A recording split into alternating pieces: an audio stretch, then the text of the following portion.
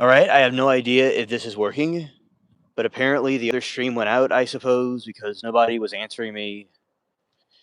And I saw numbers dropping, so I don't really know if it was going out or not. So, trying it again.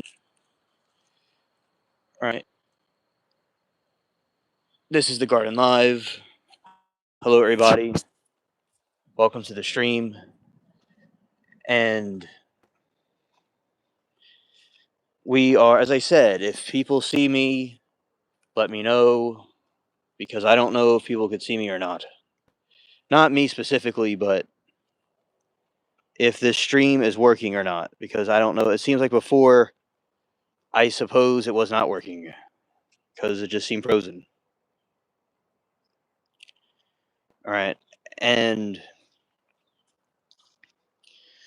so,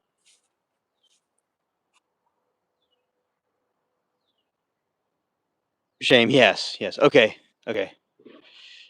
Yeah, I don't really know. I don't know for certain what was going on. It seemed like it froze, but I'm not really too sure. All right. But thank you, chat. And always let me know if it does freeze. Anyway. So, anyway, yeah, with Claude, he is a very good cat, and he likes to be mischievous sometimes with other cats in the field. That's what he likes to do a lot of times. And we so far do not see any of the banded puppies that are lurking within here, but we will soon see them because I did hear some noise. Oh yeah, facts, Carlos. Facts. So I do, as I was saying before, I think that there are lots of sea monster cryptids that exist that are lurking beneath the waves that people will see. And that to me, the reason why I think that is because there's lots of instances of ship sinkings that happen from storms. And you never know that sometimes within these storms there could be something else beneath the waves that you don't really see. And the only time you see them is like probably for a glimpse of a second, and then it pops out of nowhere.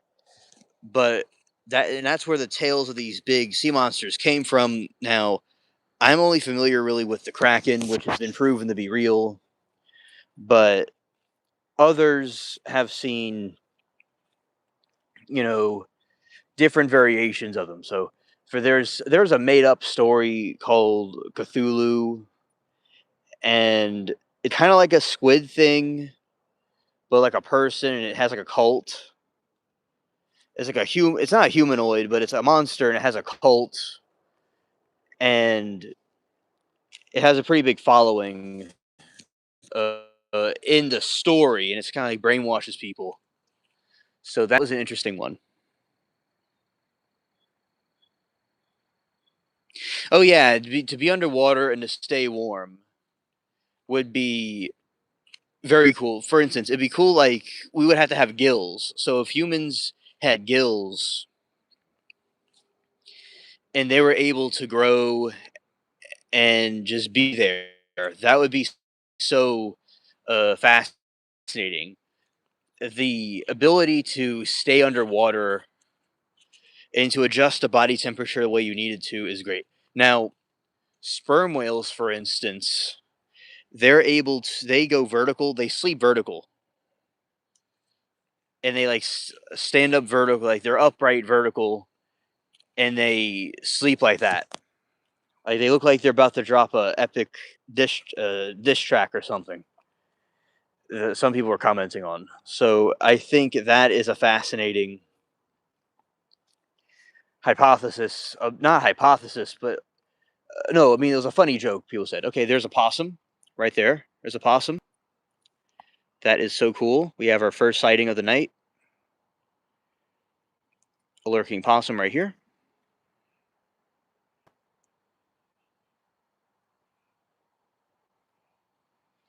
Yeah, these he looks like he's trying to find something, or he's going in a different direction.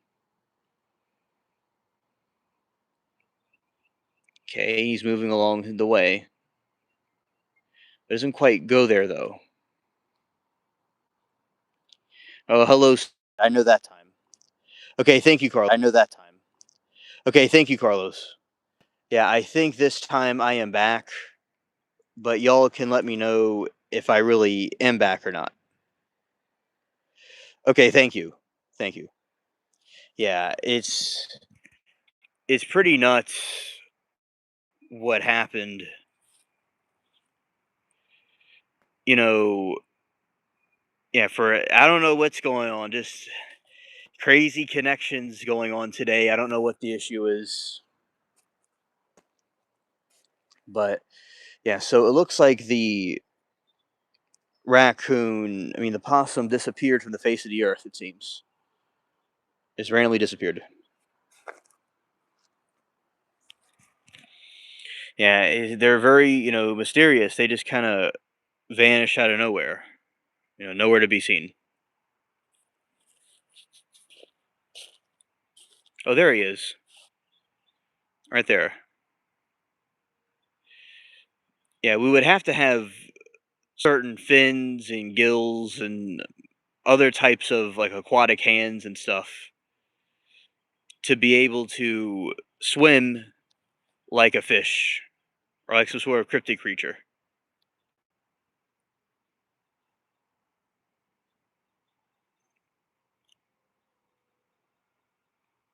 But yeah, I think he's cute too. Yeah, and I just like to observe the animals in nature.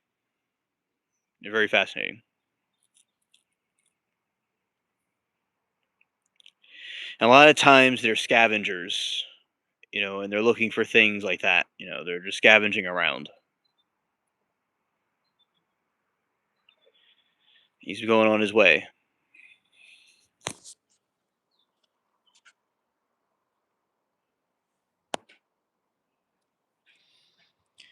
Hear a raccoon in the distance. Oh yeah, he definitely does know me. Yeah. Yeah, we meet each other all the time.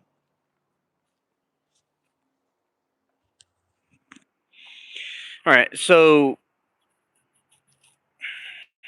I think it is the moon landing, they came back from the moon landing and everybody was safe and not injured. And we saw it earlier go into the water on the stream. It's pretty cool.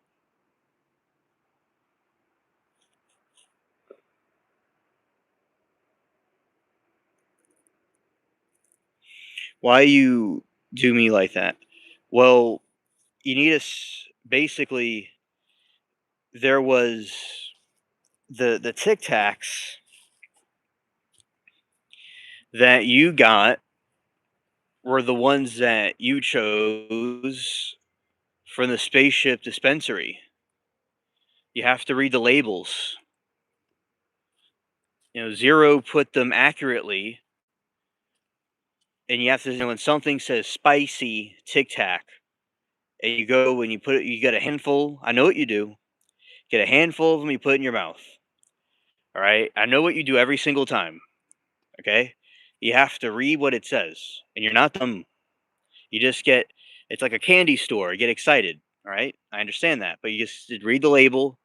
Maybe Zero needs to put some lights on it so people can see it in big letters, so it won't happen to you again. So the warnings were there.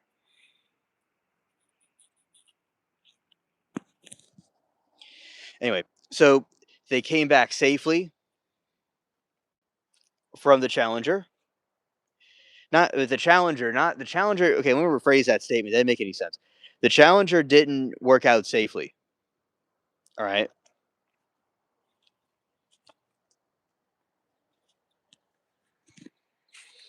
So Challenger did not work safely. The Challenger went down and completely crashed and burned, unfortunately. So that is what happened with the Challenger. The Archimedes, other hand, Archimedes successfully came back to Earth without a problem. So that is good. That is good.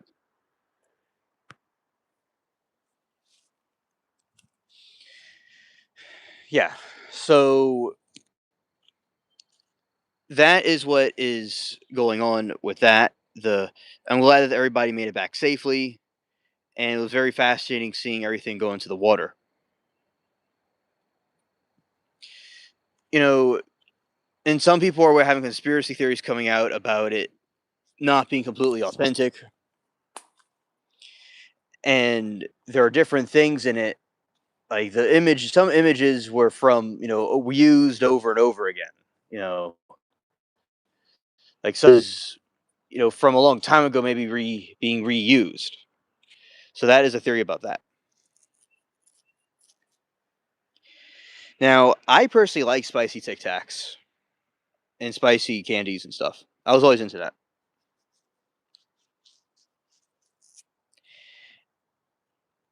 And let's see. So, Carlos, how was your day today? Out of curiosity.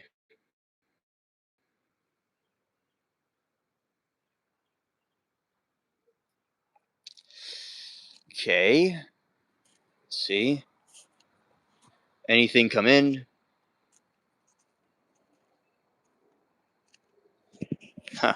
Going to check something really quick.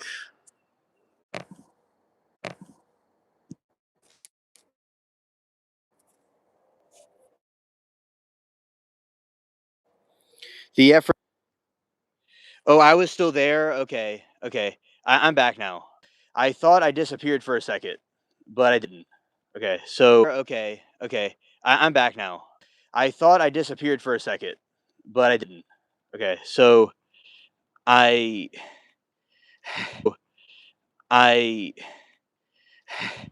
All right. So thank you, Carlos. So everybody, for the record, I didn't go out. I thought I went out because I usually see more activity than I do. So I'm a little bit. I just and also there's some Timu connection situations happening earlier, so I don't really trust anything I'm seeing right now. So anyway, so the effort put into yeah, it's quiet tonight. Yeah, I started a little bit late than when I usually do it because I was looking at some stuff on the computer. Well, I was talking. I was having a conversation with AI about this what to do in these connection outages, just to kind of go over some things. So I was just working on some stuff with the channel.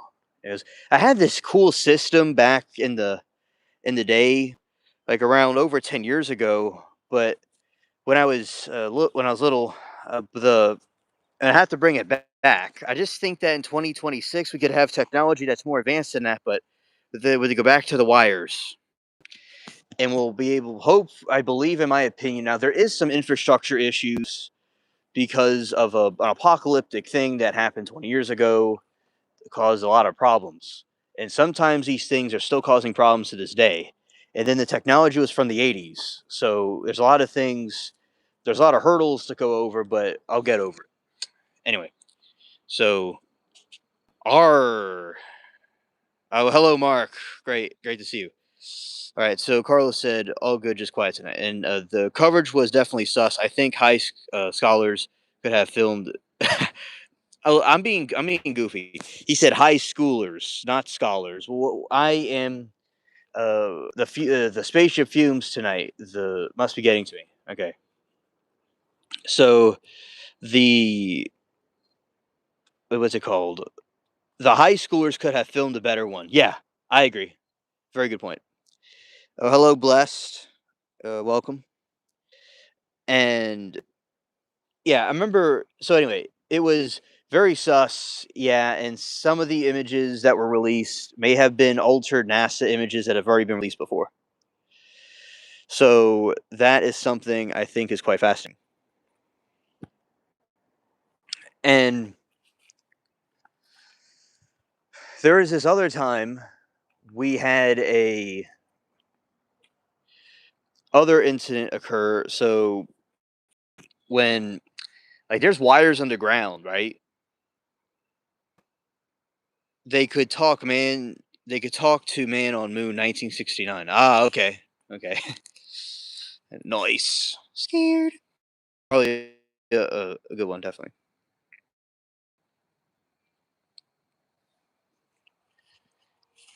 Okay, and Carlos says, "My day's been all right.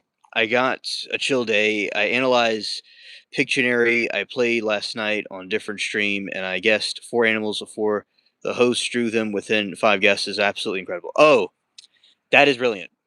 Very cool. Uh, Glad that you had a fun game play today.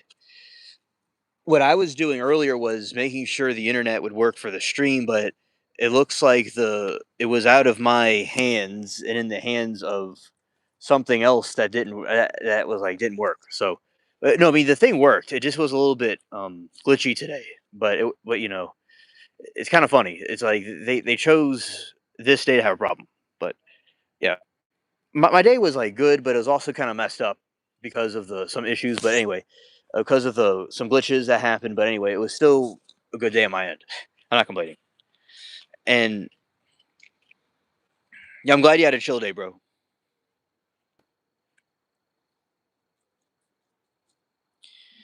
Oh, scared. Oh, I think Mark, it's gonna be all fine. You only got to be scared if it's gonna be a purple electrical storm. Yeah, I have psychic moments, not for lottery numbers, but I have psychic moments about other things.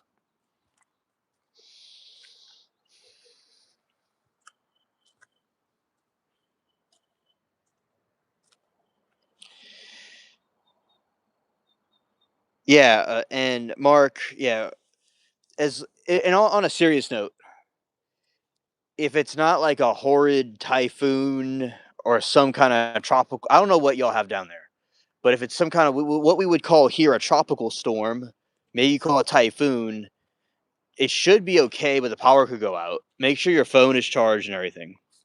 Hello, blessed. See no evil. I like your profile pic. I like your name too. Very cool. Very nice. I hear a bird in the distance. Yes, Mark. Only fear is the fear itself. Very wise. I remember that quote from when I was growing up. They said the only thing to fear is fear itself. Yeah.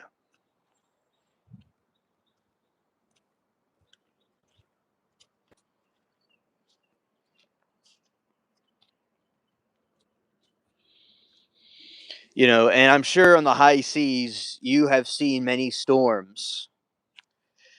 And, being on those ships,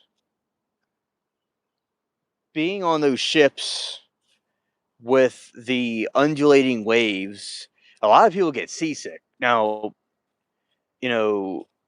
there's a body of water, one of my relatives was on called the Gulf, and they're on like a fishing trip, and they have these big waves.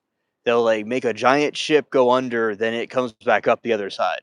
So that's definitely a very big thing to accomplish.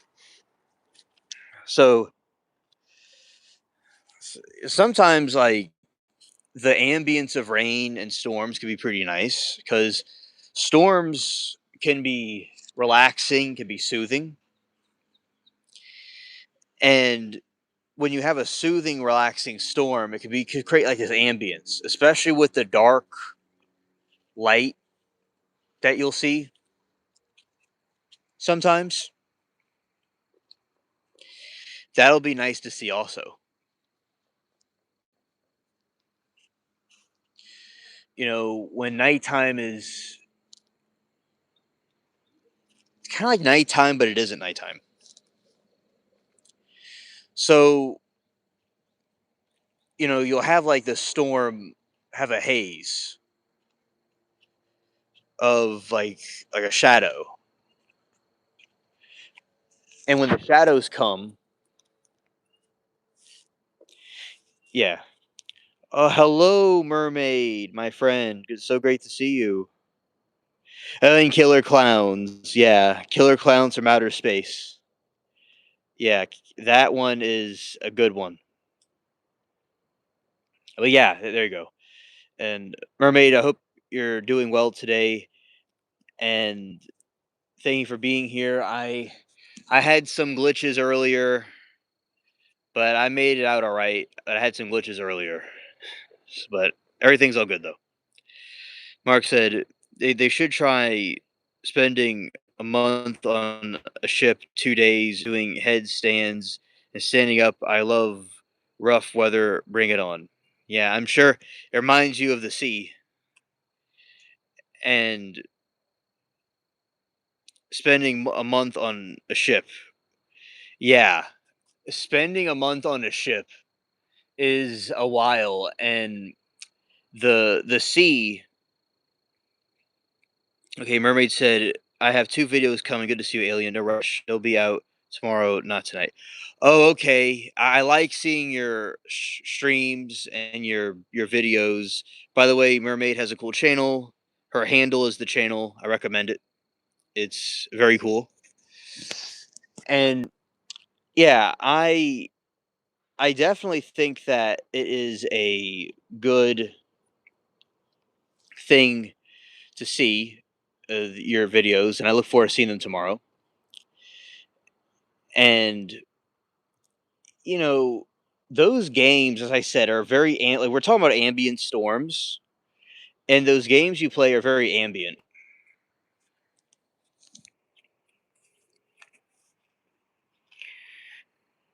And the ambient storms are so much of the game because I can't get over how cool it is because it's like you have these pool rooms, right? And the the pool rooms are so fascinating, and the other ones you play because a lot of it's just atmospheric or doing chores by a pool. Because the thing with that, it's like so many games have to do like Mario type games or the Call of Duty type games, racing games, but it's like doing simple tasks like going into a pool or like cleaning a pool or putting things from those colored ducks, little duck, I think they're ducklings or something like that.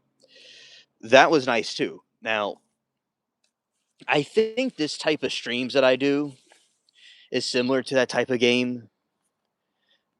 People might think it's like a video game because it's like walking around the garden at night. They need to make a game walking around garden at night, and that would be awesome.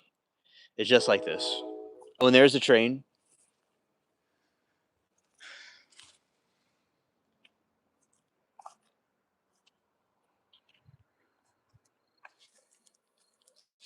All right, thank you, Alien. They're odd, but can be interesting. Oh, okay. Intriguing. Oh yeah, interesting. Yeah, okay. And that is something that the odd games are real fascinating because when a game is odd, you don't really understand it. Like it could be kind of like mysterious. Like you don't exactly know what's going on or what's happening. Hi there, rapper, and Doctor Rapper. I like that. Facts. I like rapping too. So yeah, pools or a mermaid. It's. I remember there's one time you're cleaning a pool after like a bloody pool, and that was like, but they'll have their own cleaning service when the deed is done. Oh, you're seeing, and just in general, like walking through pools or the different ones. I think those are nice. You know, or the amusement parks. You know, it's all fascinating to me. Good morning, Saw Girl, Emily. Nice to see you. Oh yeah, what kind of plant is this, bro? NG? I know. What kind of plant is that? What is this? What is that? Okay. She said, "Morning, everybody in chat. Good morning, Alien. Hope everybody is doing well. Uh, doing great. Yeah, we're doing well. I we're having a conversation about the we're having a conversation about the Archimedes 2 a money plant. Yeah, there you go, Candy. It's a money plant. By the way, when I was like in uh, a a young alien, I used to like to take leaves and make money and trade it with people. Like I used to think like, oh, this is a bunch of money right here.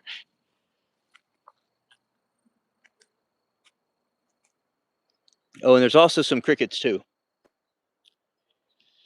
You see, we got plane right here that guessed a good answer because a lot of people think that it's something else, but it's not what the people think it is. All right, so this is sometimes I call it pyrite weed, but it's not really pyrite weed. It's a type of oh this man said okay, so this is a type of plant that natives would go and it's basically like wheat. They made it into wheat or like bread in herbal medicines, but it's related to the sunflower plant.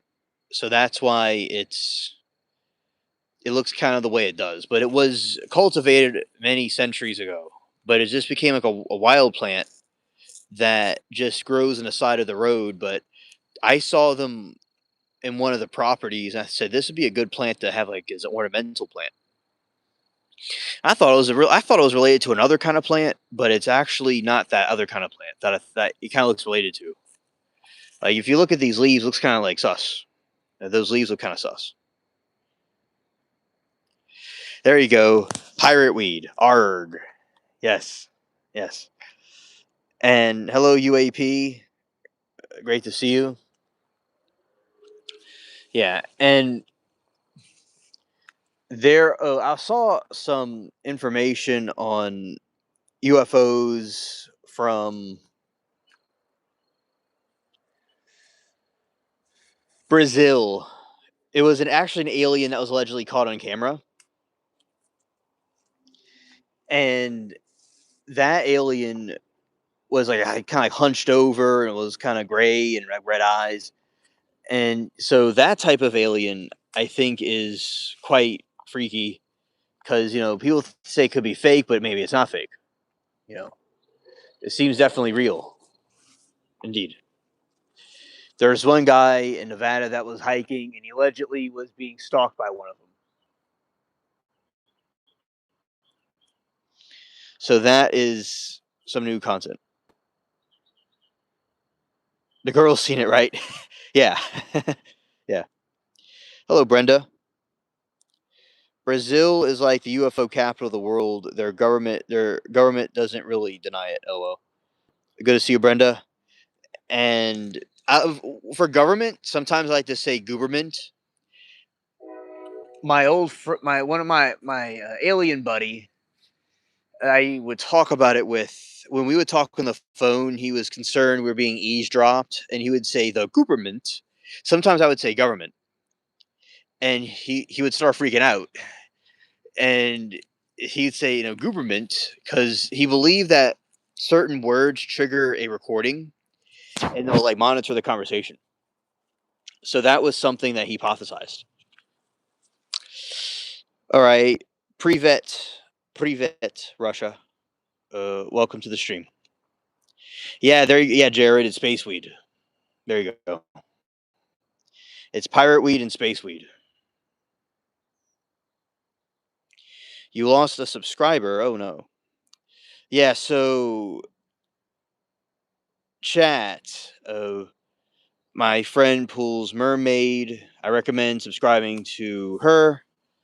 She makes great content about games. She makes commentary. I recommend the channel, and she does well with that. I also helped Yeah. Oh, that's good, UAP. I also helped put it to,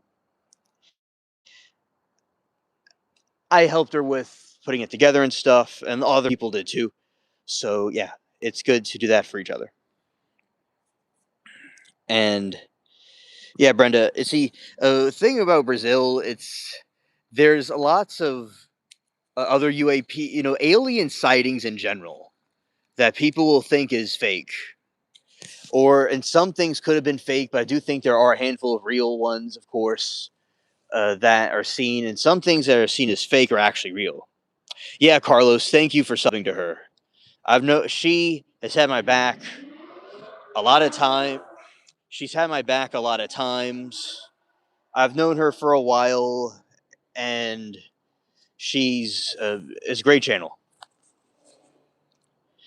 She's nearly at 200, I believe. She's nearly there. So, thank you all very much. Let's see what uh, GD says. I spent 3 days in the Bermuda Triangle, and I felt like electricity was crawling over me for weeks afterwards. Yeah, that's like where the Epstein Islands are. And another thing is, in that triangle, there's the mainstream narrative is that there's electrical pulses that will infuse a person because of the magnetic field over there, and there's gases and stuff that's released from the ground. But there's also aliens, in my opinion, over there. There's some sort of supernatural thing going on in that region. So and there's Epstein Islands over there.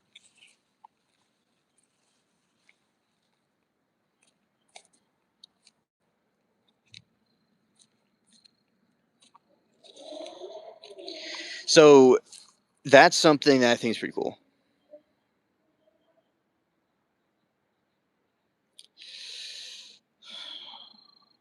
Yeah, yeah. Be nice to our mods and our other regulars. Understood.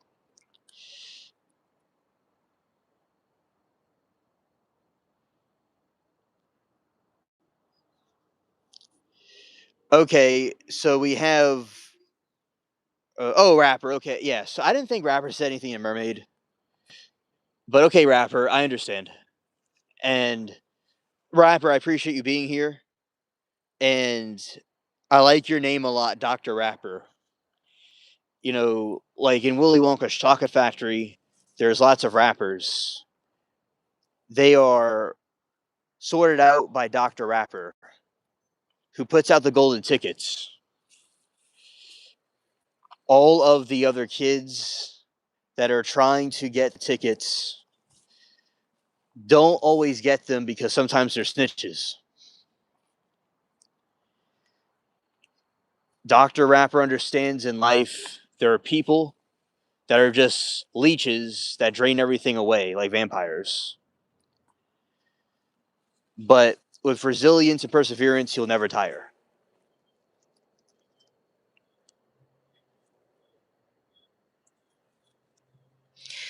Yes, I just started.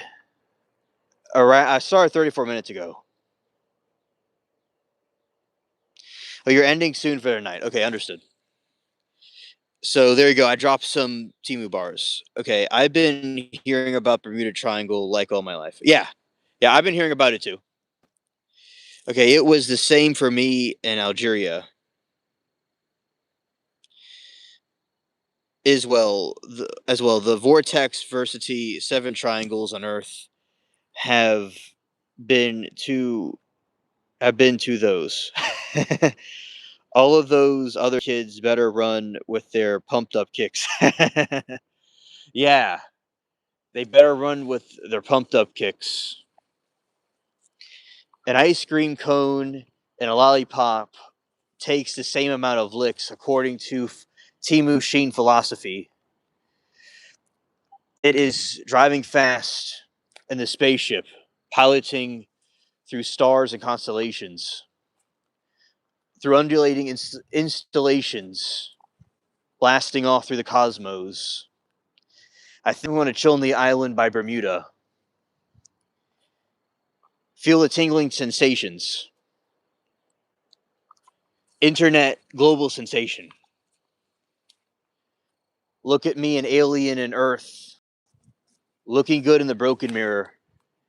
Now that's the number one, even in spite of any situation. Carlos and contemplation. All right, so Carlos says, there's a place people camp a few hours from me, and the only place with cell service is around those huge raspberry bushes, and people say they all feel the electricity or something just standing there. All right, here we're going to get our electrical charge right now. Here we have our electrical charge right now because we have our raspberry fields. You know, if you quietly, I thought there was something right there, but there wasn't. And yeah, nice. Yeah, so we get our raspberry dosage. Raspberry dosage. Resilience over being ghosted. Success is the true revenge forever boasted. People, it's like you ask, how did he do through all the trials and tribulations? He just coasted. It's like a full life of being a golden coast. It's like golden coast for life. But it's like in the way the golden coast is the victory that just keeps on gliding.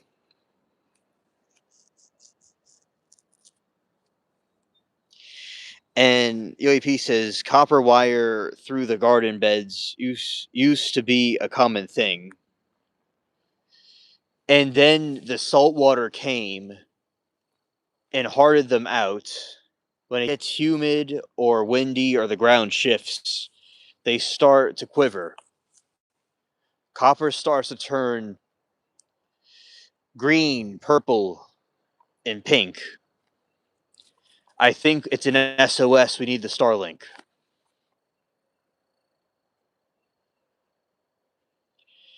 Copper is a good antenna, signaling through the depths of space. Many pennies more. I guess we have the spaceship galactic radio broadcasting forevermore. There we go.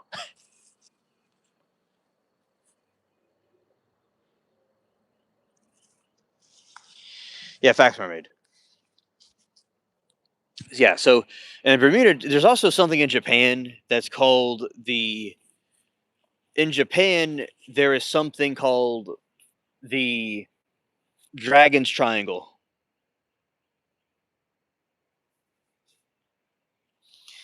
And in the Dragon Triangle,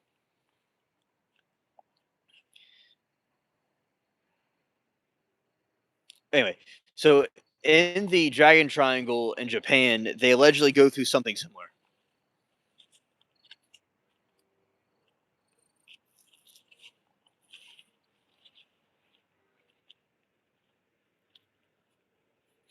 And Mark says, I heard the military navy can cause earthquakes. It shivers me timbers. Yeah, because we talked about that in the show before. There's HARP, and there's these different things that they can cause weather events to happen. That's like from, Timu and Sheen type weather. You have corrupted elites going and trying to cause earthquakes everywhere, rocking the ground to its core. People think that it's Earth and Mother Nature, but there's something more of a sinister nature. They say they're our allies. They say "arg, matey," but they don't really mean "arg." They're Jekyll and Hyde. night and day, saying they're for the people, but instead they're for their own diabolical scheme over on Epstein's island, causing earthquakes globally and dropping seeds into hurricanes. Hello, Angelia. Nice. Yes. And yeah, y'all, I'm new. What you doing? Oh, hello, Bone. What I'm doing right now is I'm going through. This is the Garden Live, and then you got this. People wonder what this plant is right here. There's like the game of hello, Churbro, Archia. Hello, Archia. Welcome. And yeah, my brother Churbro. Great to see you. So yeah, it looks yummy. So yeah, we're just kind of like we play the game of what do you think this is, and a lot of people think it's the wrong thing. But look, I thought the same thing when I was growing up. Like I thought this was something else. I mean, just look at these leaves. Like it has to be something else, but it isn't. And I'm kind of like I'm just right, kind of rapping about different conspiracy theories. But I usually do rants on here about conspiracy theories and stuff, and we have these big discussions like about UFOs, about aliens, about anything really, anything people want to talk about, we talk about. But a lot of times, we talk about cryptids, talk about conspiracy theories. And right now, you think it's a plant? I think that makes sense. That's the best guess that I've seen so far. And during Olympics in China, they stop it raining where they did it. We don't talk about Fight Club. Oh, that is a nice cat right there. Blessings. I like that cat. Oh, I have a bunch of cats around here, by the way. And Epstein is a spy for foreign intelligence. Elemental beings. Epstein was spy for foreign intelligence. He was a pawn that was used by global P-file elites that are reptilians. The reptilian entities that are on the other side are elemental beings levitating on 115 element on the periodic table.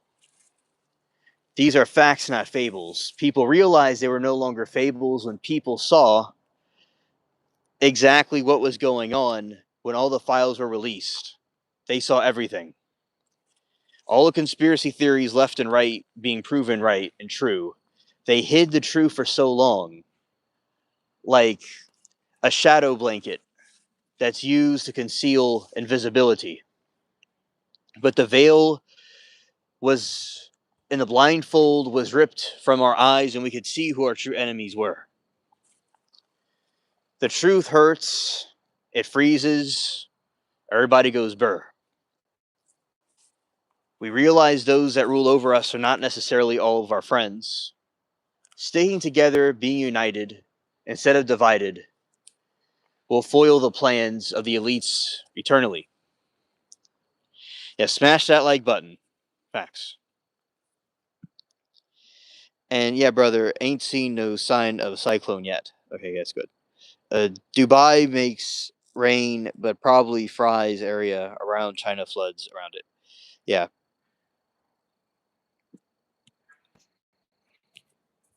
Yes. And Berger. Yes. Yes. And the deleted 100,000 terabytes of data. Think about that, yo. They deleted 100,000 terabytes of data. If people and they on top of that, putting the cherry on top of that, they censored so much information, tons of redaction. That caused mega hyperinflation. That was the straw that broke the camel's back about proving the authenticity of the truth of what was happening. When they do that, they redact the images, they redacted files, they were deleted 100,000 information. I think the verdict is guilty. That is the ultimate verdict in this trial. That is it for that situation. I saw in the Epstein files, I was blown away. There was 23andMe being shown. I was blown away. What could this mean? You might say. That had to do with global people from Saudi Arabia to United States, globally, intergalactically, doing a DNA program to go and create offspring in the image of the creep. And we know that, and it says, you sow what you reap. They wanted to create more hybrids and have a farm so people can reproduce more and more of these offspring for trafficking. And he wanted to create a race of superhumans in his image that he believed. So that is some facts about that, some of those files. They're trying to create hybrid offspring of him. I call it hybrid because I believe that he is not human, of his DNA and his elites. That's what they're trying to do because they want to create a super race. Very freaky stuff. All right, so Blessing says Bay systems and Ball or folklore worked for years with secret clearance, and they said just sell the attentions and missiles and stuff, but they have things to tell me. The other bed on his deathbed. If you don't, you look up only a Trump speech about not knowing who Epstein was weird. Well, there is pictures of her with Epstein. And she may have, I don't know if she knew him personally, but they probably seen each other before because there's some picture of them all together. Anyway, and Blessing says my folks have worked for base systems, the devil entire life. Oh well, thank you for the filling me in. All right, and Archia says I heard they got underground cities. They told the population the surface unfit for life, and they actually believe it. Archia, that is an interesting point to say. There is lots of theories that there are underground bunkers that the elites dwell in if an apocalypse occurs. There is also these other factors that take into consideration where they have so many of these underground worlds. For instance, in Antarctica, I think there's some very strange things going on there. In Antarctica, there's these like caves, right? So there's like a doorway inside a mountain that allegedly leads to somewhere. That's alleged. There's also the hollowed earth theory of people existing with under the earth, like a whole world of treasures and different folks and strange people that we would think are different than us and maybe just like us under the earth. They say alien, it's a conspiracy theory, but I beg to differ with all the different things that have come out about it, and especially the biggest evidence. Yes, the biggest evidence that there are these underground cities and there's underground worlds is because of all of the censorship. When somebody does censorship, when there's so much censorship going on, Archia, that's how you know there's something happening. So yes, I believe there are whole cities, sort of like Atlantis. Now, I do believe the elites will have their own bunkers and maybe cities too. I believe that. And with the city of Atlantis, there is a map that existed a long time ago that showed this piece of land that existed there and it sunk beneath the earth. I mean, the waves maybe went within the earth. Another thing, Archia, is that there's UFOs that come out of the water. So, and they go to this like football sized thing that's underwater. So, I think that is something rather odd that I have heard about before. Also, hello, Scott. Welcome to the stream.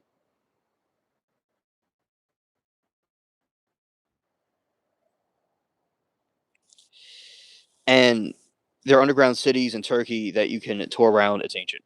Yes. So I definitely believe that humans have built cities underground over centuries, and we're like on we're like on the top floor, and there's like a bottom floor.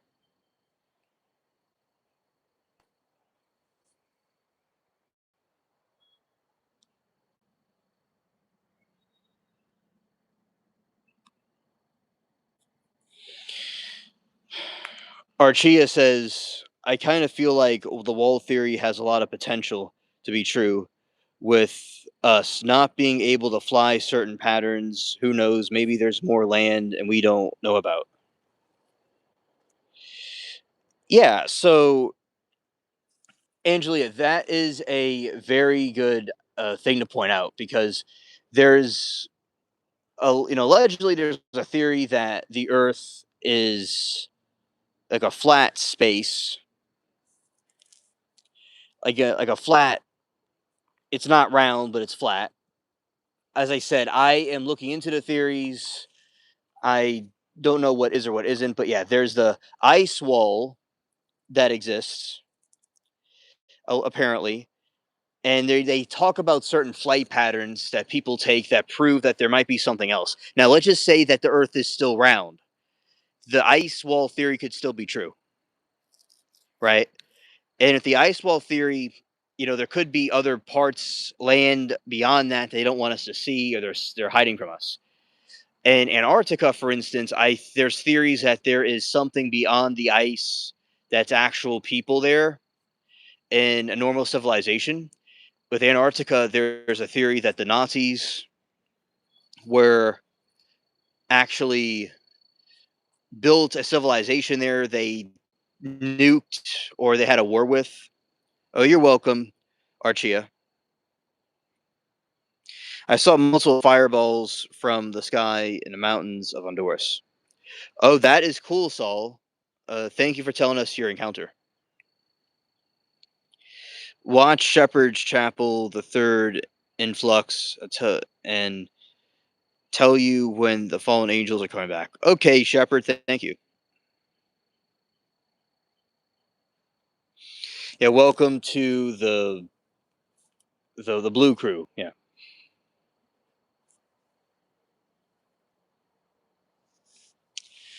yeah. So that is what I have heard of the different flight patterns and the way that for instance, the sun might be some kind of a light and the moon is a light, and that the sky is some sort of a other type of layer also.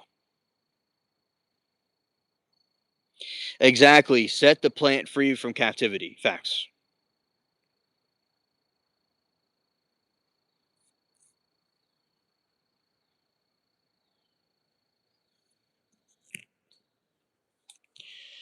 Yeah, because people will go through their entire life and not even think about some of these things.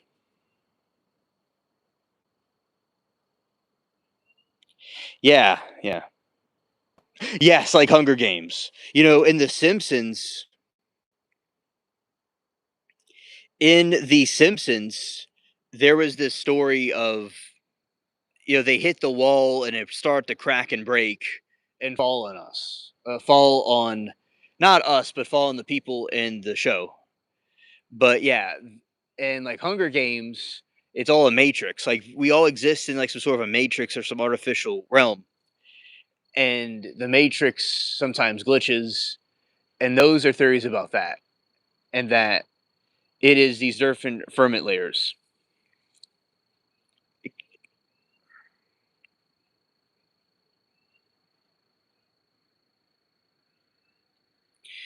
right? And see, and Admiral Byrd was their name for someone who flew a plane through Hollow Earth. Yeah, yeah, exactly. And there's also UFOs that were sighted in Antarctica. And Antarctica at one time was a luscious Earth-like place, and then it collapsed, and Yeah, shout out to the mods. Appreciate you. And that is what happened. So you had these people that existed who went to Antarctica and they, there's allegedly UFOs. Yeah, shout out to yeah, Admiral Byrd. Yeah, shout out to that. That's a cool name, by the way. Yeah, and that is really interesting. Where you have that factor, and then there was this war that occurred in Antarctica, and that's where they say that the Nazis may have went and they had a war to take them out. Like I was saying before, there's also UFOs, and there's also this passageway to another world. So Antarctica used to be at one time this really luscious place where you had kind of like what we're looking at now. Antarctica used to look like this, and then it drifted, and the penguins were originally tropical, but they had to adapt to being in the cold conditions.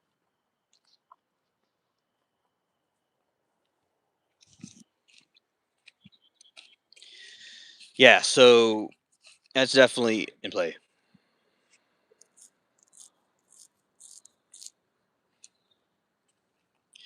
Foo Fighters, the Fudge Lords hope that you. Yes, I said yeah. All right. Now, by the way, as a Garden Live thing, right here is broccoli.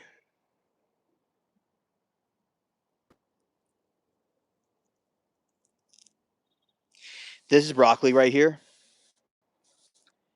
This is a big spinach plant that's like about to flower, but because of it's getting warmer, so it flowered. That's still a pretty cool one. That's edible. And this one is a daikon plant, which is a Japanese radish. This is a wild one because I grew them a year ago right here.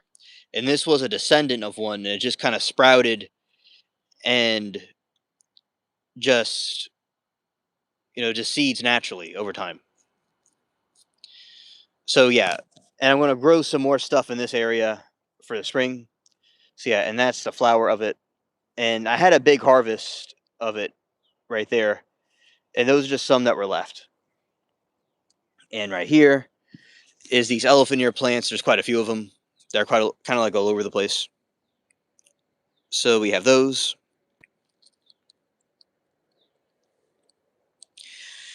Yeah. Now I've grown pretty much every vegetable that you could think of,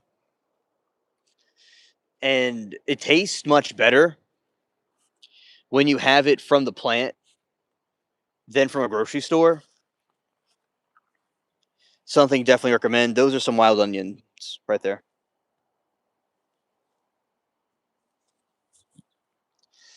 Yeah. So definitely very cool plants that we have around here. I am so on these streams. What I say is yes, I am in the South U.S. That's where I am.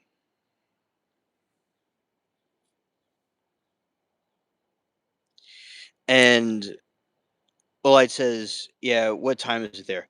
Where okay, the time is 3:42 a.m. Yeah.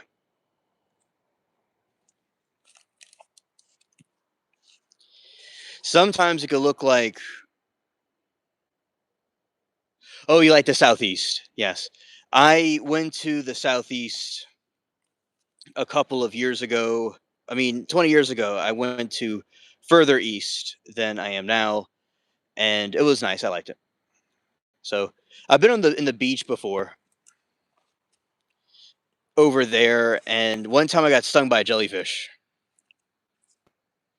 Oh, 4:42 for oh, okay, gotcha. Yeah, I'm in the central time.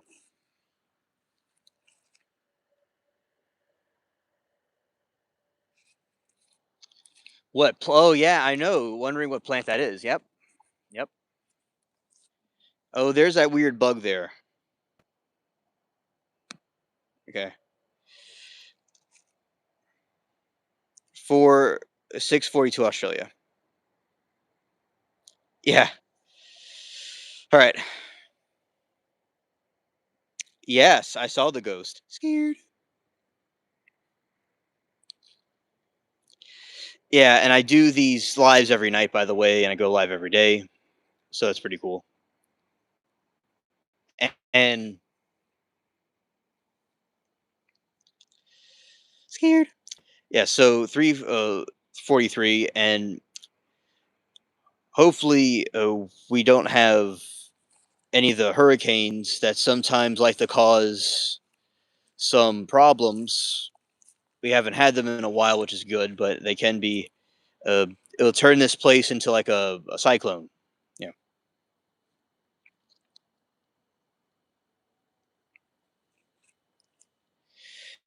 So this plant, it's kind of cold right now, yeah, but it gets very hot during the day. I am, let's see, and then Scott 4:44. Okay. Oh yes, I am in the, let's state. I will say now on these streams, what I usually do, I'll say I just kind of make generalizations. South U.S. and it is very humid also.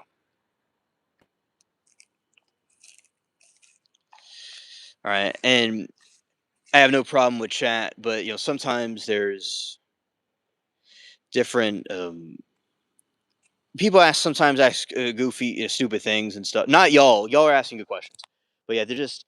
Sometimes there's clowns that come in here. So yeah, I was the advice of the co-pilot. I just make some generalizations. And you are New York. I like New York. Although New York can be kind of crowded and stuff. I like New York. There's the state and Minneapolis, Minnesota. Yes, yes, that is cool.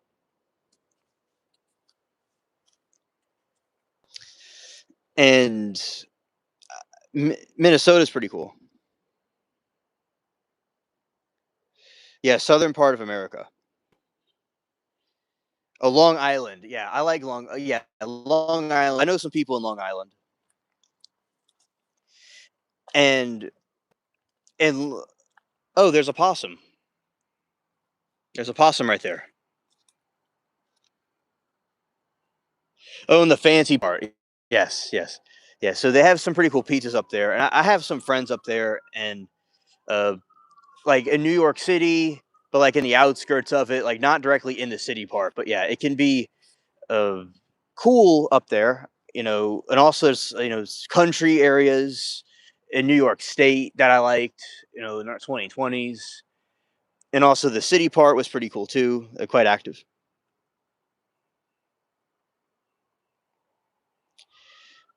All right, in Alaska, but moved to Michigan. Oh, cool, cool. Oh, in New Zealand, yeah, we have people from all over the world here. Yeah, we have people globally.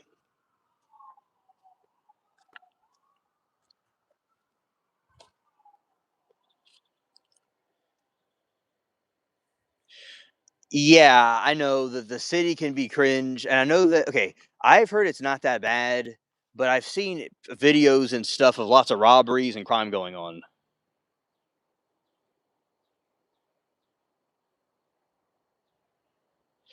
They eat yours in Australia. Yeah, the backyard. Yeah, it's the garden.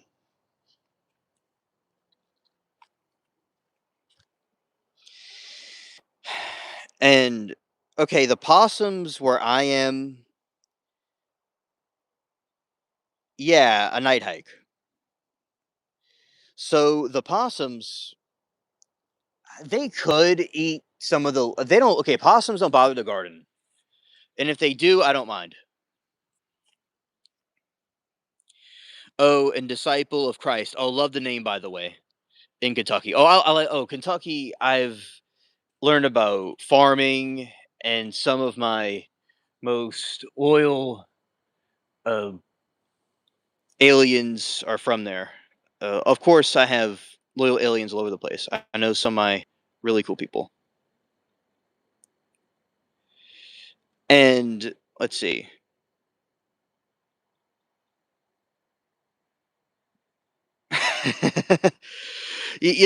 I've that's a something that I myself have. Well, anytime I've done these lives,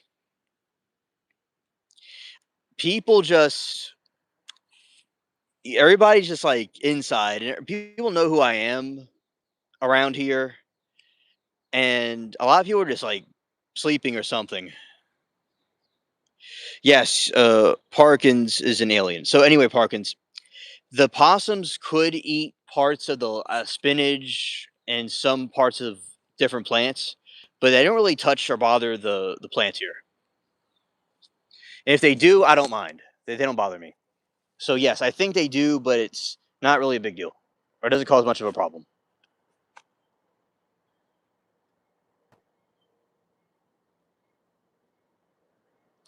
Oh, I love cherry trees. The cherry trees are gorgeous. I love those.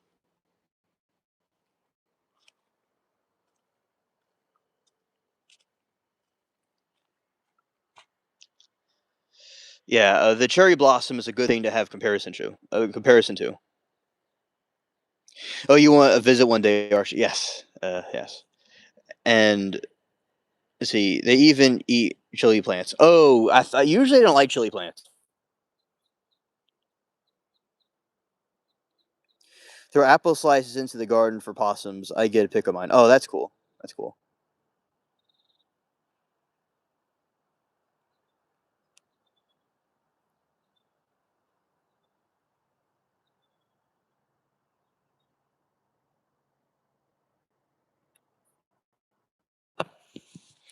All right, and Archia says, I saw a ship once. It was dead silent, but had like six lava glowing fans. Propelling, it was super amazing to see what was just above the pine trees, hovering over my house, slowly moving on. I loved it. That is so cool you saw that, and I love your enthusiasm about UFOs. I took a video of a UAP, a UFO that I saw, which was really an orb that was hovering over the horizon, and it was blue and looks like a star. That's what it looked like. So yeah, that that is so cool. You saw that. Do I have any hens and chickens? Oh, so I have. Okay, I learned when I was in the Kentucky. I mean, Georgia. Technical. Well, by the way, I used to be in Kentucky in the summers often. I was in, with my family in Kentucky sometimes. Keep the record, but yeah, Georgia is where I knew someone from Kentucky. I still talk to her. Taught me all about farming, and I know how to have chickens and hens. I have not done it yet.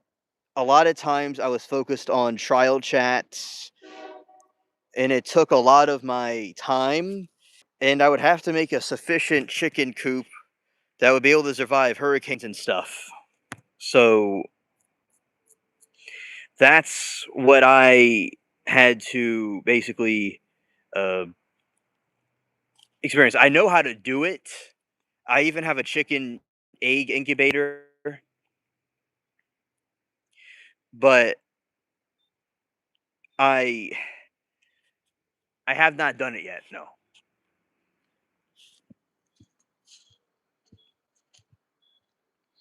it's a plant.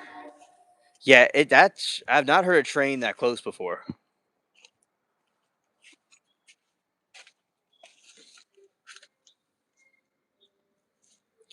It's like the moon is coming out. That's pretty cool.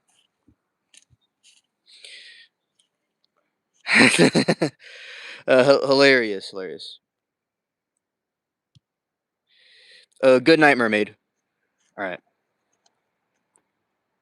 Yeah, lots of work for chickens. That's true.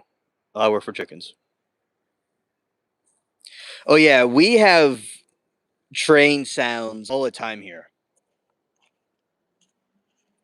Definitely.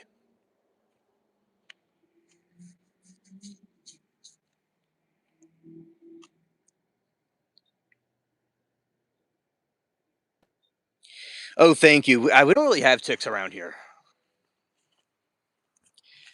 Yeah, we don't really have ticks.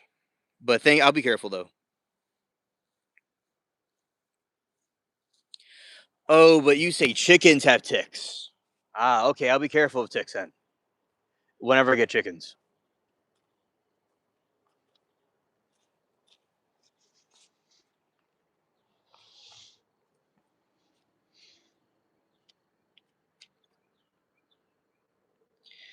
Yeah.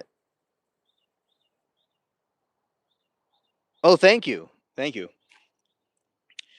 I definitely like plants and we'll do that. That's a good idea.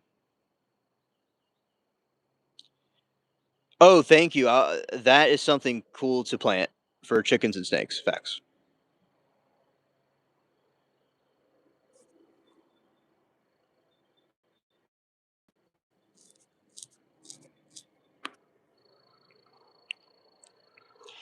Right. And as I said, this is where we'll see sometimes some swamp puppies, banded puppies. They'll kind of peep their eyes out. Yes, Jester. It's a UFO channel.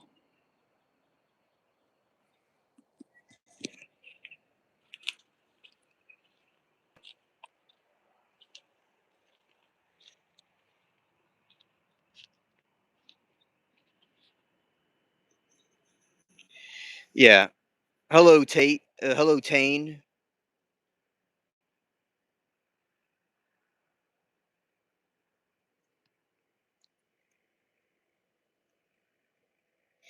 Oh, yes, exactly. And a lot of weeds, like over here, a lot of these were used for medical herbs.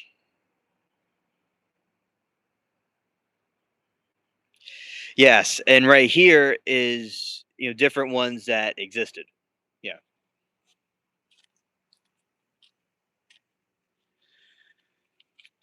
Now this was used by the natives for different things like wheat and stuff like that.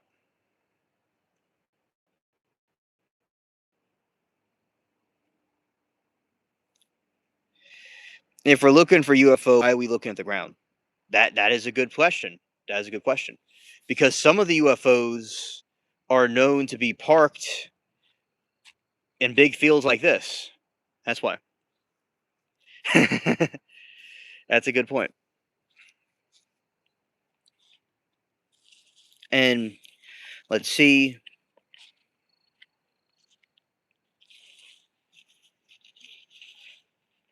The moon is over here somewhere. Let's see.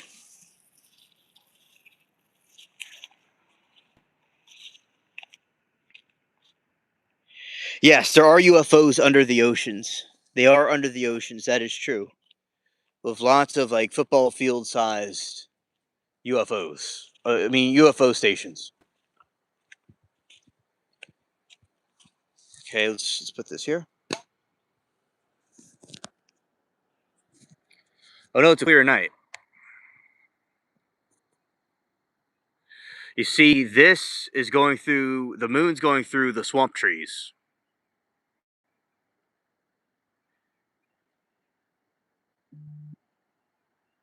I usually do see those, but I've not seen them in a while. But yes, we do see them. Oh no, there are UFOs. There are UFOs that come from the ocean. Like, they come up that way. Yeah, we passed the full moon. Yeah. Parkin says, I have searched this property over, cannot find any markings of UFO. I know one went down here in 82. Oh, that's very interesting. And that is an unsolved mystery. I definitely think that it's the remnants of something is there, unless if it took off or something like that.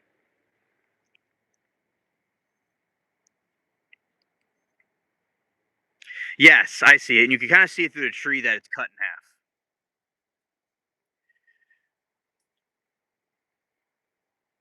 Light says, when I lived in Flint, a friend said, "Look at the sky, there's the moon." And I say, "Girl, that's a lamppost." Hilarious.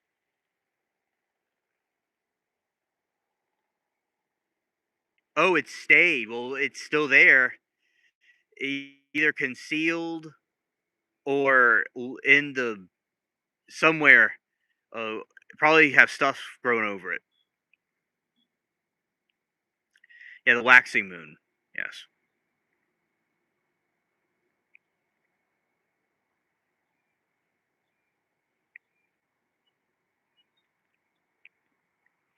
All right, and there's another part.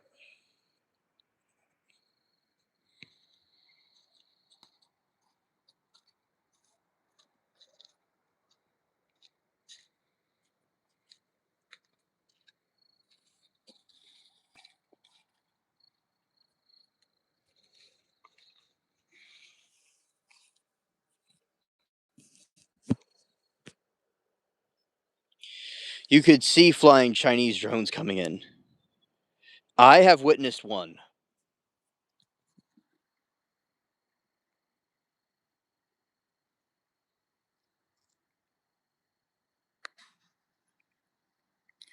There's a star right there. Do you hear mourning doves now? I hear them now in New York hooting. Yes, I hear them. I hear them quite often.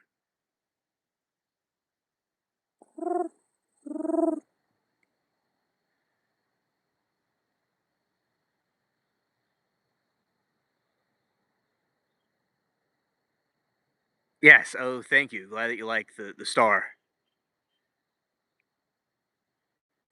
And over this way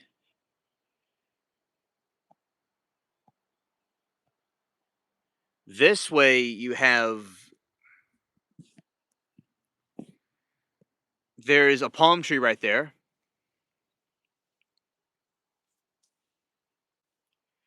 and over there is a tree that kind of is over there in the distance. Yeah, they are beautiful. Yes, that's the palm tree. It's very nice. Yeah. So yeah, and then you can kind of like see it this way, like the star going through the trees, which is really cool.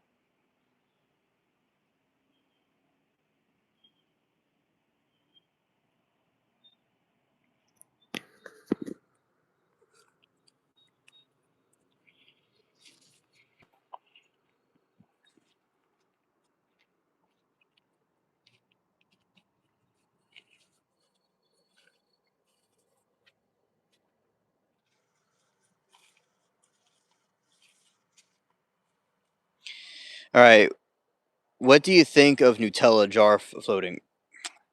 Oh yeah, bro, that was the perfect. That was perfect for Nutella. Okay, that was the perfect marketing ever for Nutella. Yeah, that would get them famous. Oh, thanks, thanks. Yeah, this is these are primrose right here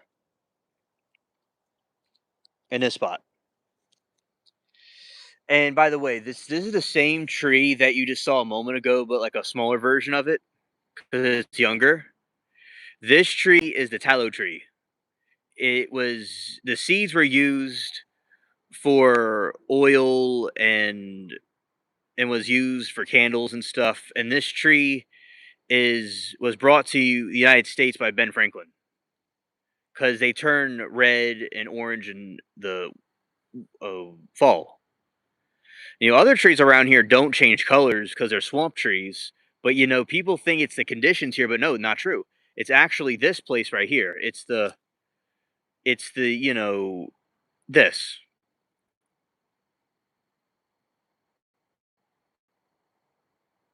Hetty says beef tallow is for wrinkles. Oh yes, yes, yes. Correct. Headache. Yes. Oh yeah, the stars. Yeah, yeah. Well, you have a fire bush. That's cool.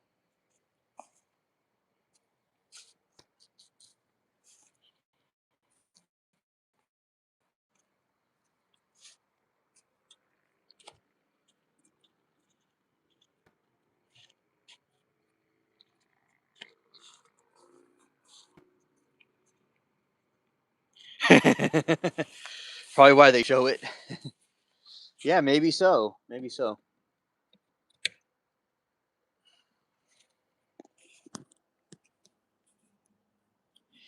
Well, the rain waters it for now, but I also water it. Let's see, right here, like this.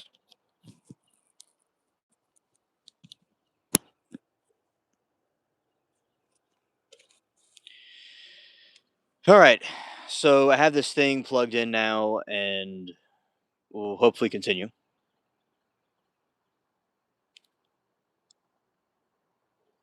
Yes, elephant ears. Elephant ears. Yeah, these are edible, and some countries eat these things. Oh, hello, humans. We are having a garden live. Although it's a UFO channel, we're looking at the ground because we're going to see something come from underneath. Yeah, these things can get so huge, they can get several feet tall. They can get gigantic. Like, they get, like, huge. Yeah, greetings. Oh, no, I'll say oh, no, I'll tell UFOs. I mean, okay, there's a planet, right?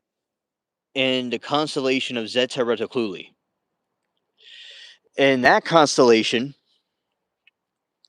there is this thing where Serpo is this planet. Yep. What comes out of the ground is alien groundhogs. Anyway, so that is what happened. So there is this one case of a UFO crashing into Earth, and this Ebian was held captive, and allegedly the aliens from planet Serpo came to our planet to retrieve him. They said that they would bring him back in the condition that we could have our people go to Serpo and get their technology. So there's allegedly a mission where they got these astronauts who stripped their identities completely, and there is this over 10-year journey. Correct. There are crop circles that are found with unknown origin. That is true. Meerkats kind of have a furry alien head. Yeah, yeah. And that's a good point. So that's what happened with Serpo. And these astronauts were going to the planet, and one of their people passed away, and the aliens wouldn't let them have the body, and they eventually were getting upset, and the aliens were like, "No, you can't get the body." So it's kind of mysterious. Then they went to Serpo. Serpo has two suns, and it's a desert planet, and the aliens lived in these like pueblo type things, these like kind of sand houses. And when this happened, the electricity they had was something like wireless. It was something just naturally existed there. And when that happened, this, you know, the aliens ate like this types of paste type stuff, like say like a chalk type stuff. And they prayed one time a day. And there was this strange creature that the Earth astronauts would hunt, so they would be able to have protein, which aliens thought were weird. and the aliens are called the Ebians. They're kind of similar to the Greys. And one of the people chose to stay, and then the rest went back to Earth. And allegedly, that is a story of our astronauts going to planet Serpo. And 408 says, actually, in the solar system, it's millions of years time difference. They're probably other life forms, probably ugly animal aliens. You see 408, and now the birds are chirping. Scared. And yeah, I think all kinds of species in the galaxy. So those are from Planet Serpo. There's another case of an Ebian where there's someone that was working in a mine, and this UFO crashed, and scared, and they were wondering what was going on. Right, so this alien was limping out of a spaceship, and he had his leg was kind of damaged, and he was trying to talk to the dude, and bro didn't understand him. So he had this walkie-talkie, but it was like a wand, and he talked through it. And he said he wasn't trying to hurt him. He needed help, and his fellow aliens needed help, and they were just kind of knocked unconscious. They were dead because he crashed into the Earth. Oh yes, hello morning, right?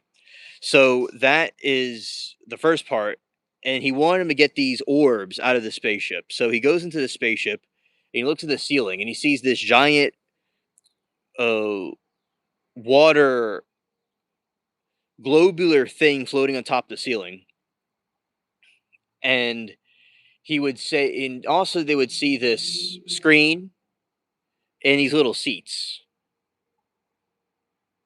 and that is what he saw inside the spaceship. So he took the alien back, and the alien needed to recover for a couple of days and repair his spaceship.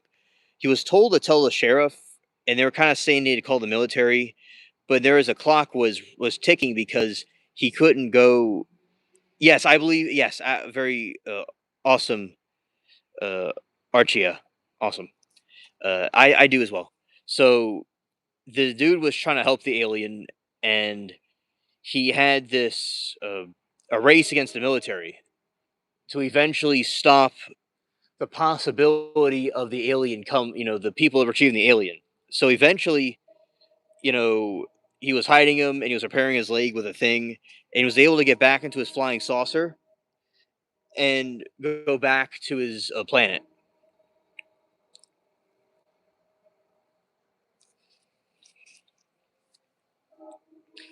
And when he would go back to his planet, he gave the military the orbs and the different things the alien gave him, but he kept the wand. You might go, alien, why did he keep the wand? He was hoping that the alien would communicate with him again, but he never heard from the alien again. This is back in the 60s, and it was passed on to somebody else. So that is a story of an encounter with an Ebian alien. 408 says, actually, scientists recently had a signal from a light years away. Oh, there is this signal that happened, and the alien, there is a transmission that said, wow, from like light years away from where we are, and we don't know who or where it came from. All right, and hello, Falcon. I was glad that you're here. Was thinking of you.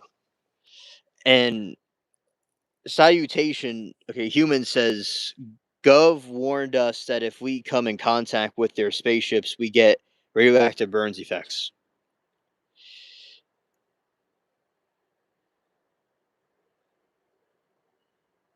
Exactly, flights. That is the elephant in the room that I was thinking about.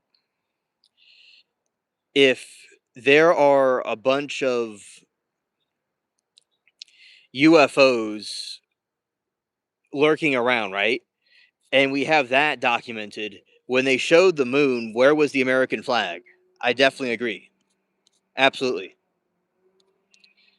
Yeah, where is that flag that they say is there?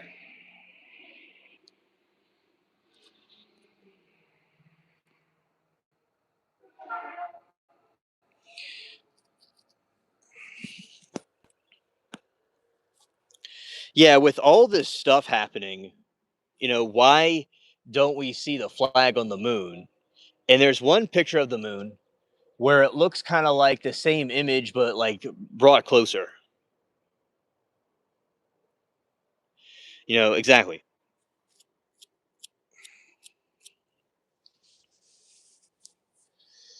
So, do you believe in the dark side having military complex home base? Yes, I agree.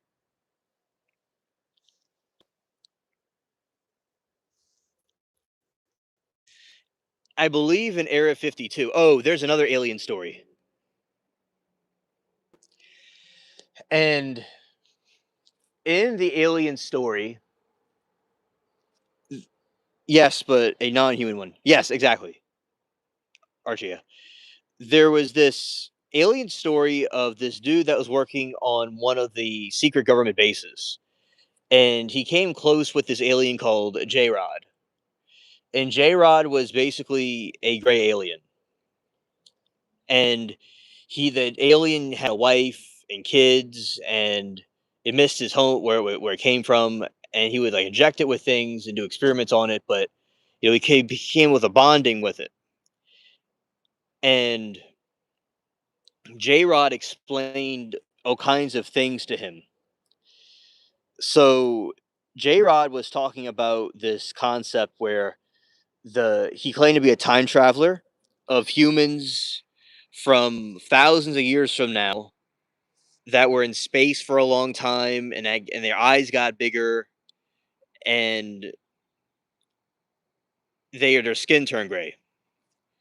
So that is one of the alien theories that I believe there's aliens in other planets, but there's a theory that these extraterrestrials were time travelers. So J Rod was saying that the Nibiru planet 10 was going to collide with Earth, but they went through a time machine where it didn't happen, and to save our planet from destruction in 2012 that would happen.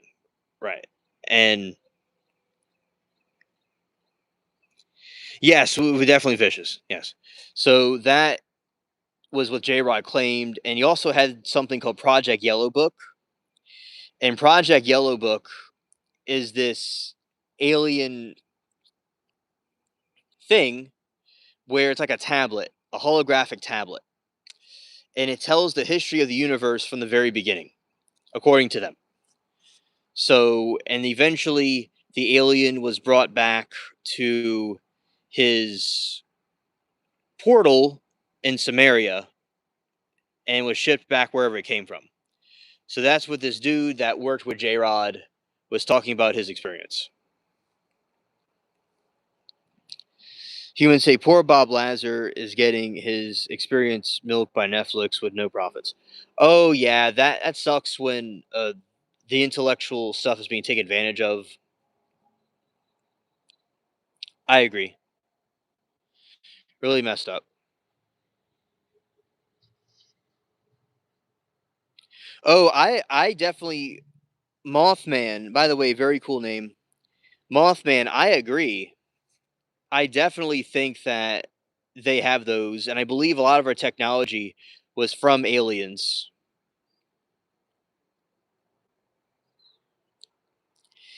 and they have all kinds of advanced craft in general. But yes, I believe they have seventh and eighth gen fighter jets.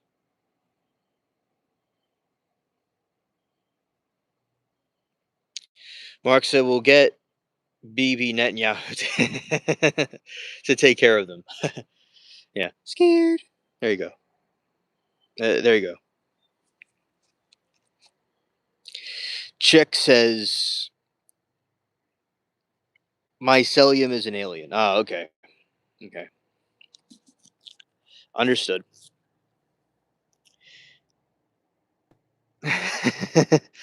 Yeah, yeah. Go on, Mark. Yeah, and UAP says, "See sabotage." That sometimes that's always about money, but more about getting the info out there. Yeah. Okay. And mosquitoes are biting me.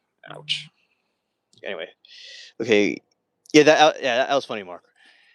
And the okay, so The so that touches on a theory that the aliens are time travelers from thousands of years from now. And this other thing I want to talk about is Planet 10. Oh, I know, Falcon. Sometimes things are so far out,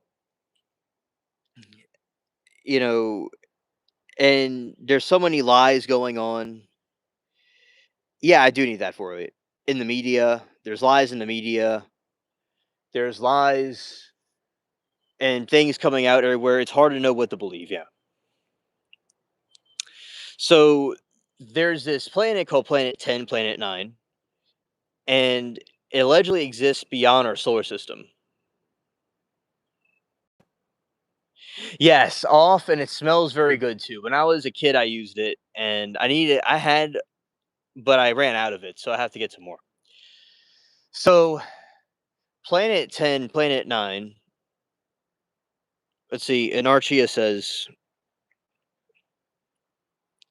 Gov has exchanged humans for aliens like student exchange program. Exactly. Exactly. Oh, hello, Puff. Great to see you. Welcome to the stream.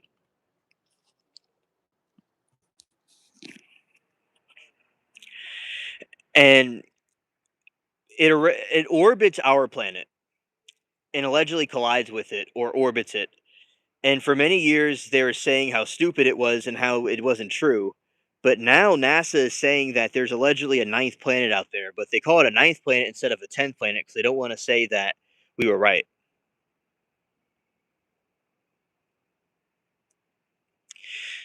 Oh yeah, definitely. There are herbs to use, but I do like the off spray because something I remember uh, use a lot growing up. But definitely the herbs are the best thing to use.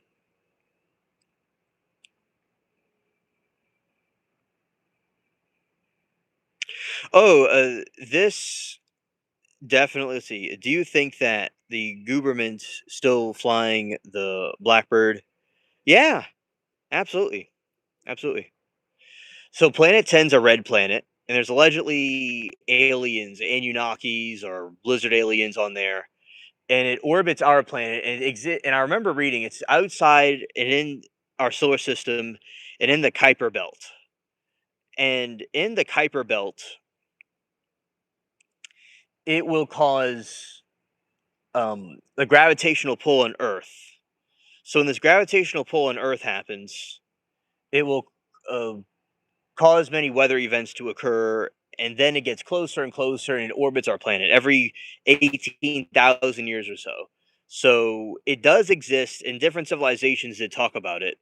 And there was an astronaut. There was a not astronaut. There was a astronomer that was trying to map it out, but he missed it, and he died. And it died before he got deleted before he was able to completely map it out.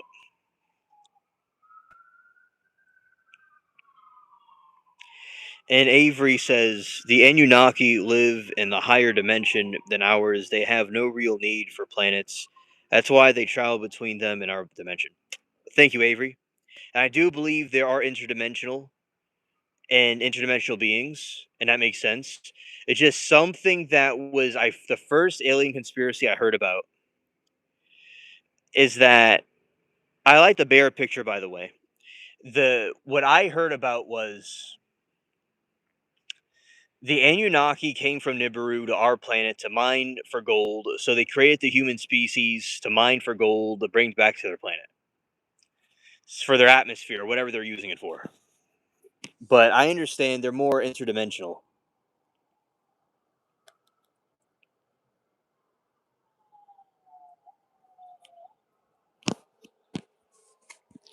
So that is definitely what we think there. So Nibiru trajectory will eventually go back in our orbit. My friend growing up, he always evangelically talked about it everywhere before it was popular, before aliens and all this was popular. When I was growing up, he was the one that was into exposing it, and people thought he was foolish. But now, look at him now. Everything's coming out about aliens, extraterrestrials, and that's why I completely reorganized the channel to be about aliens and different things like that. And also, I do trials and all kinds of different things.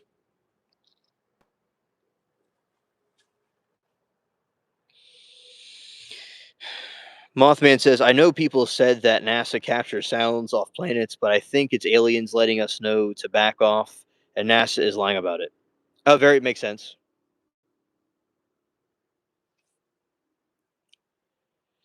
Evangelicals are heretics. Okay, I wasn't even talking about evangelical Christians, and I don't think they're heretics. Anybody that believes in my opinion, whoever believes in Christ is okay. But I was talking about evangelicalism, about a form of expression, like being evangelical, being an activist, and evangelical as an activist. That's what I meant. Amen, Ghoster. And Mark says Uranus does my head, and have a vote for a name change. I pick the name vagina. Hilarious. Yeah, shout out to Mark with the hilarious jokes. Okay, and let's see.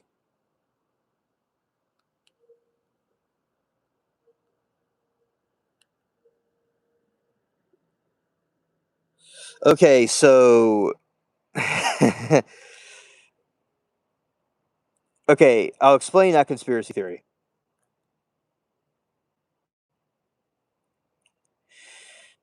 Now, the Black Knight satellite is a that the extraterrestrial artificial satellite, potentially 13,000 years old, orbits Earth in a near polar orbit, while proponents link it to Nikola Tesla's 1899 radio signals. The 1998 NASA photos experts and signals say identify the object in photographs as a thermal blanket lost during spacewalk. But I believe that it's real. And the satellite has been in orbit for thousands of years.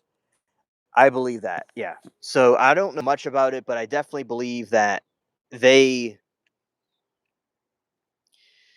this satellite from aliens or from some other planet has been orbiting for thousands of years, and they've been transmitting, signals for all that time. Now NASA and these different, planets, these different star systems, or these satellites they want to conceal or hide, they'll go and say it's not true and try to discredit it. So I definitely think that is cringe, that they try to conceal it. But yes, I do believe it is real, and it is a 13,000-year-old, you know, satellite from a long time ago. Puff says, I think time traveling is possible because when you look at Earth from afar, far away, you actually see Earth still on a prehistoric era or Stone Age and use a teleprompter, but teleporters go advanced.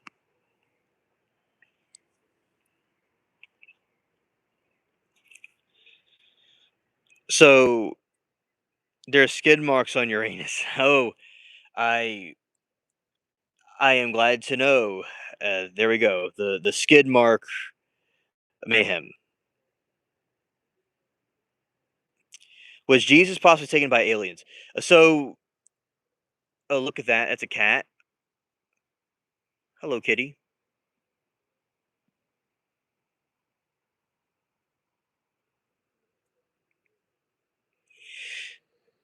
Okay, so Mr. Morning, Jesus. Okay, okay. These are some theories. So Jesus was in a way, is an alien technically, because Jesus was from another world or universe or dimension, and he came here and he was able to do supernatural things, and he was beamed up like similar to UFO. And there was a prophet, Elijah, that was taken by chariots of fire. So it's similar to angels, the UFOs. Yes, in the world, but not of the world. Yes. Now I believe Jesus was God in human form and etc. And some people might think he's a prophet, and that's their business. That's fine too. But people could believe whatever they want to believe about him. But the he definitely was similar to the aliens. Now I believe Jesus was uncreated, where he's something beyond an alien from another planet. And I do believe in another theory that I've spoken about before is that aliens could also be angels and demons. So there's something called the Book of Enoch, and they talk about the Watchers. So you had the fallen angels, like Satan and his group of fallen angels that came down. Then there's another wave after the flood that came back, these Watchers, to go and oh, awesome picture, Carlos. Nice profile pic. And aliens, angels, yeah, shout to them. And there was so many things that like they created the Nephilim. So the Nephilim were before the flood, which is these tall giants with red hair. Some of them may have been in different races, and they rule the earth. And dinosaurs, probably too, allegedly, are part of that group, and other creatures like orcs and whatever those like Lord of the Rings type creatures. Then God wiped them out in the flood. Multiple places all over the world talk about the flood happening, and then eventually Jesus came in human form and he was able to dwell with humanity. And yes, so people consider angels and aliens the same thing, which I believe there's truth to that. The angels took him up, which is similar to what we think as a UFO. So from one point of view, yes, he's like an alien from another dimension, but he's beyond that because he's the creator of all things. Oh, thanks, Carlos, for the membership, gifting memberships. That is awesome.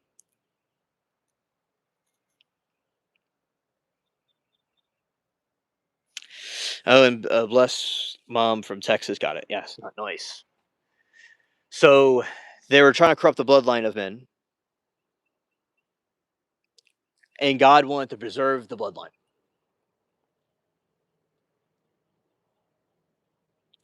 Mr. Briggs, I agree with you. They're interdimensional beings. For instance, Aleister Crowley, who was an occultist,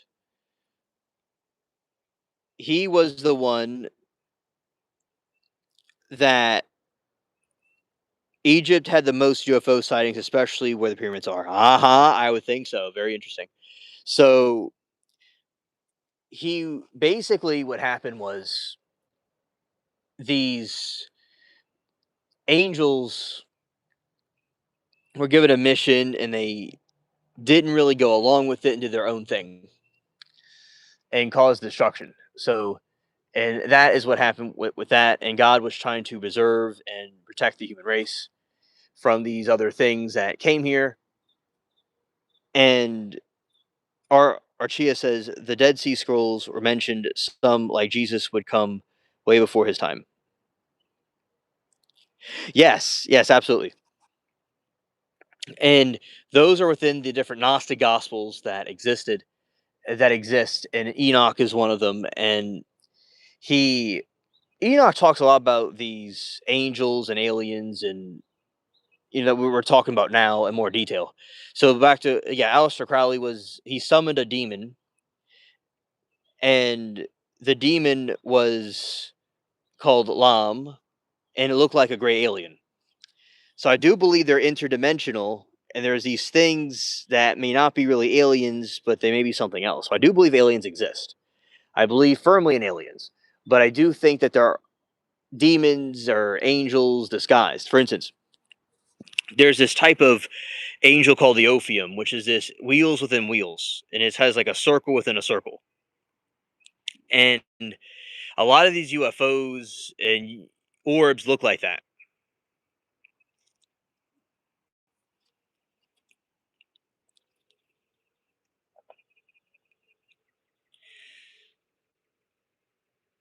Oh, interesting. Interesting. I didn't think of that, Mark. Alistair's face lines up with Joe Rogan. And okay, the Egyptian gods, excellent question. So the Egyptian gods are these fallen angels that came down and they want to be worshipped as gods. So these angels called the Watchers, and before that, Satan and his fallen angels, both groups came here and they came from the sky and they want to be worshipped as gods. And they fell from grace, And the humans are like, "Whoa, look at these crazy beings with all these powers and abilities," and they worship them, and that's where those things come from. The Egyptian god Baal, which is a Canaanite god, because the Israelites, and we're not going to spam the chat. Oh, we're not going to spam the chat, all right? It's a cute cat picture, but we're not going to be spamming the chat. All right. Thank you. So, and when the aliens, the Baal, right, which is like kind of like an alien in a way, you are correct. Yahweh is a Canaanite deity, but Yahweh is the creator of all the universe, and he was different than those other gods because Yahweh required, all these gods were doing sacrifices, and Yahweh wanted Abraham to sacrifice his son, but instead, what he did was he sent a ram in the bush. And according to Christianity, that Yahweh sends his son instead to be sacrificed in the place of humans. Yeah, thank you, mods, for keeping trolls in check. I appreciate it. And UAP. So, and Baal was the saint. He's a horned god, and he had an altar where people would sacrifice children to it, and it would burn alive. And I believe the spirit of Baal still exists today, and as the fallen one. All right, commentary. Don't be mean to Christians. They have really bad thoughts, terrible thoughts, thoughts that normal people can't even imagine. Jesus keeps these thoughts away. Don't make fun of them. Well, no, everybody has their own sinful struggles or their own internal dialogue they're going through. Yeah, Christians are cool. Shout out to the Christians, but which I'm one too. But it's like, yeah, everybody has their own. Not all Christians, but everybody has their. I mean, all people have their own things they're struggling with.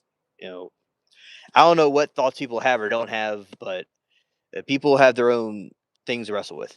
I believe aliens. A lot of them are demons. Estoy,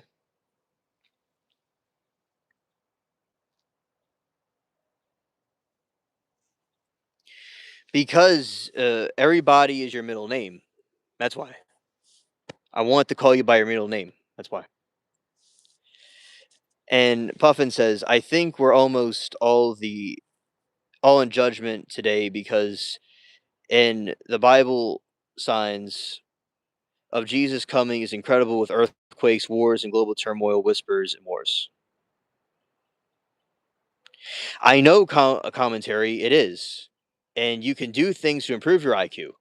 All right, and if you're gonna chat, you could chat and be cool, or if you want to, you know, do a basement charades and bingo, you could go do that instead. It's up to you. You could have a cool conversation or a debate or whatever, but if you want to be silly, be silly. Jesus Christ is wisdom. I agree. All right. Let's see. You are anyway. These basement people could they're just goofy. Anyway, back to the topic. So that is the situation that has occurred, right? In with the situation that has occurred with the Canaanite deities.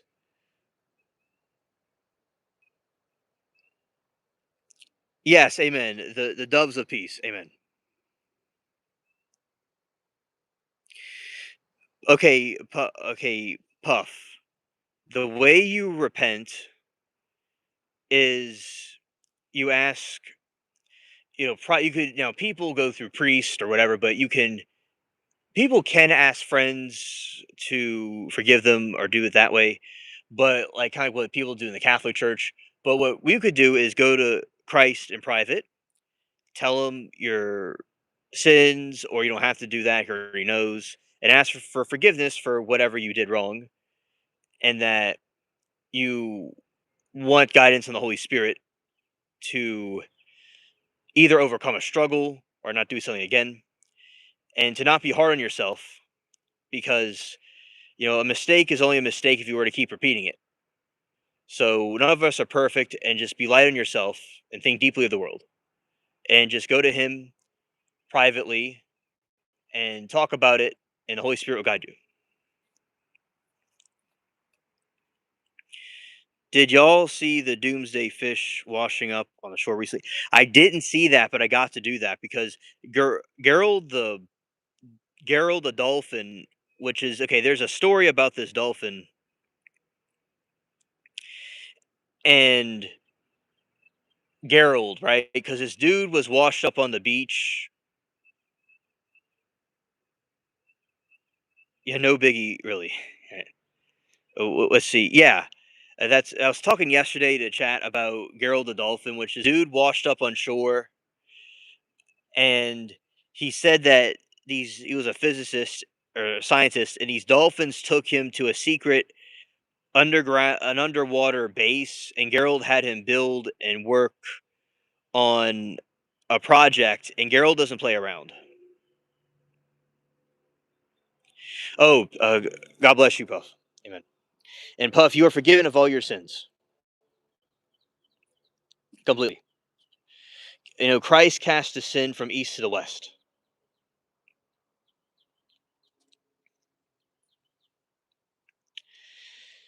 And also the and Gerald the dolphin did not play around, and he kept everybody in line. So I heard there's memes all over the internet about Gerald the dolphin. And he washed up in Florida. Thank you, King Solomon. Cool name, by the way. And yes, they were from the Philippines and Indian. Yes.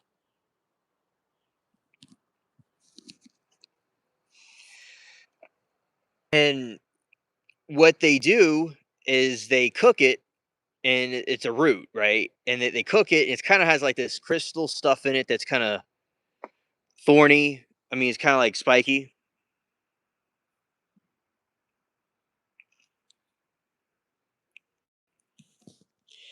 And when you have these thorny, spiky things in it, that's why they cook it to try to take it out of it. Hello, Rose. Right now, we're kind of charging up, and we're watching the garden, kind of like a live cam, and we see cats and different animals pass by, and we're looking at the plants too. And when I found out that the taro was edible, I thought it was pretty cool. Although it's not something that I've eaten before. I'll tell y'all, these things get huge, right? They get huge. So yeah, and there's allegedly some dolphins that were being shot at or like being deleted. So when that happens, yeah, we're holding church. Yes, where when that happens, the dolphins allegedly may be being censored. Dolphins. Oh, hello, Zoomy. Good afternoon to you.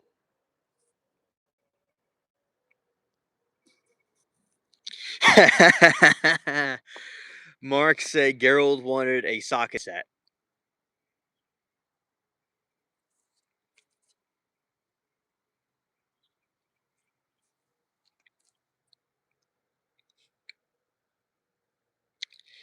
Yes. Yeah. Also, yes. Greetings and welcome. Facts.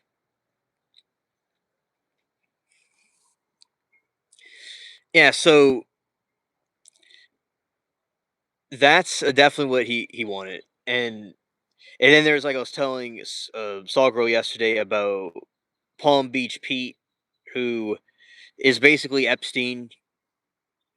But he like, took a different identity, and he has like pretty much everything aligns with Jeffrey Epstein.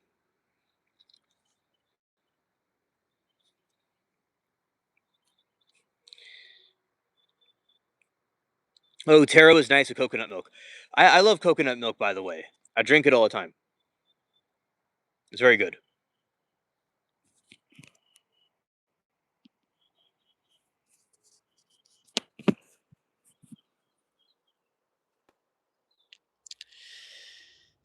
And it is it was an ornamental plant that we would see around here, and it's like I never knew they were eaten though, because I would grow fields of them, and I'm glad I knew I had an edible plant that was just plentiful.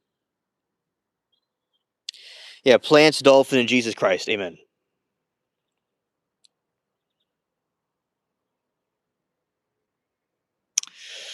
Where I am, it's 4:43. Yeah, interesting. Okay, so purple yam. Let's see. I could figure that out. Let's go here.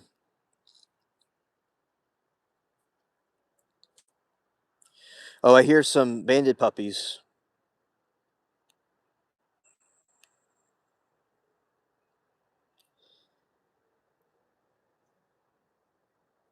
Okay, the these two purple tubers might seem the same at first glance, but they are actually quite different.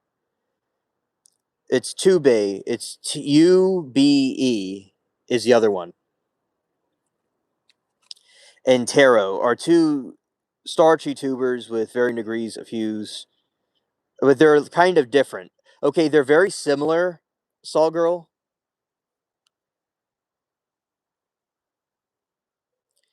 The roots are like taro yams, but their sweet potatoes arrive totally different plants. But they're very similar, but they're different.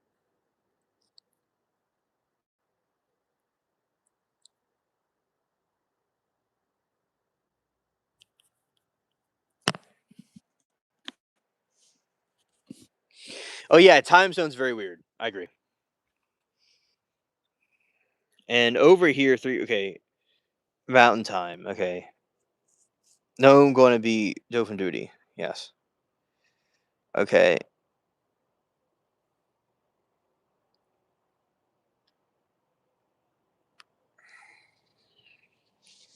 Hi, Phil.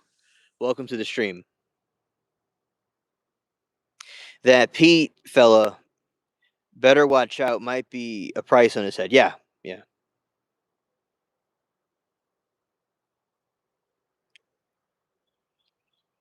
Yeah. Yeah. Yeah. That is true. You are in the future. Just like with Australia. Like I have a half sister that lived in Australia for a long time, and she's back in London now. But she was always in the future.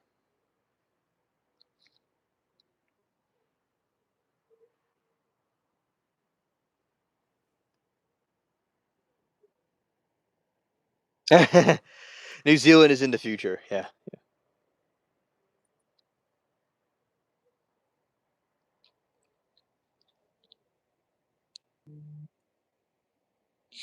Yeah. Yeah. Time portals. Time portals. You know, dolphins have this sense of protection,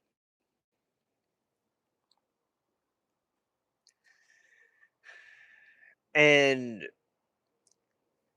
they're good at protecting people that are like in the different parts of the water that like in ship sinkings and stuff. The dolphins are very good at protecting others, and they're good at. They also have a really oh, yeah, they also have really big sex drives too, and they really like humans in a lot of different ways, and they could have a very deep bonding with humans. But yeah, they're very smart and they're good at saving lives, literally.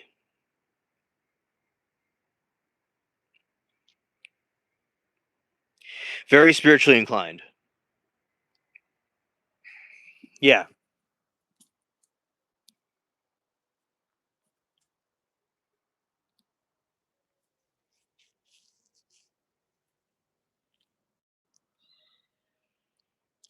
Oh, those are some swamp puppies fighting in the distance.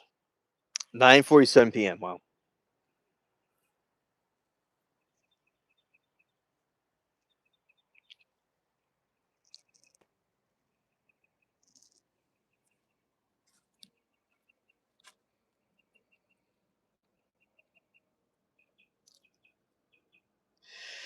Yeah, that's really cool, and it's usually, like, the next day, a lot of times, with them.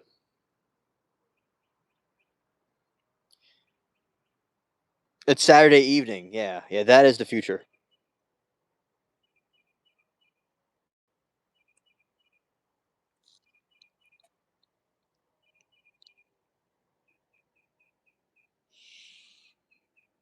Debonding, yeah, yeah.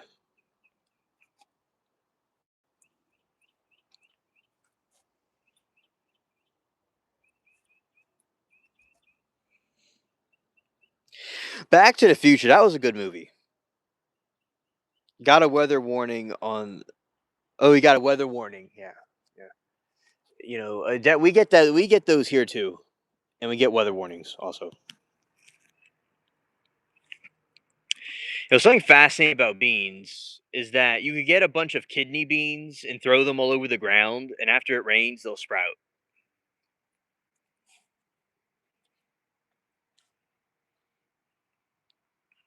They say time in inner Earth is way different on the surface.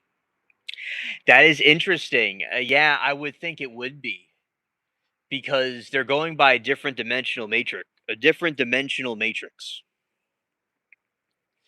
And in the center of the Earth, the hollowed Earth theory, there would be so many different times, and I'm sure different time zones for them under there. And like it's almost like a different dimension, but it's somewhere you could like walk into. Bloody stupid government phone alerts put the Shiots up in the middle of the night. Oh yeah, yeah, that's true.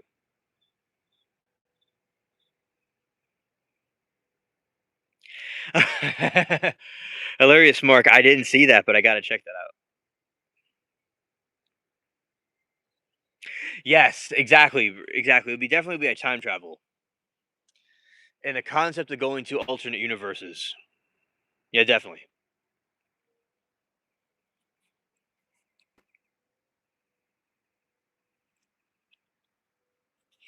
Oh, pufferfish reminds me of Mrs. Puff.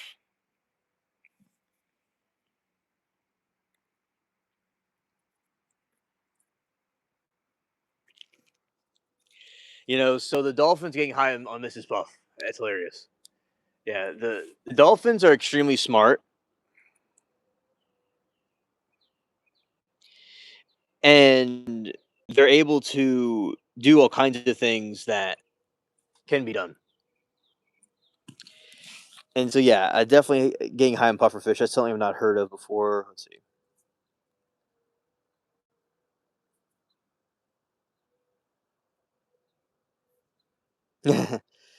Let's see. Yeah, but anyway, the definitely them getting high on pufferfish. That you know, hilarious and funny thing to watch. And the space dolphins get high the on the clownfish because they're space dolphins from another dimension that go into our realm, and they will get extremely high off of the clownfish.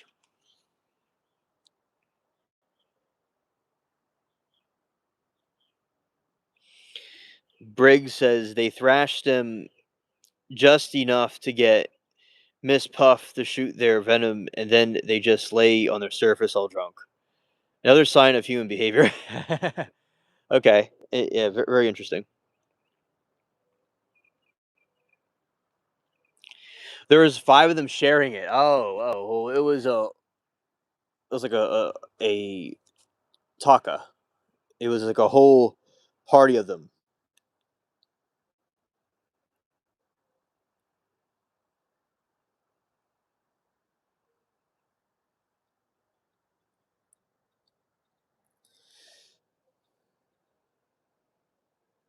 Yes, Killer Clowns from Outer Space is a fun movie to watch.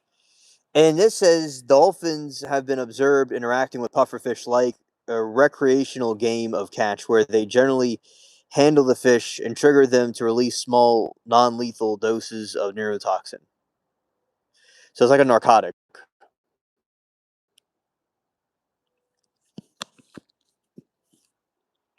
Yeah, puff puff fast.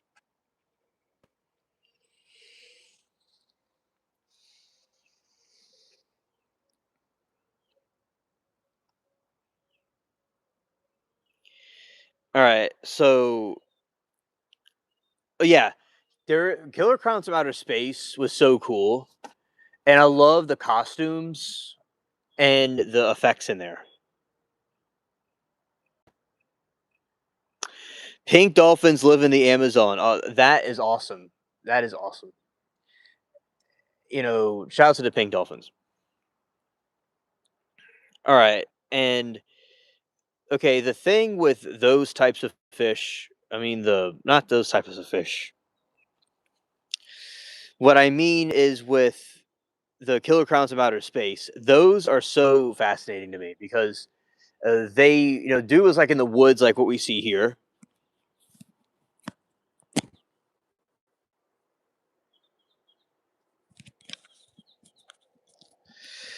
like in the woods over here, and they come across a circus in the middle of the woods, and when that happens, it's actually something more sinister. Yeah, really pretty. Okay, let's see. Parkin says, "I really enjoyed your guys, but gonna go. Hope to see you again soon." Oh, okay.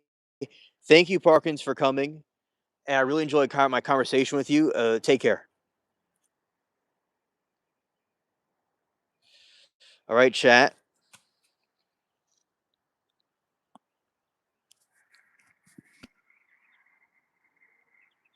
There's the moon.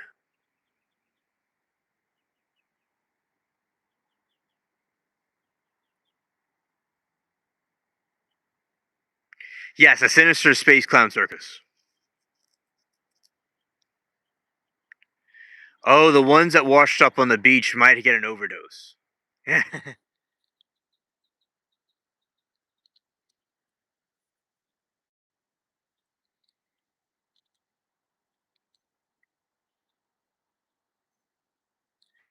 I'm glad that y'all like it. Oh yeah, yeah. There might be things flying around. Scared. I hear some bats.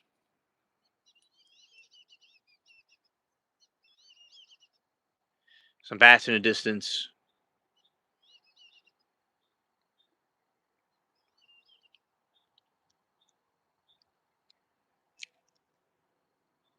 Let's see. I hear something.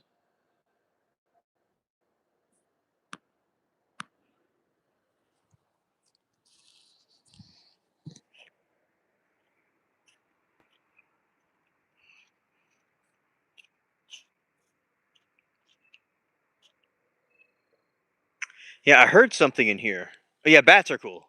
When I'd be on the bench swing in the other yard over there, and when I was like growing up, and I'd see these bats flying around the trees at night.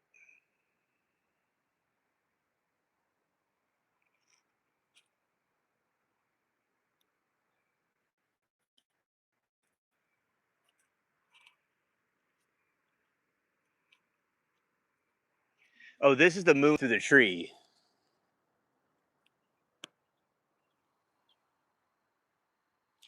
right? This is the moon live from the tree,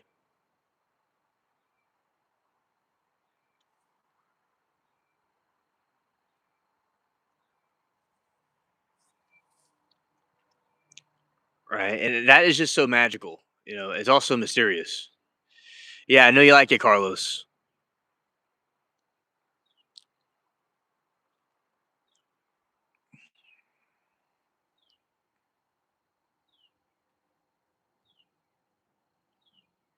Yeah, very Halloween looking. Then you got this thing right here. You got this kind of this spook floating right here. Okay.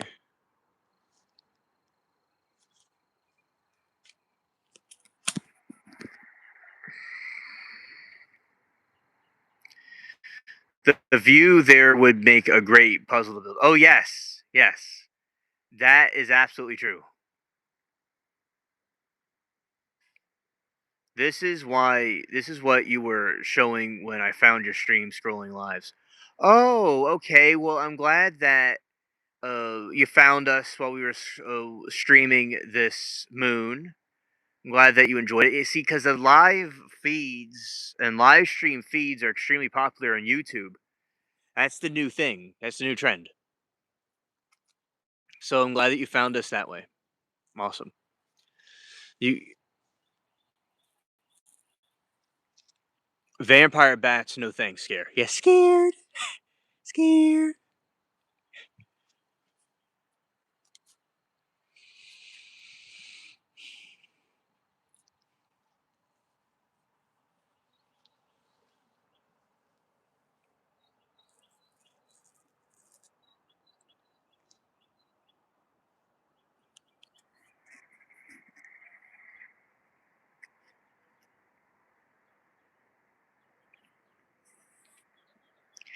Yeah. So yeah, that moon right there. So very cool. And they came back from the moon recently, and they are. And yeah, this is from it's like a spooky Halloween scene. Definitely, definitely.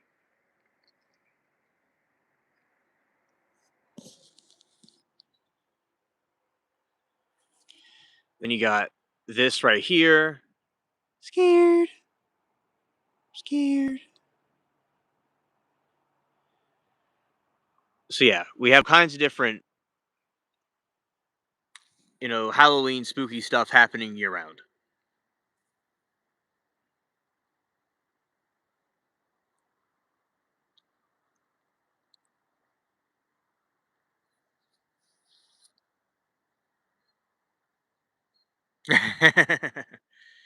Yeah. You just saw a cryptid. Yeah.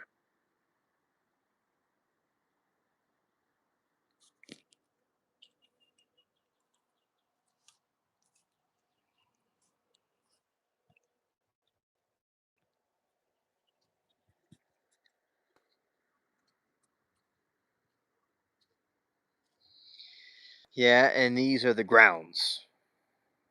Grounds. Howl like a wolf. Ooh. I just did it.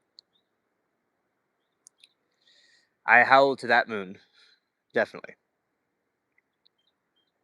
So, see, we're gonna see one of the creatures because he's walking around. I hear him,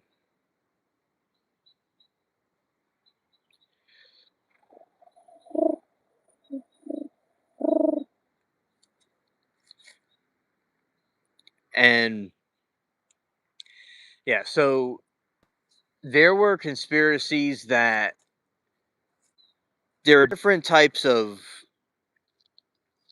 creatures that would jump off the moon to Earth during the time of Halloween. I thought it was quite fascinating.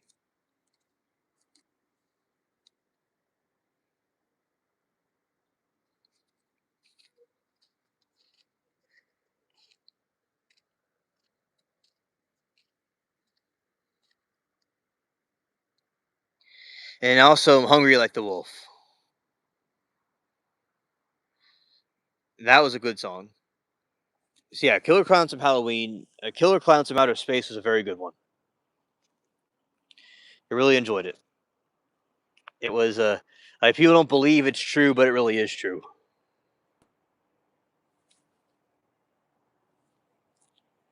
And people think it's like a gag or a joke, but it actually really is something else.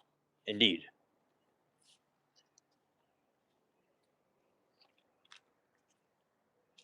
it was actually really the aliens. Be hard because if we heard hands and get on the grounds, yeah, yeah, it definitely get on the ground, right, right.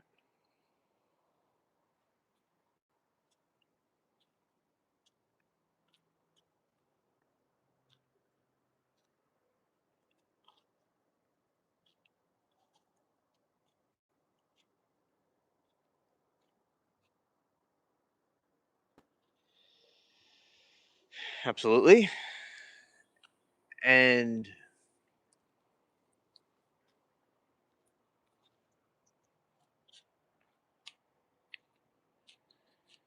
let's see through this angle right here. Let's see some more of the moon. Soon we're about to change sceneries and we're gonna go. I'm gonna still be here, but it'll pause for. I mean, the stream's not gonna like pause, but it's gonna be like dark for a moment. Then I'll come back and you'll see me face to face.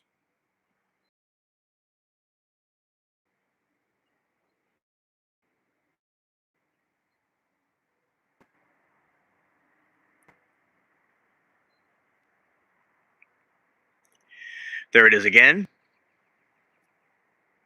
Oh, hello, Zoomy. Welcome back.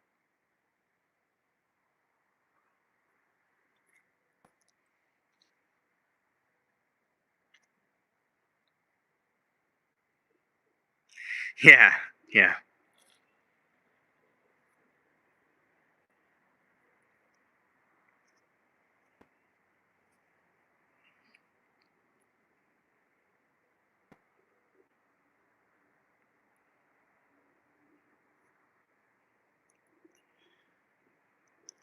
yeah. Bye, moon. It's like good night, moon. Good night, cow jumping over the moon. Good night, mush. And good night, things everywhere. Yep. Very peaceful out here. Oh,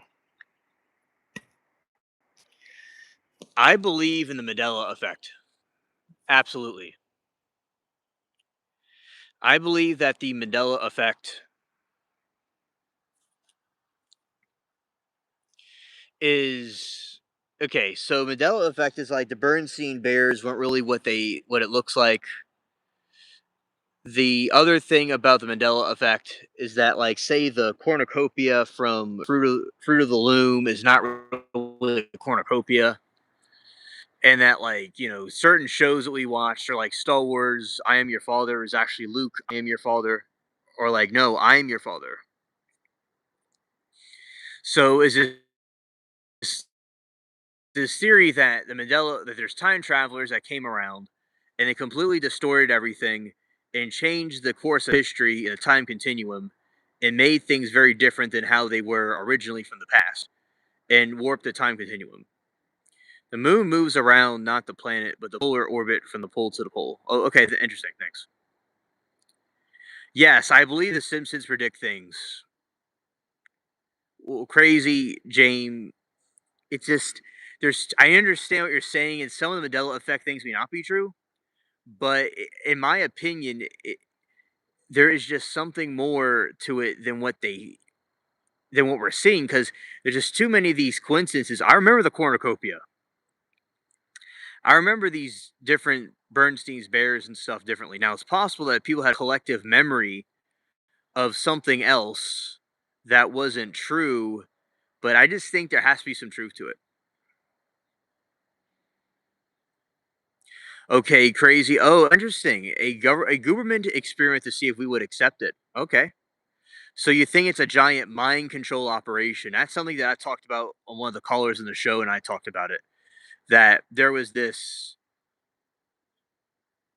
mind control experiment.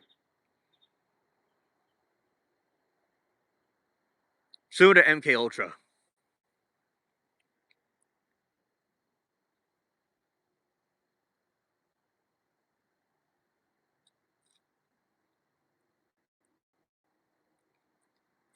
And that's our peaceful crescent right there.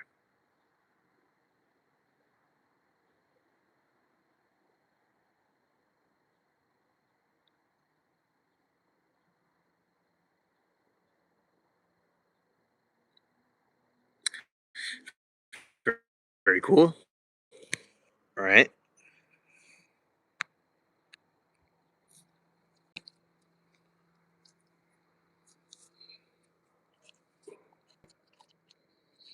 That was the moon, and it's going to get dark for a moment, I'm changing areas, but I'll be back in a moment. Changing scenery. Okay, here we go.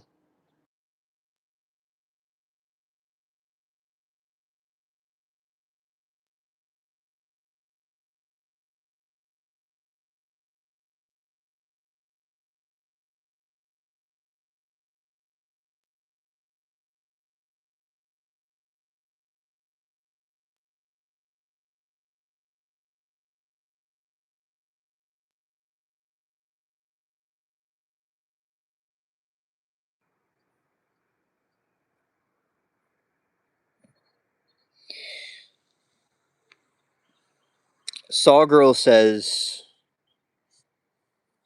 Fruit Loops are Fruit Loops. Bernstein Bears are Bernstein Bears. Exactly. The Monopoly monocle. Yeah. There's a whole bunch of different things that were like not what we thought it was. Like, they told us that, we remember playing these things. We remember playing these things and seeing these types of different games and stuff, but they tell us that it's not really what it looked like. And we see everything completely change. So it's certainly like a mind control or a mind altering experiment that I think is quite wild. You know, that oh yeah, yeah, I like that. Yeah. So hello, Buck Boy. Welcome to the stream. Glad to have you.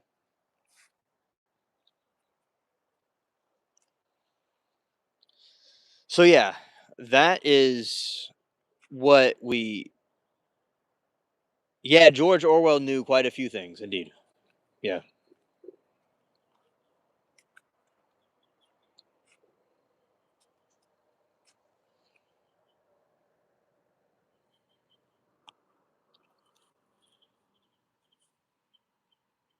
Yeah, so definitely the Fruit Loops, Through the Loom, the monocle, all that stuff.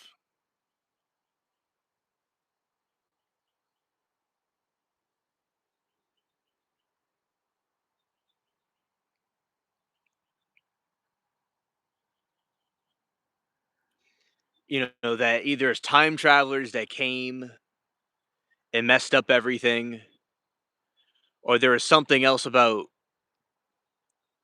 the time continuum of brainwashing happening. Yeah. Good points, chat. Yes, the moon.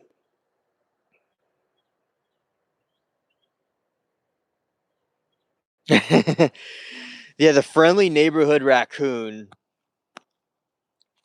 is off on a he is off scavenging in other regions for the night. He's taking a bit of a trip, but he'll be back soon.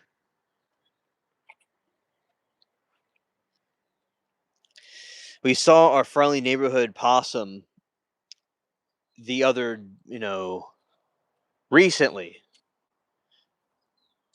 uh, a couple like an hour or two ago. And we saw the cat. We saw one of the cats.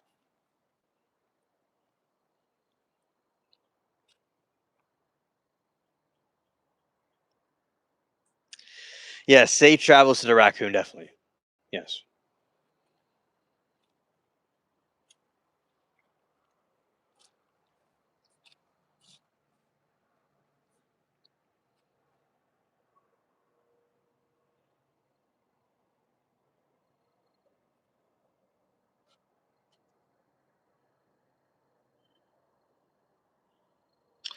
Oh, they predicted the future as well. Oh, that's very interesting. That's very cool.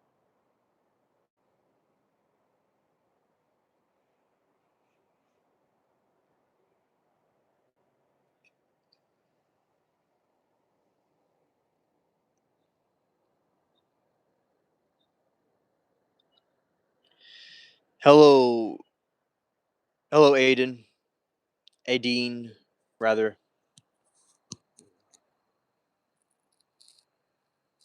Oh, it does. It does. Yep. Yep. That definitely is haunting. Hello, Mario. Awesome name, by the way.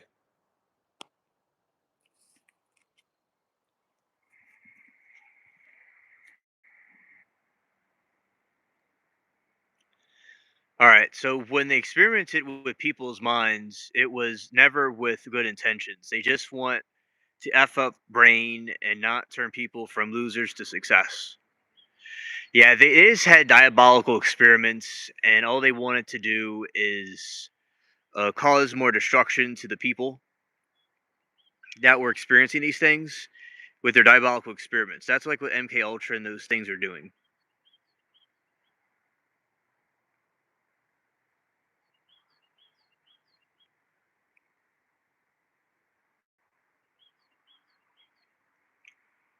Yeah, shout out to Mario Craft, very cool.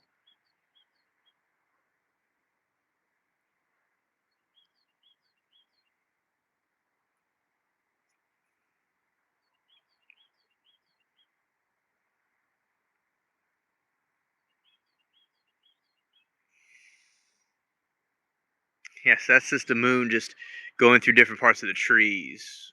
Indeed.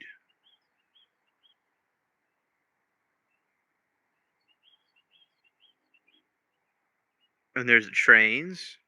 It's pretty cool.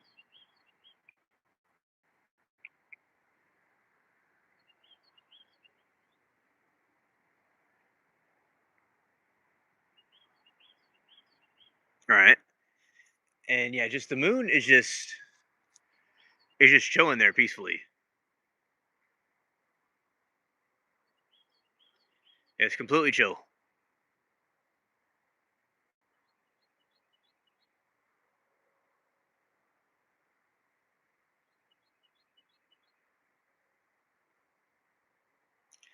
Definitely a peaceful sight.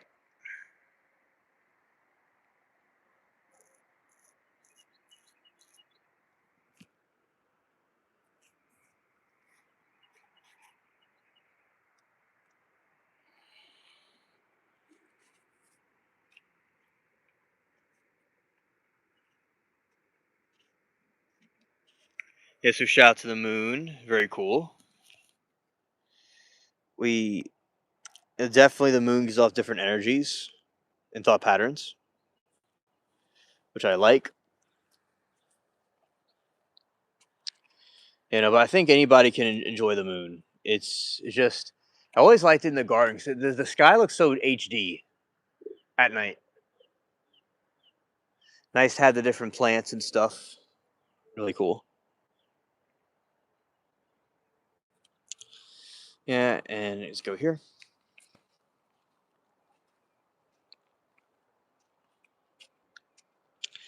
Yeah, so mystification. Yep. Yep, mystification. Yeah.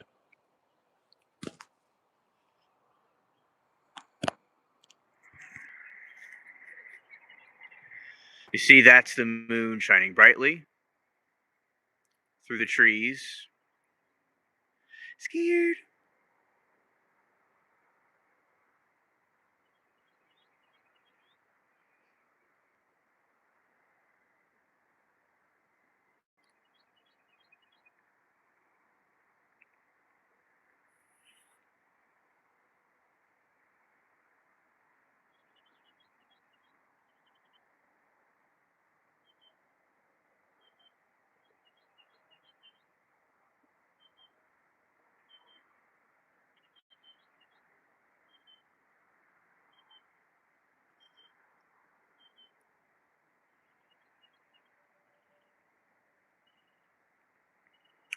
Yeah, so yeah, this is the moon we are watching. It's very peaceful and quiet.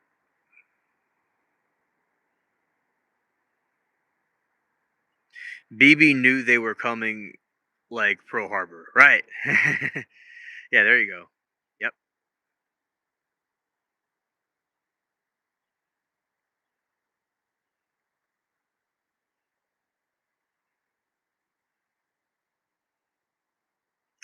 Oh, glad you like it, Zoomy. Awesome.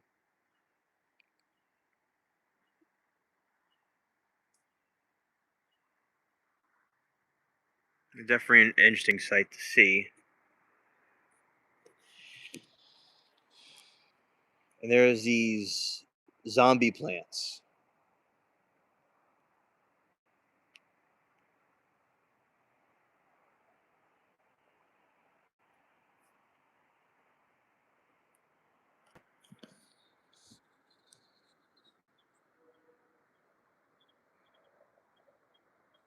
Yes, yes, definitely. I'll do that.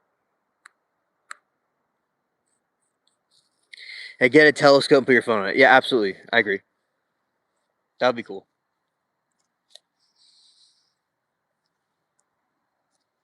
We'll be able to see it very close.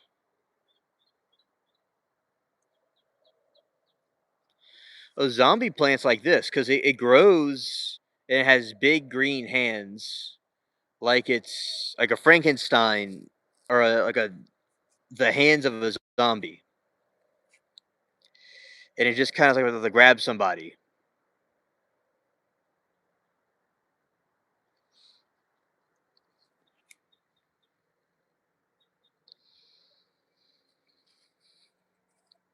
Yeah, those big zombie plants. Yep.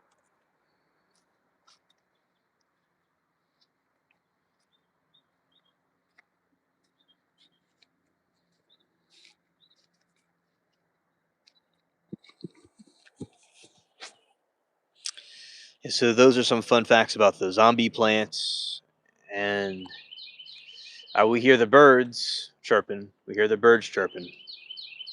Skirt,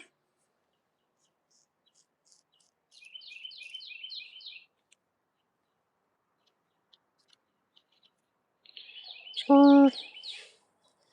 Okay, yeah. So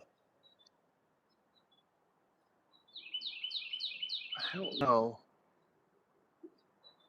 See, Dean,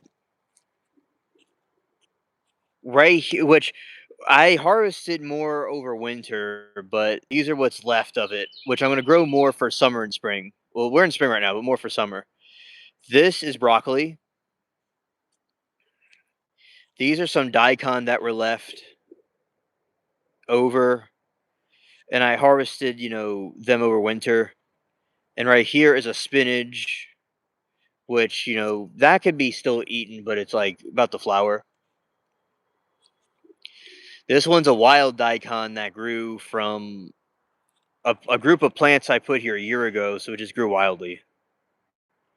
But in this entire area, you see, I'm going to put more seeds and plant more vegetables.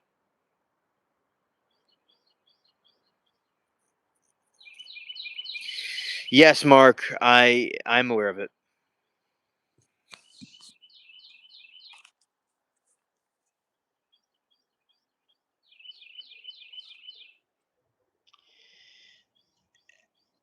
And over here are some elephant ear plants in this region.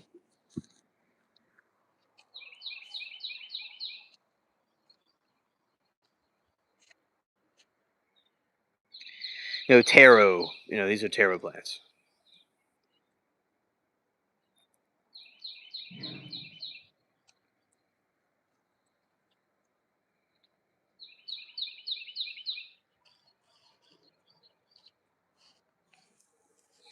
These are some primroses right here.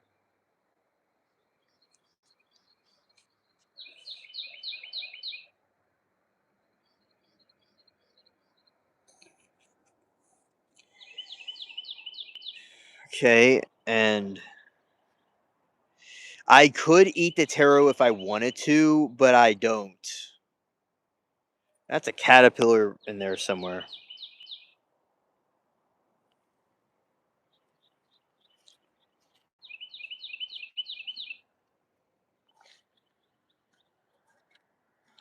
Yeah, I could eat it, but if I had to eat it, I would.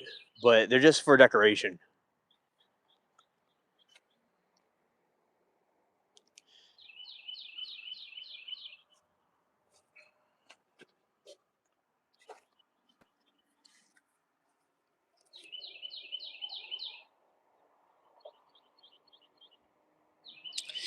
No, I don't eat the tarot cards. I I would eat taro if I had to, though.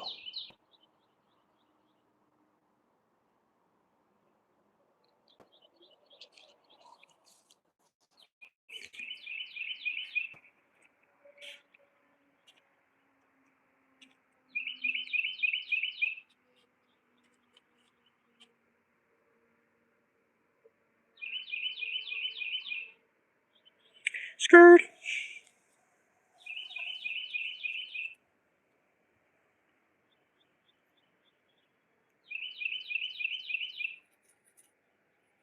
Yeah, those birds are chirping for the morning. I'm smelling the wild onions.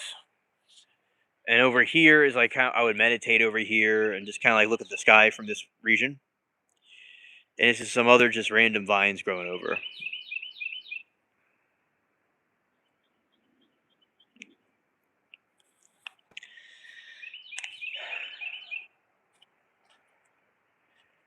I asked permission from my. This is some weird thing. Look at this thing, chat. Whoa, that's crazy. I asked permission from the mermaids to eat them.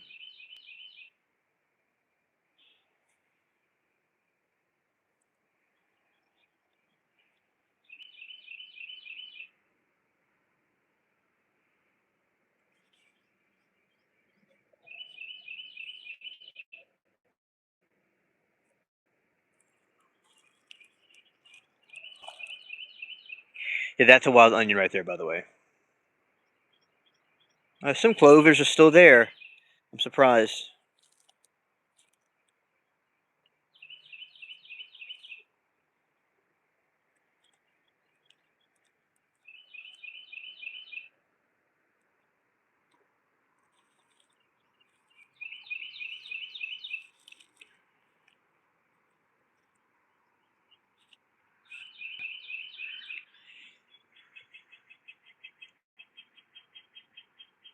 Not true, bro. The mermaids that I know are the most selfless ones. The alien mermaids are the selfless mermaids in the sea. There are selfish mermaids, but the one I know is the most selfless. Yeah. I've okay. This was an old garden area that I'll show you some old garden areas I have. So this is where I would grow different. Those are some pots. I would grow peppers and I'd grow some tomatoes and stuff all here and spinach.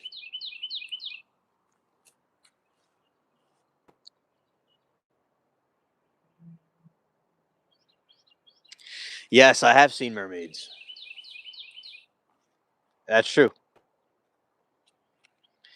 They're in the pools.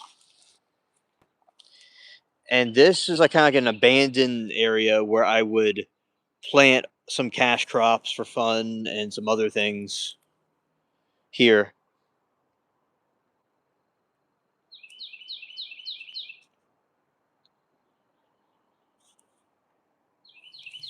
That was a gate that you could use to like close off this area, and this is a fence, a little fence.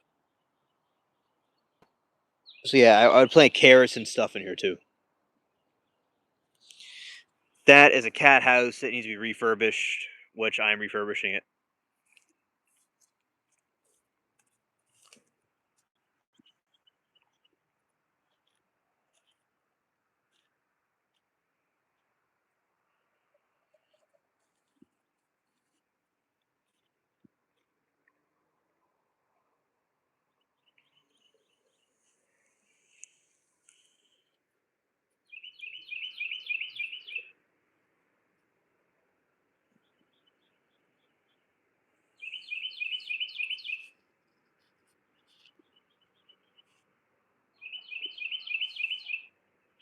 There's Claude.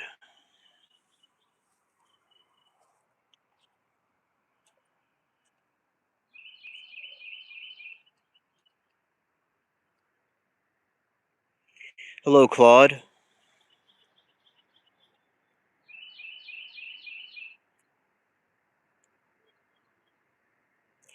He's leopard.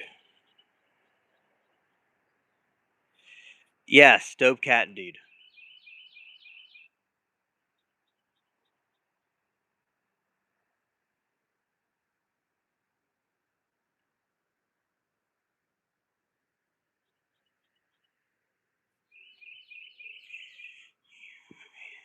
He sees something.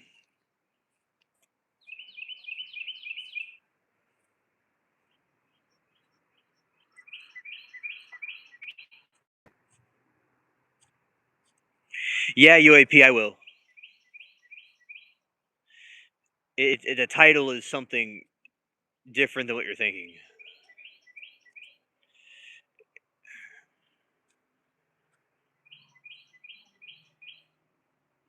Yes, yeah, he's back from an important space mission. That's true.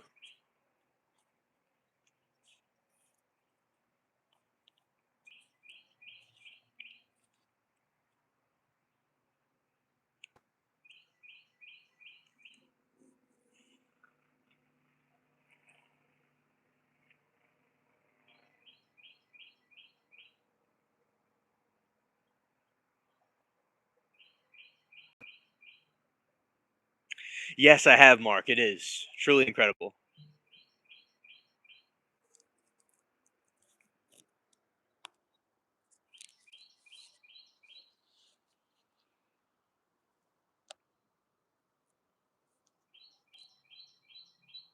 Scared.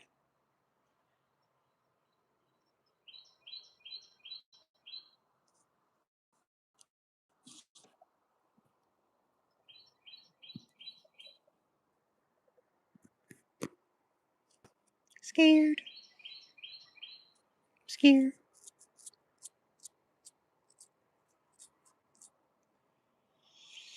He's going off on another space mission.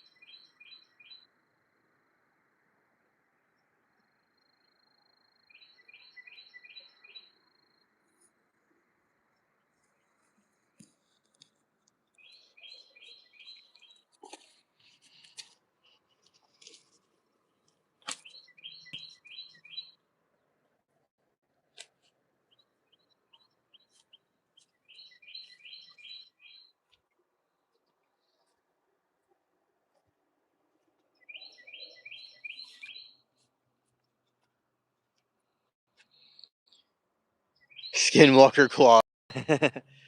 Yeah, yeah,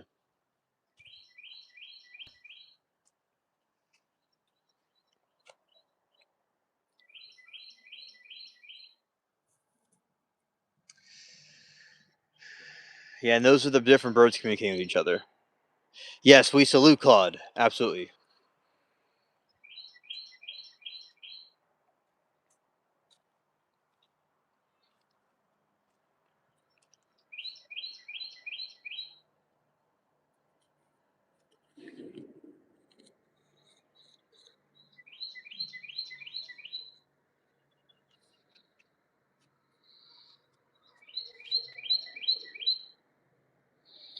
Definitely special shout out to Claude always. Very cool cat. Okay.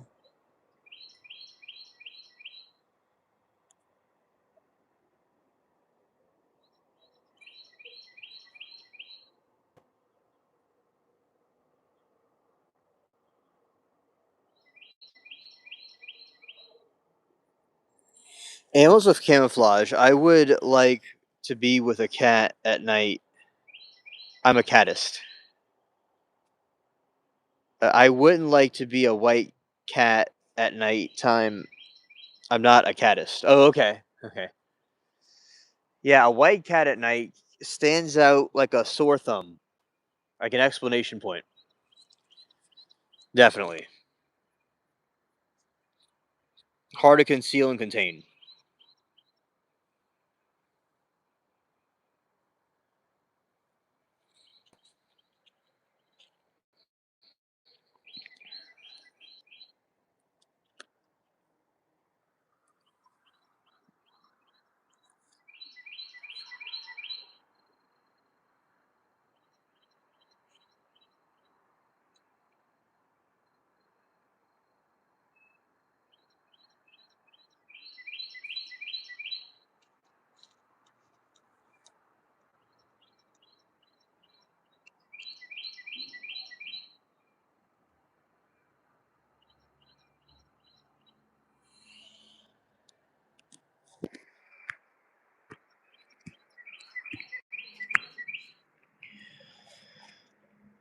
right? And it is around the morning time, especially, that's when it will start getting even more with the birds and different things like that coming out, which is very cool. And birds at night are kind of weird because we don't really know what they're doing or why they're doing that. So it depends on the different situations. Yeah,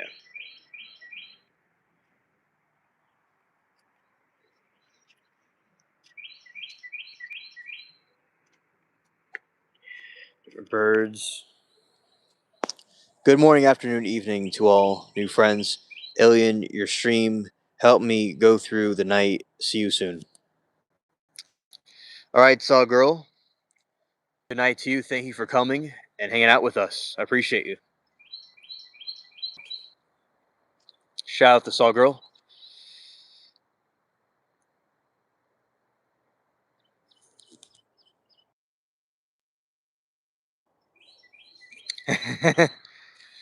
Does that make you? Oh no, it does not make you. It doesn't make you racist if you don't like.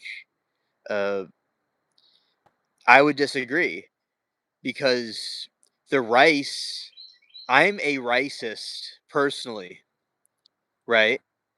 But if you don't like white rice, that doesn't mean you're a racist. You would have to be against all rice. Now, I love rice on Earth, but the rice on alien planets are not that good. So it makes me a racist. All the rice. But on Earth rice, I like. All Earth rice. But not the other. But that was funny. I know what you did there. That was funny. And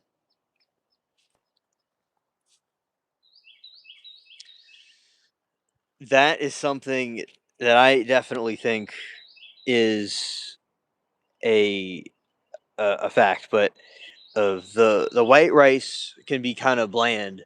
The dirty rice, that means that you like the exotic rice, which is always very good.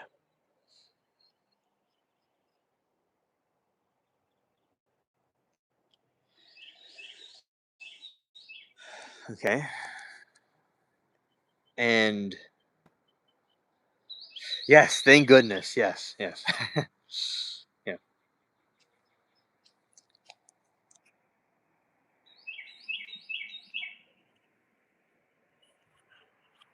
Okay, and let's go this way.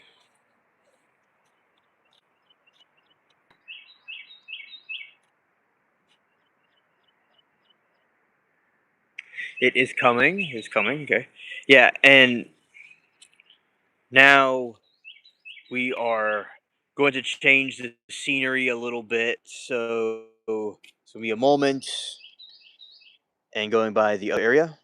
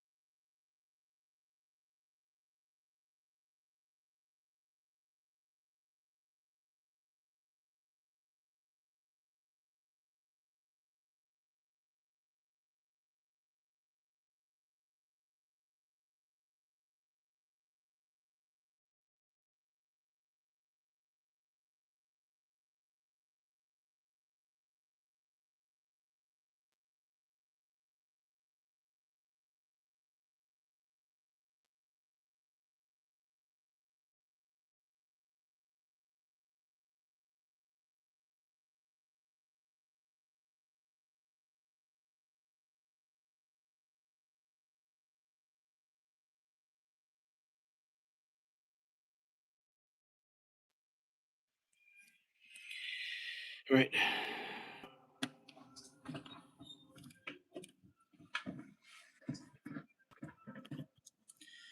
Hello, everyone. I have returned. So, yeah, yeah, and that is basically.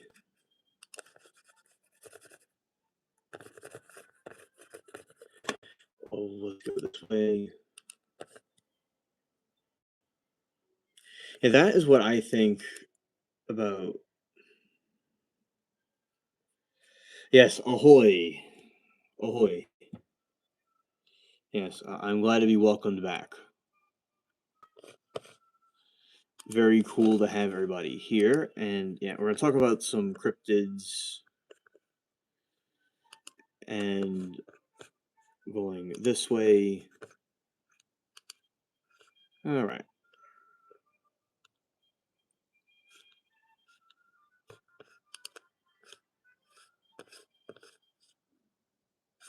That's awesome. All right, so let's go to some cryptids. Okay.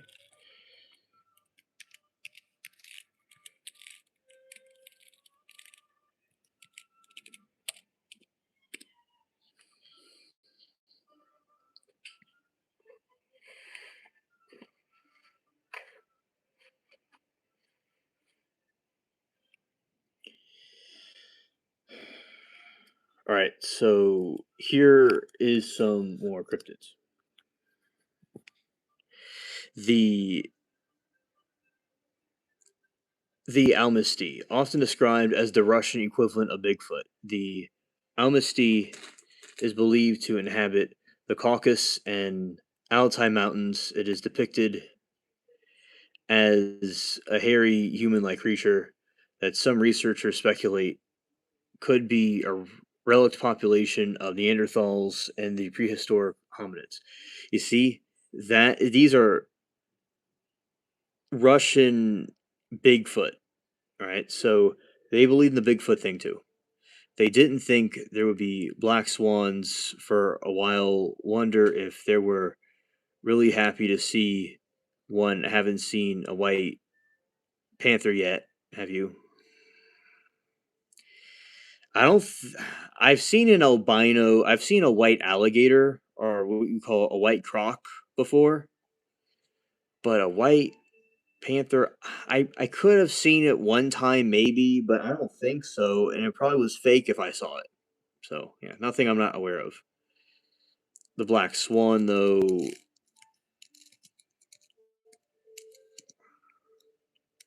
Hello, Jenny. Welcome to the stream.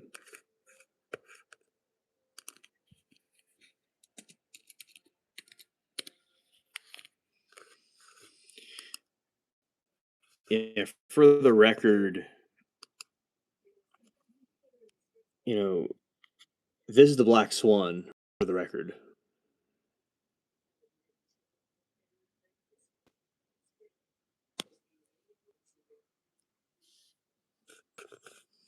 very beautiful.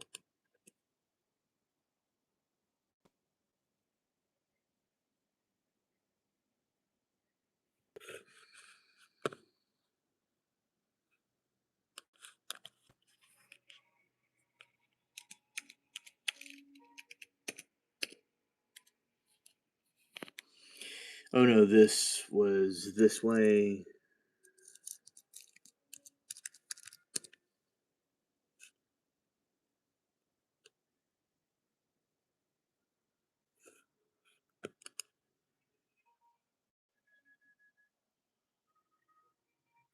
Yeah, arg. Yes, yes.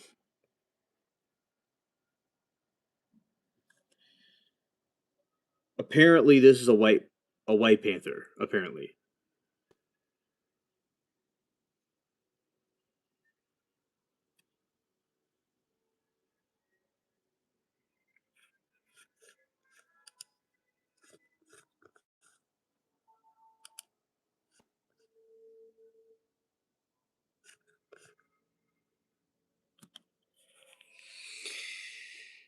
Oh yeah, yeah. You will see about that.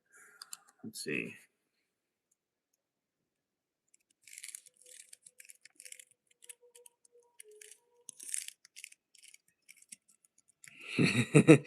That would be cool if they did. That would be cool if they did. That would be an interesting video.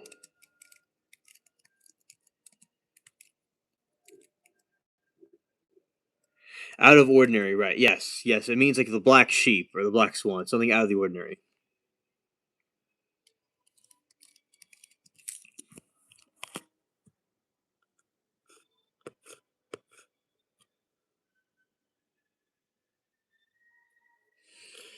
Now, a lot of times, geese and swans will share the same habitat. Definitely.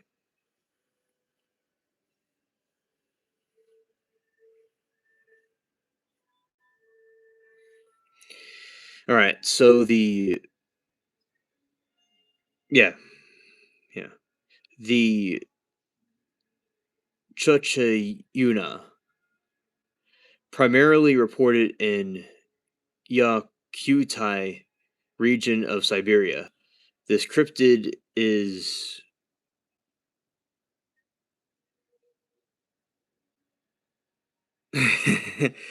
oh, someone told me sloppy. Someone told me a while back, but I'm glad that you're fresh in my memory. I would never have known. And the Chachuna primarily reported the Yakutai region of Siberia. This cryptid is described as large, hairy hominid wearing primitive clothing made of skin. Is noted for its inner human intelligence and occasional use of stone tools.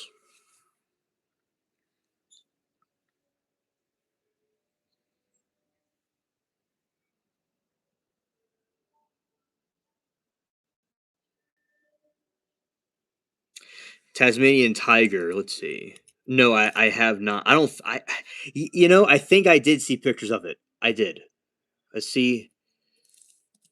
Yeah, when it because it was poached.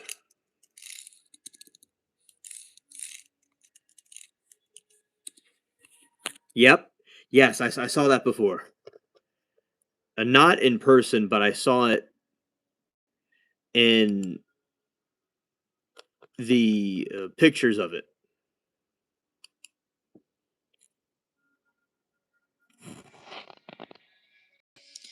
Tasmanian tiger. It went extinct.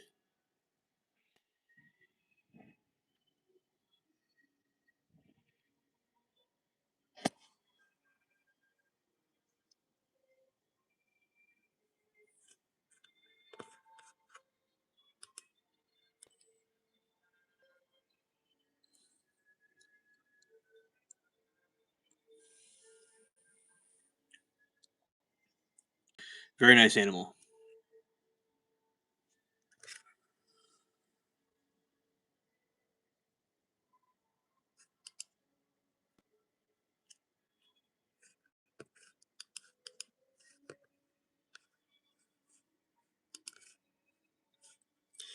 Okay, and let's see this right here.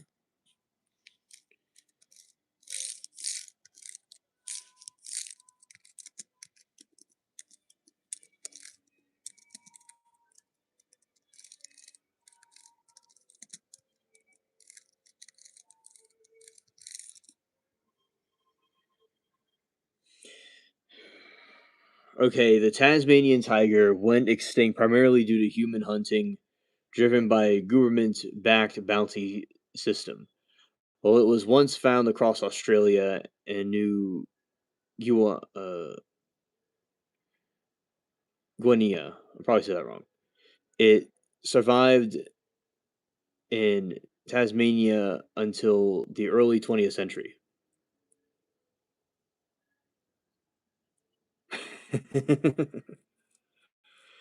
I, you know, really think it is extremely cringe how it's a beautiful animal that could have been kept into a zoo, but it's also I guess they felt they had to get rid of it, All right, so it was survived only in Tasmania until early 20th century before finally disappearing.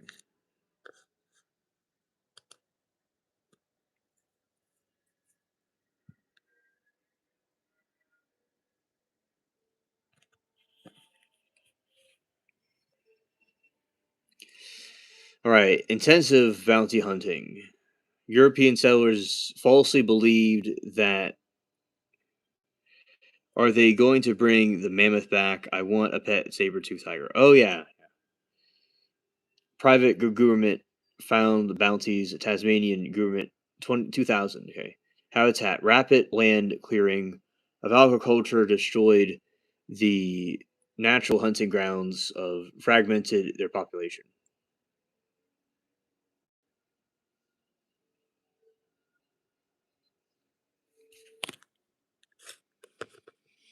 Dogs and dingoes are popular or composition.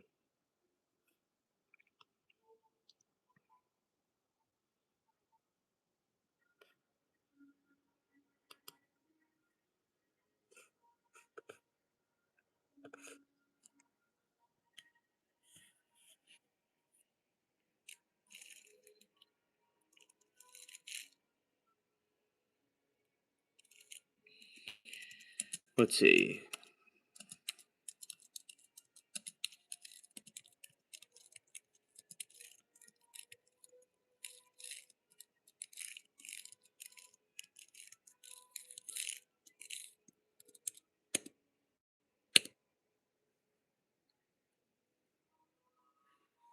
Yes, a company in the causal biosciences is actively working to bring back a version of the woolly mammoth.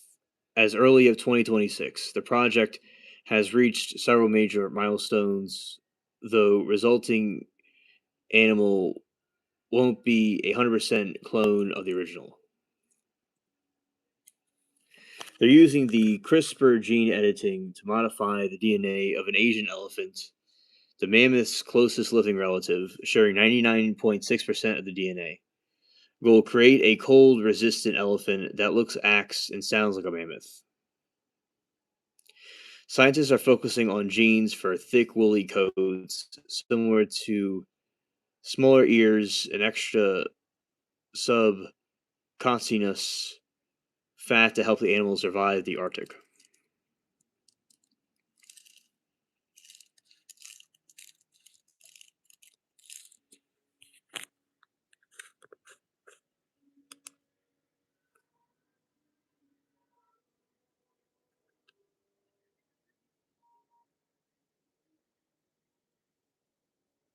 Hello, Tone. Greetings.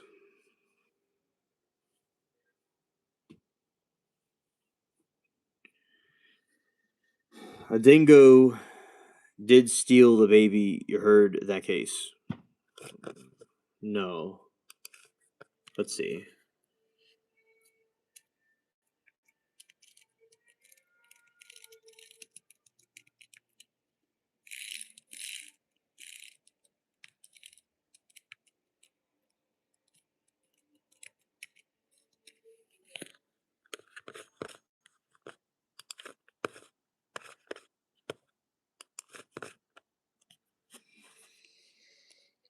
The 1980 disappearance of a 9-week-old Azaria Chamberlain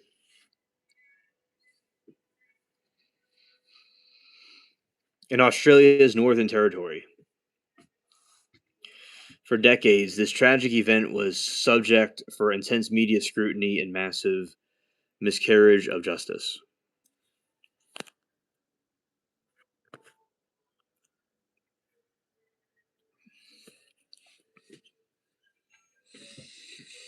The case of Azaria Chamberlain. The incident, August 17, 1980.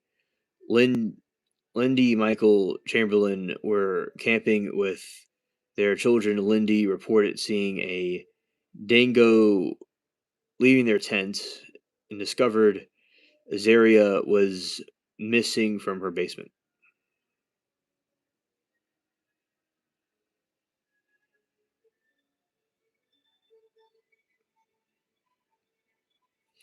Tasmanian tiger was extinct in the 30s. It seems not so long ago, but long ago at the same time. Yeah, yeah. It's like more recent, but it's not really recent. Yeah.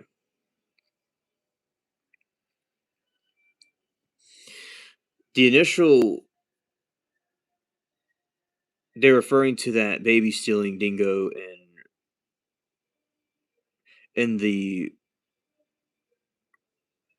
Rugrats movie. Oh yeah, okay. Yeah, I thought I may have heard from somewhere. Yeah. Wrongfully convictions. Initial inquest supported the theory, but did not foreshadow forensic evidence. Mistaken car sound,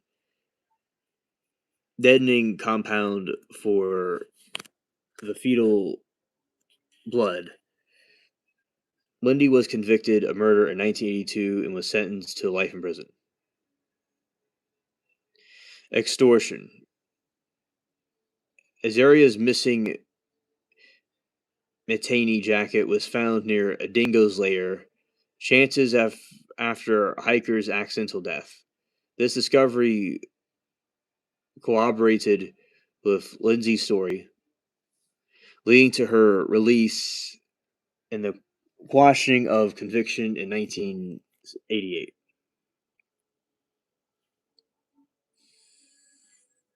People didn't believe it. Strange due to Seventh Day Adventist faith, because she was of a different faith. Yes, definitely. Just video footage of Tasmanian tiger. That is true. Lack of precedent. No similar fatal dingo attacks have been made or documents in modern records of much later.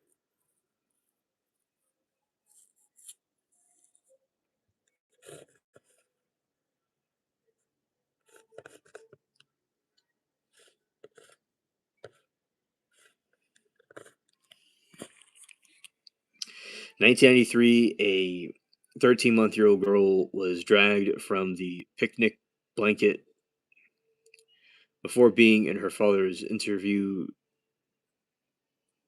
before her father intervened. 2001, 9-year-old boy Clinton was tragically deleted by two dingoes. That's really messed up. 2019, a 14-month-old was snatched from the camper van and dragged to his head until his father rescued him.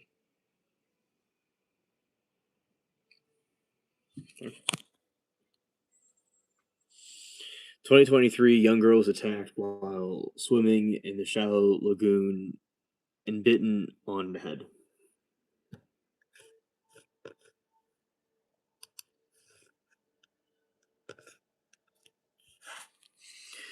Russia, there's the Brozny. Legend says a scaly dragon like centuries inhabited the Brazono, western Russia. Local stories date back to 13th century with myth of claiming it terrified the army of Khan Bati.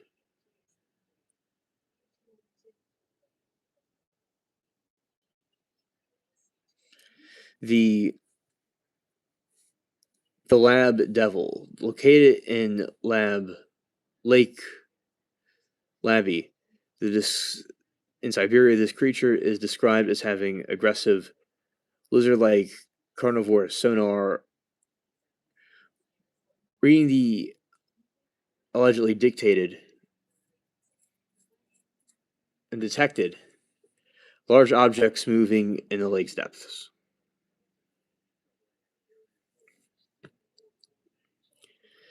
The island of seawolves, a mysterious carcass found in the Sakhalin beach in 2006. While initial photos led to speculation of prehistoric marine reptiles, scientists later suggested Remains were likely those of a decomposing bugle whale. So those are some cryptids, by the way.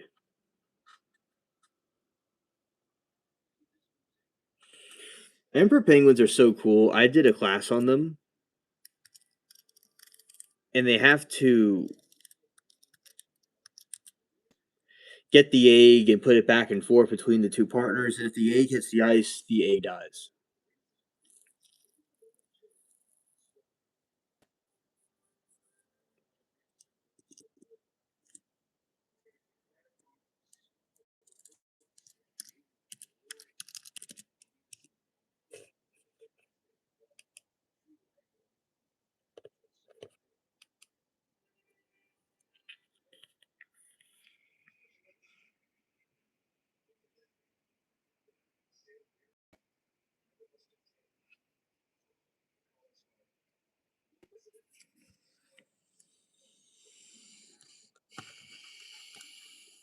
And then you have all these penguins chilling.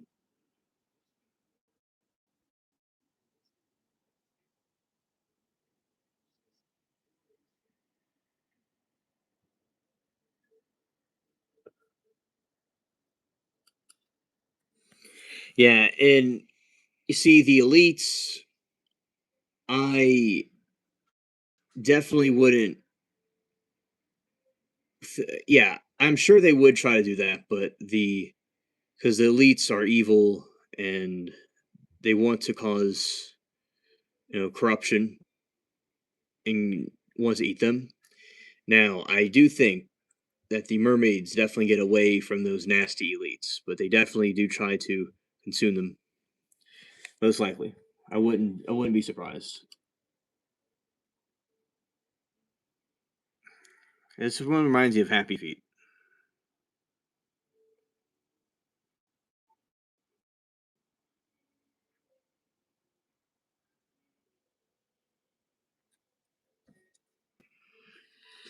Oh, it's raining. Okay, interesting.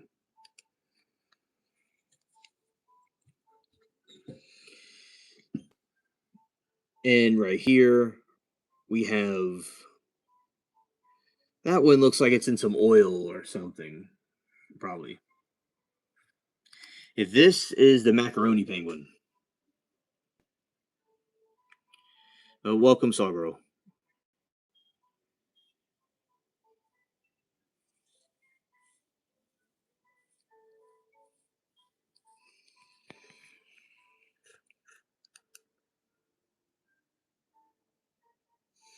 Those are some more.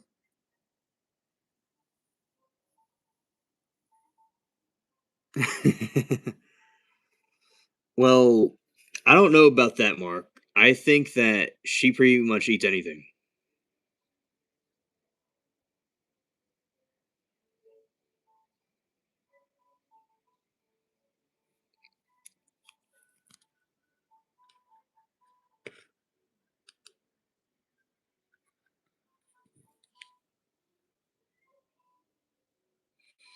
Have y'all heard of the prehistoric penguin called the mega penguin? They're big as humans.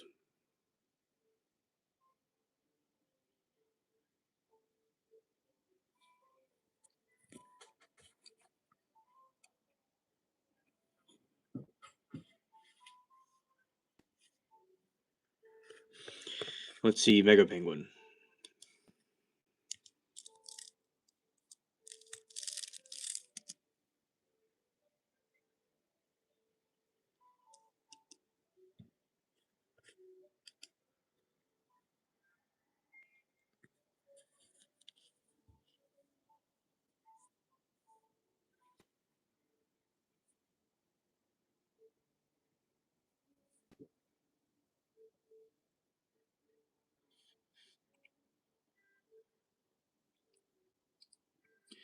That's a penguin that's as big as humans.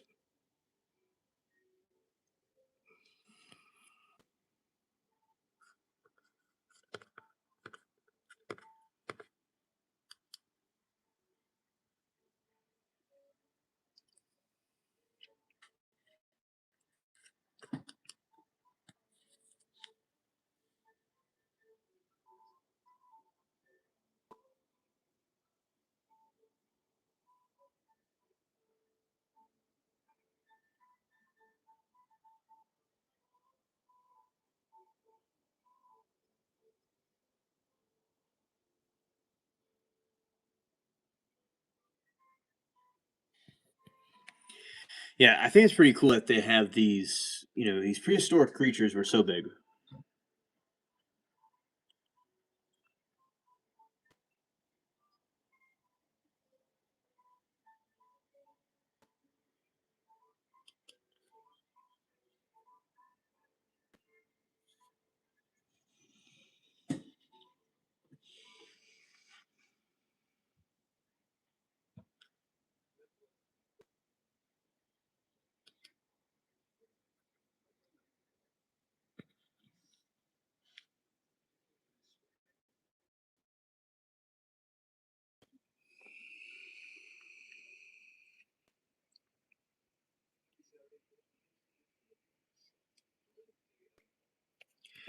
Yeah, I've heard if the kangaroo feels threatened, they'll do that.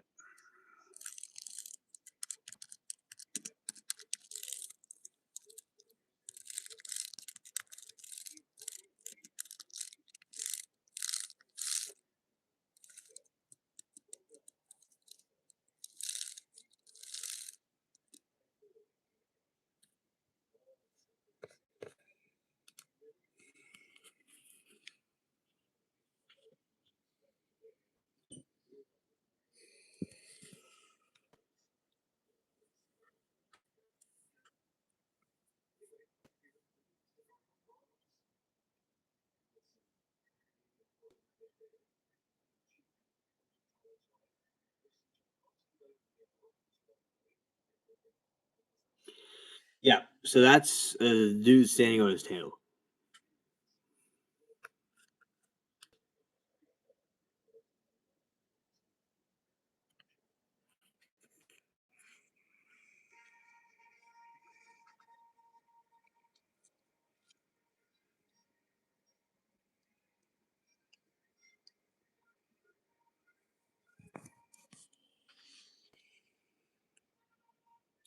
Everything seems to have been giant in the prehistoric times.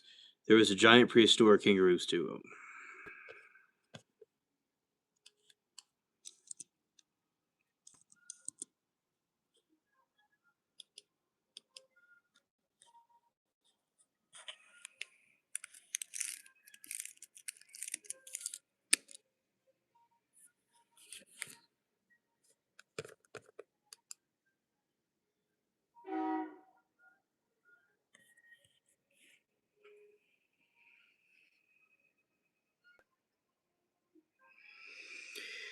There's a giant kangaroo right there.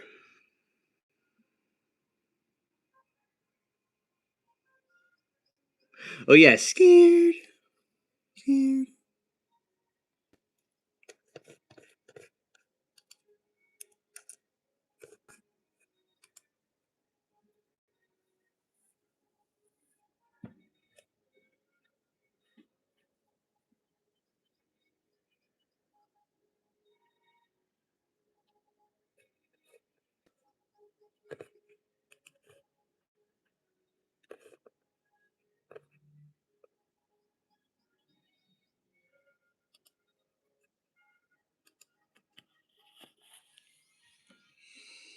That was a neat talent with eyes.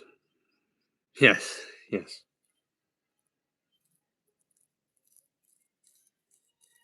You missed the tone. Okay, okay, interesting. Okay, yeah. So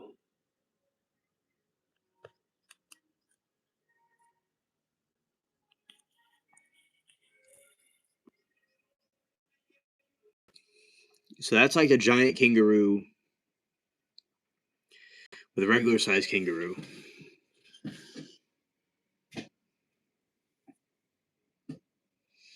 Scared.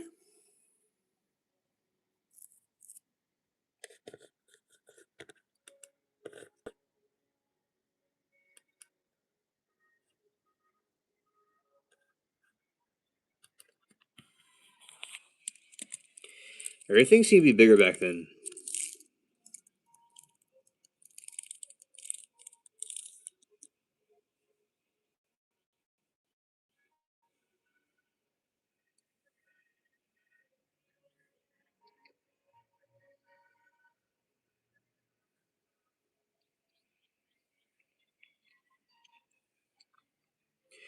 Mark says and can't lift 10 times their weight. Oh, okay. Oh, yeah, I think they're on the game Ark Survival Evolved, maybe. Oh, that's good to know. No, I didn't know they had them in the game.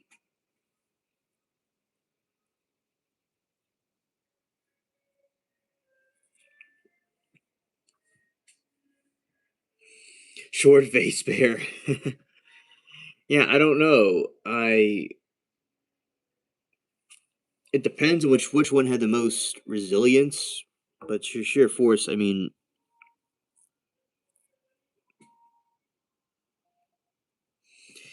a kangaroo could be pretty fierce. I definitely do think that they're very fierce.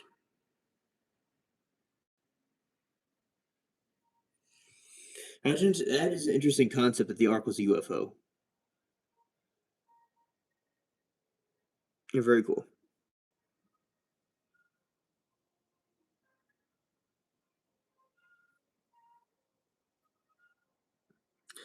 Thank you, pleb. Thank you.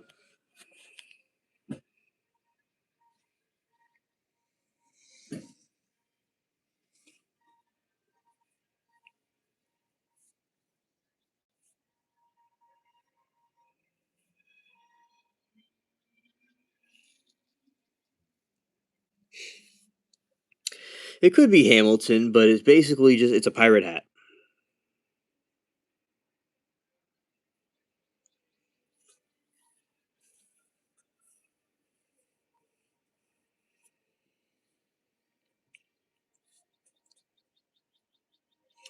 You're welcome, Carlos. Thank you for coming. See you on the next one.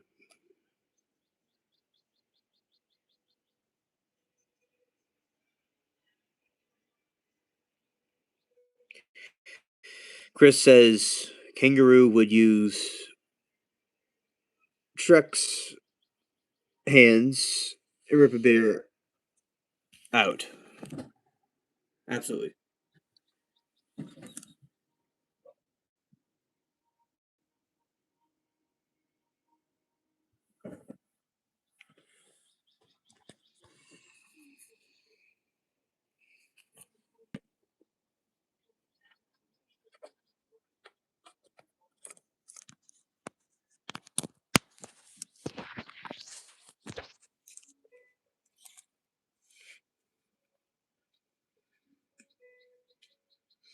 Heard a UFO.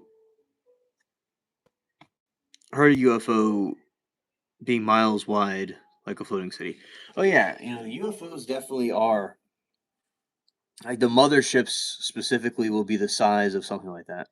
Yeah, definitely.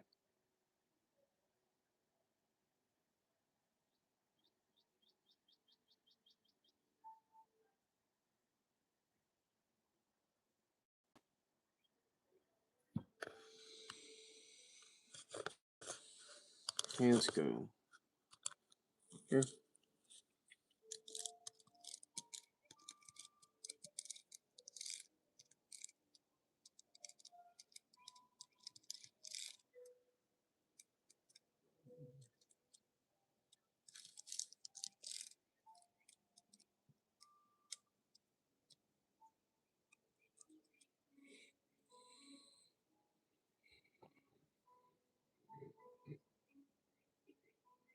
Yeah, Earth in itself is like a UFO in a way because we are aliens to other planets, and we're like a giant flying mothership in a way. Yeah.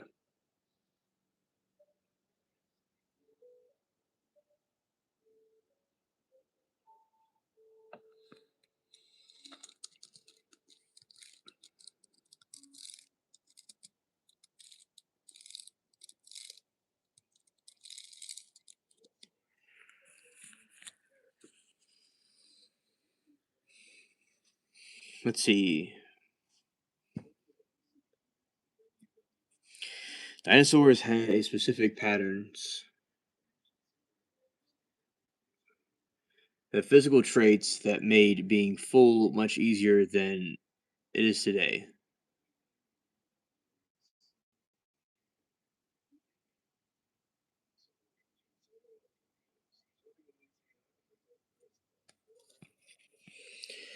All right. Many large dinosaurs had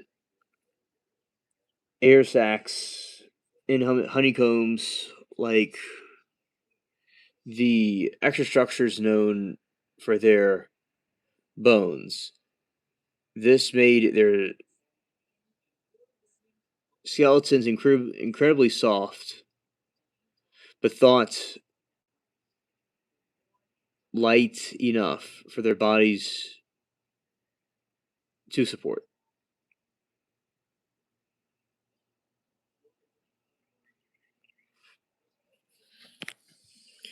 Bird like breathing.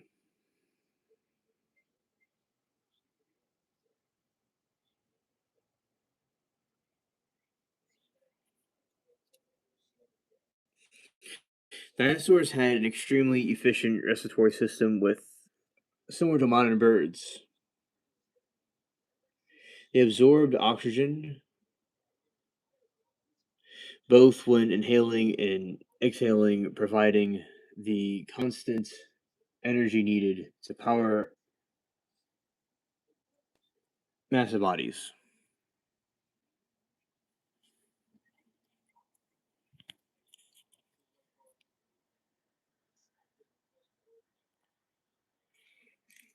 I agree about the T Rex hands. Yeah, let's see.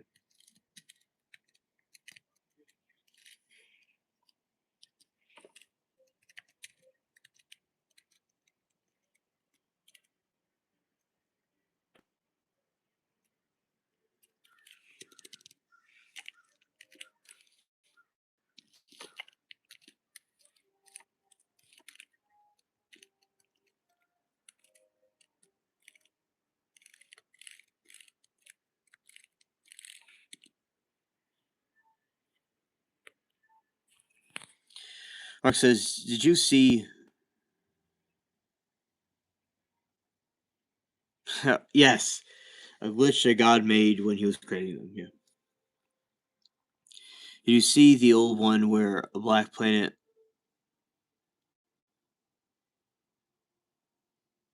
Did you see the one where black planet looked like looking things went up to the sun and started like talking energy from it? Oh, interesting. Interesting.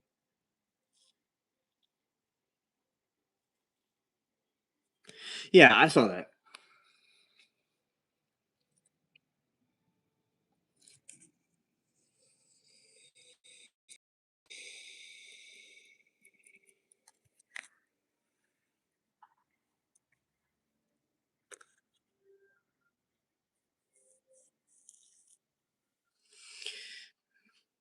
All right.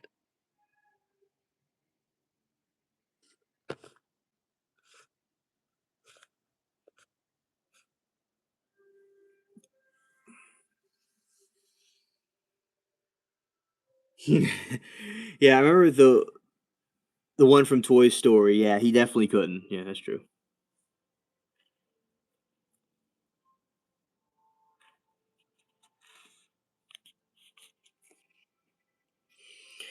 Balance and massive head. Mammals, no, to maintain the strongest bite of any land animal, T Rex needed a giant head, heavy neck muscles, shrinking the arms to reduce weight at the front, helping dinosaurs balance its two legs without tipping forward.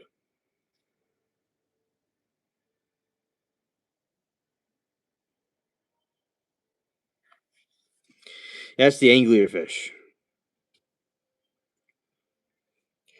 Protect during feeding. Recent theories suggest the short arms were safer during group feeding. If multiple T Rexes were crowded among carcasses, having long arms would make them a target for accidental intentional amputation by another dinosaur's bones and crushing jaw.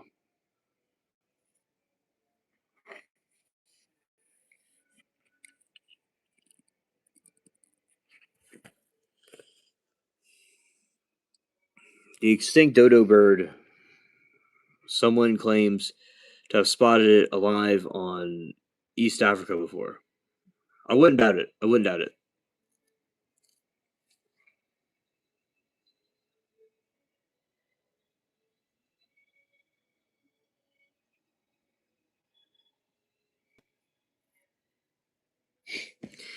Yeah, I don't think you could turn the light off and on. No. Extinct dodo bird, someone claims to have spotted it alive in Africa.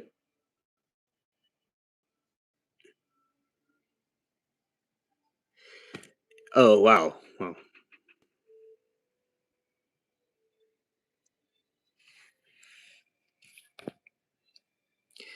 Yeah, in Africa, they definitely would have some wild wars going on over there.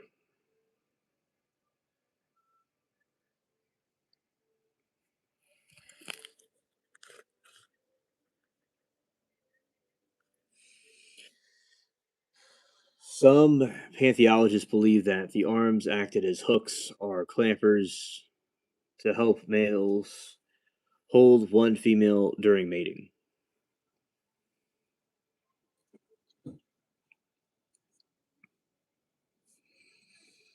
Getting up from the ground. The arms might have been used to protect a small pushback to help multi-ton predator stabilize its feet.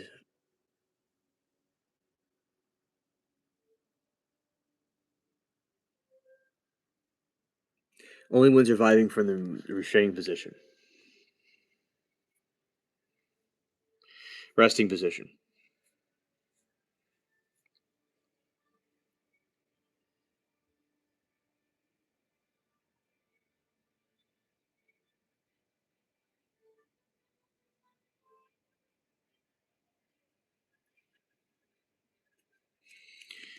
Let's see.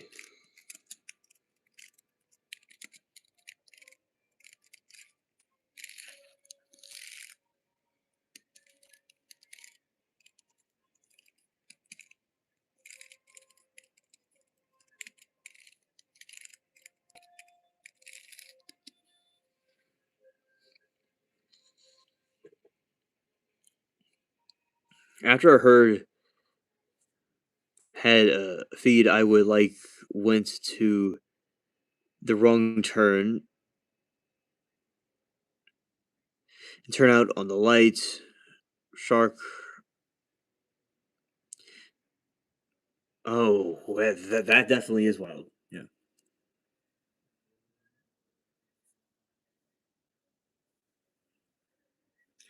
The shark might to see you. Yeah, interesting. Scared.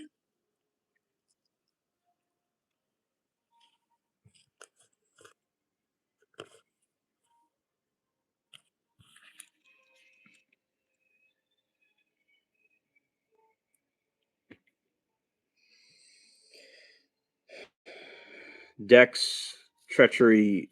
His hands only had two fingers, very strong, and they were designed to move like meat hooks.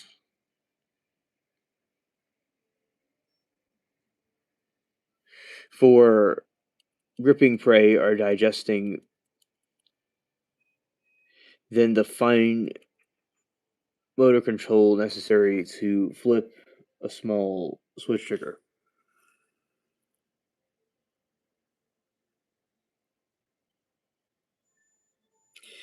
Yeah, I know one of someone I went to school with. His uncle was in Nam, Vietnam, and the dude couldn't sleep without lights on. Yeah, so that is definitely something that people do also experience.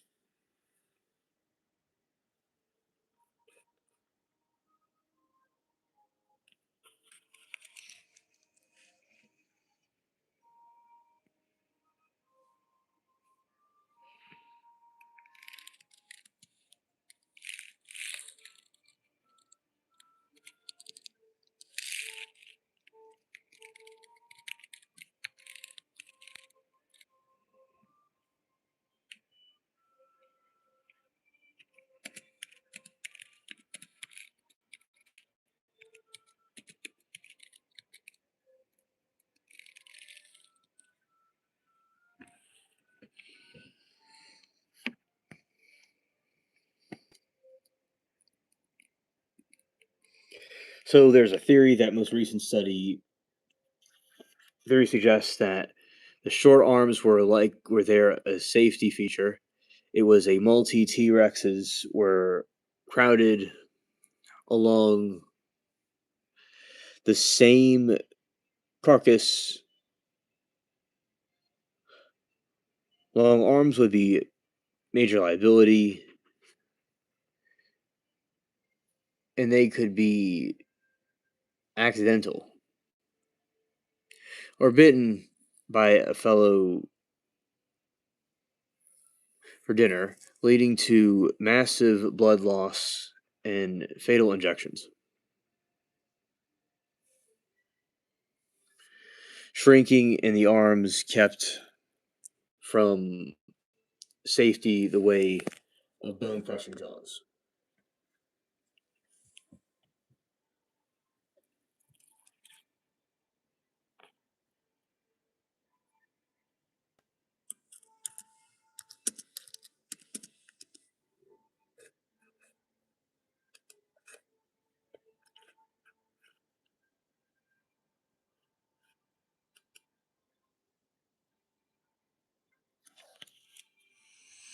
So the fish can sleep with light on. Yes, they can, because they sleep in the oceans.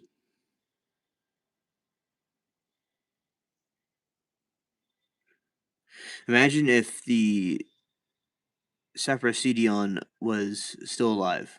Yeah, scared. Scared.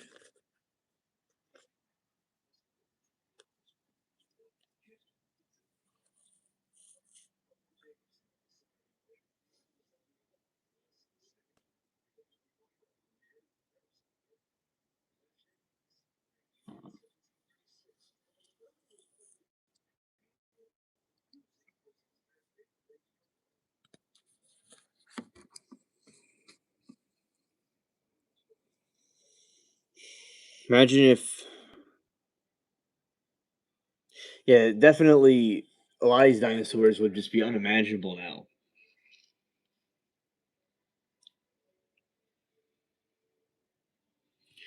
Let's see the surface item.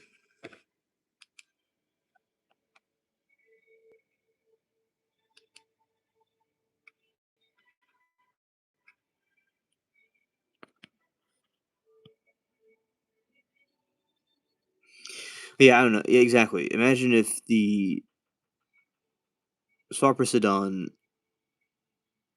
was still alive. So, yeah, scary. Scared.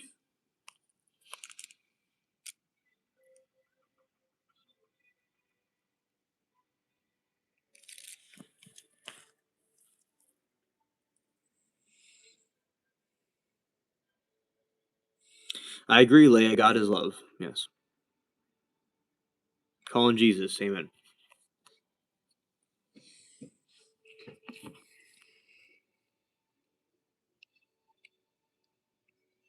Amen.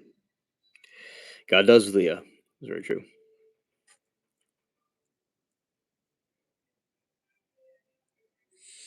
I agree. I agree. Okay, so Tone says,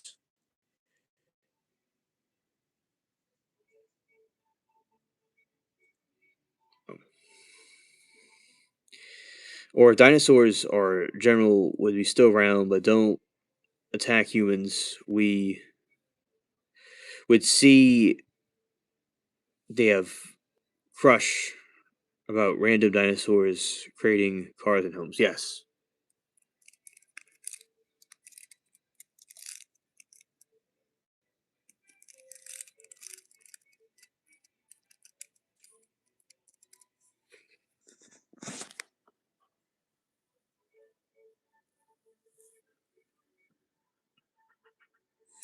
Flintstone was a very, very good show, and they also I think made it into a movie. There's also some AI recreations of the Flintstones, and yeah, that one was very funny. A lot of these old shows are hilarious.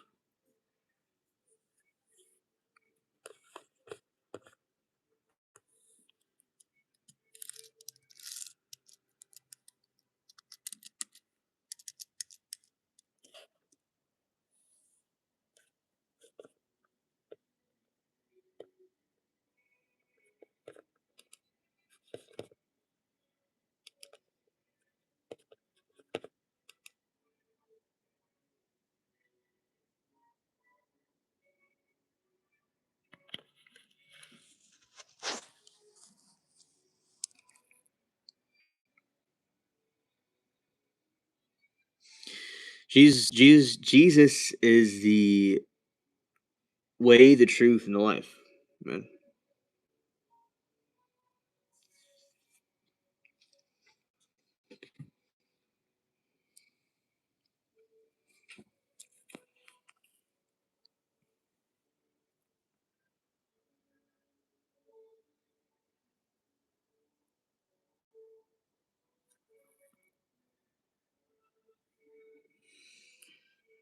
Yeah, God bless. He died on the cross for you and for me and for us all.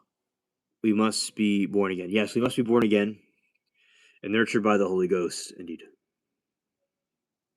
I agree, Leah. I agree. Yeah, yabba dabba do.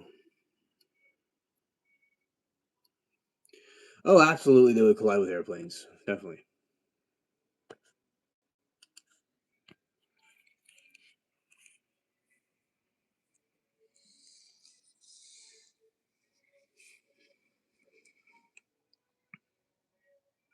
Scared.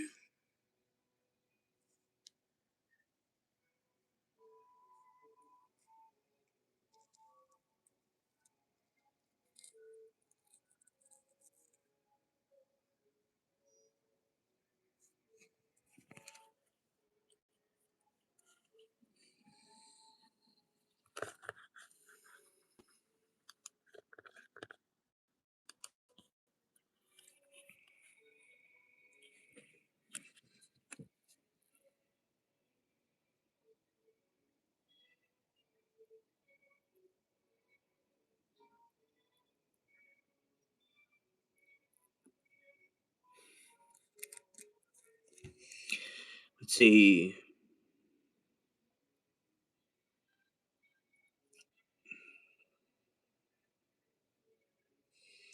Mark says the mammoth they found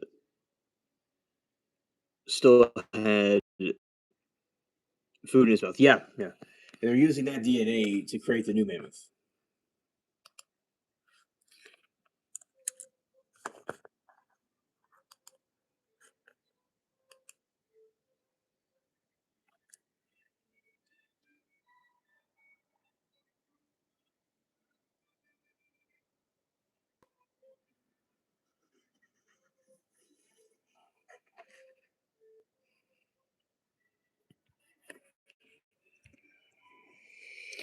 Subro says, "Does anyone see the movie that coming by Steven Spielberg called Disclosure Day?" Oh yeah, yeah. I'm gonna definitely see that one. I think it looks like they might be good movies.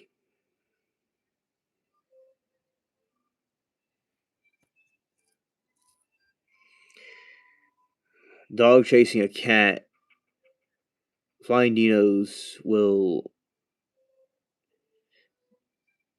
chase planes. Right, right.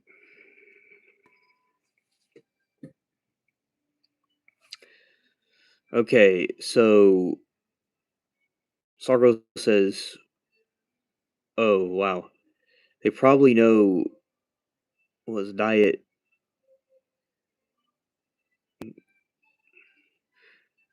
Oh wow, and they probably know what the diet was, considering it was the mouth. And when they found it, it was interesting too. Yes,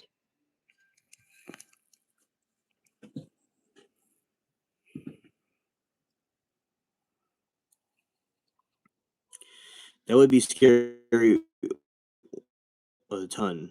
I can't even imagine. Terrifying to look at. Plus the window, and I see the pterodactyl right next to it, looking at the airplanes. Yeah, yeah.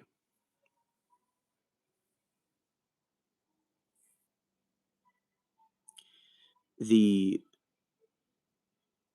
Mark said the rainbow guy is interesting. If you've seen him, looks like a Santa. Three 3D Mason. Okay. Oh, I didn't even notice.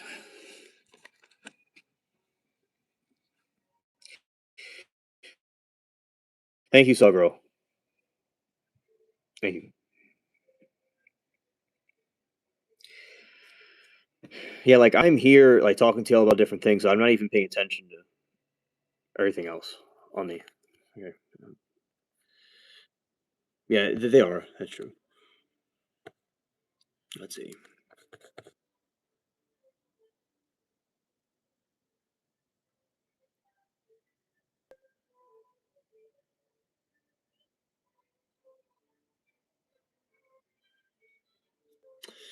Okay, it's up here.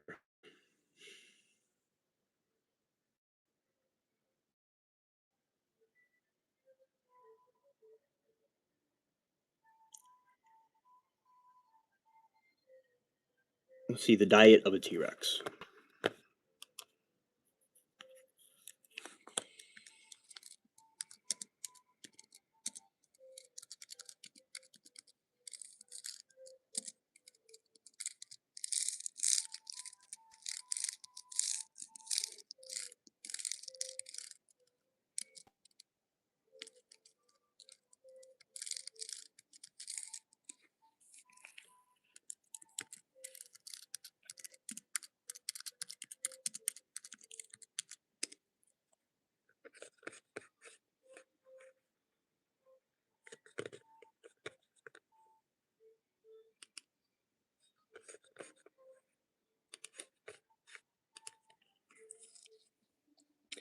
Wonder what mammoth was eating just major prehistoric food. Okay, let's see what mammoths were eating.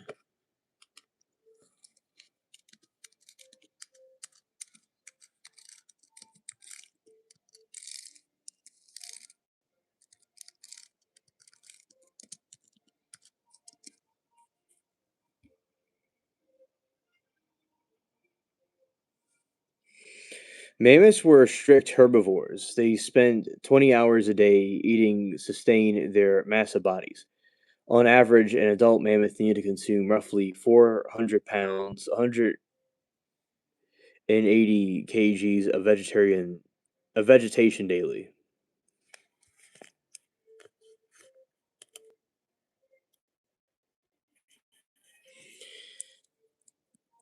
While their specific diet depended on their species and habitat, most mammoths were grazers that relied on protein-rich mammoth steppe, grasses, and sedges. These made up vast majority of their diet, over 90%.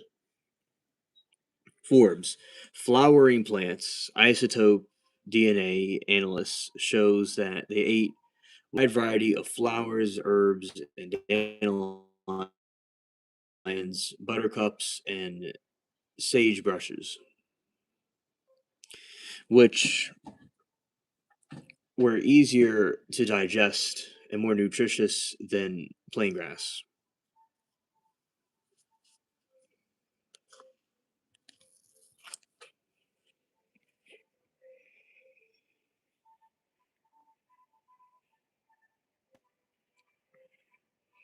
Shrubs and trees. He occasionally browsed on woody plains, including willow, birch, alder, and spruce.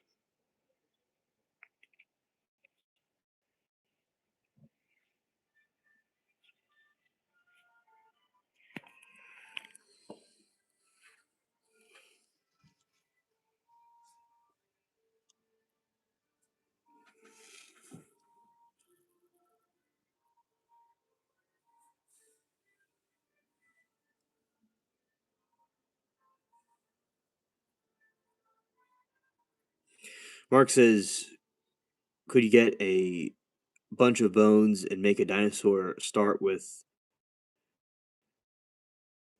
a giraffe neck and crocodile? I think they're fake.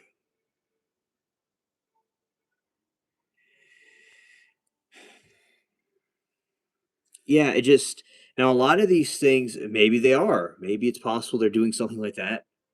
But usually with these things, they found them underground that were there for a long time ago,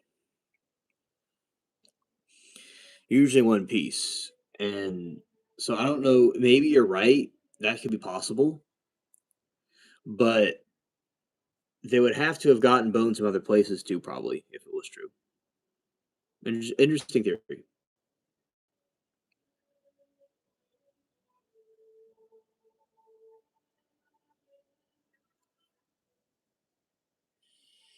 Woolly mammoths adapted to the cold Arctic, and they ate mostly grasses and forbs and found the tundra steep.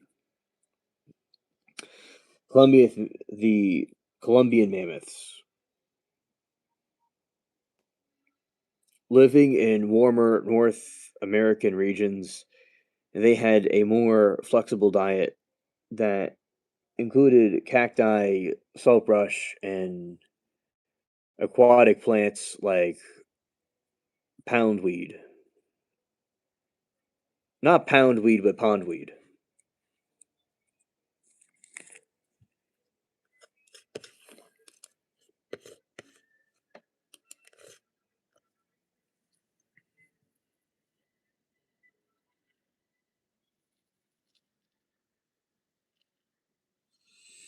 Those giants are real, and they want to say it's fake. Yeah, you see, they want to call the things that are real fake, and what's fake real. Exactly. And yeah, the giants definitely are real, and I think there's lots of censorship that try to hide the truth about the giants. Yeah.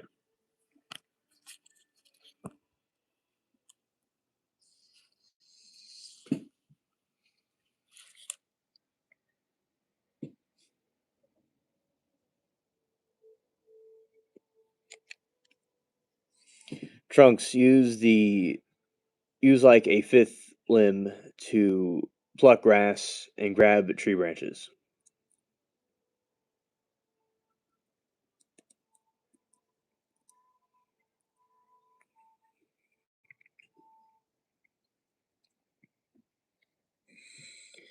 Someone said Bros elephants are known to charge. Imagine mammoth charging at you. Scared. Yeah. Yeah, that'd be terrifying indeed.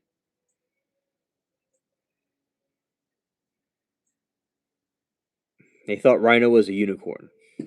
Unicorns may have existed, but they went extinct, or they're just somewhere else that we can't really see them. But yeah, maybe people mistaken rhinos and unicorns. I think they're kind of different looking, but it's possible. Right, so that's what mammoths ate.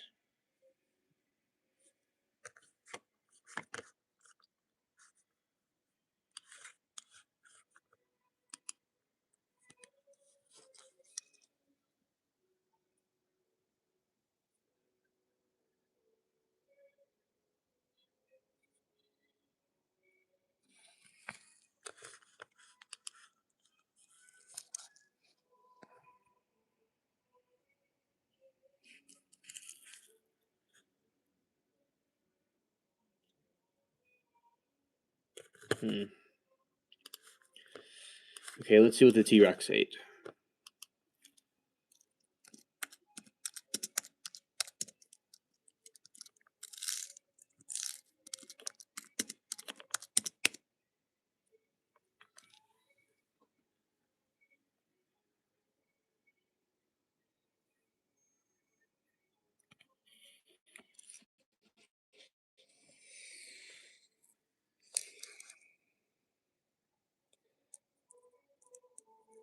T Rex ate almost entirely meat.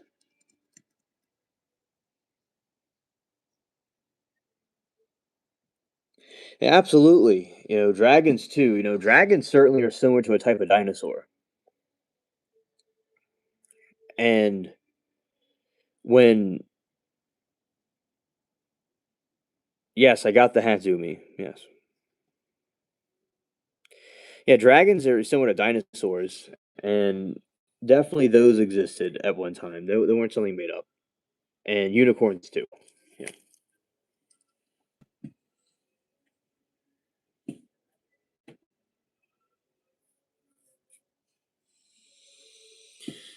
What about dragons? I've seen videos of fast shadow dragons flying around. Yeah, dragons definitely are real, and a lot of times they'll show like in the atmosphere they're just flying around and stuff. And yeah, because I was thinking one time, philosophically, it's like looking at a dragon, the way it looks and the way it's scaly, and similar to the way dinosaurs look. It's like it has to have existed at one time and just went extinct. And Same thing with unicorns. Or maybe they exist and they're just not really around for us to really see them. Only for rare occasions, people have sightings that they see of them, though.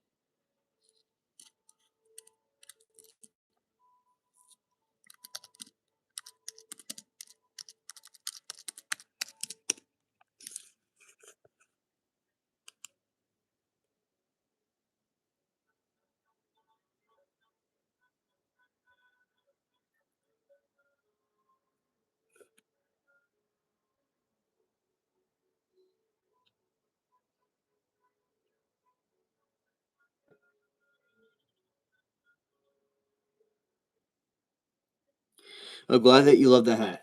Thank you.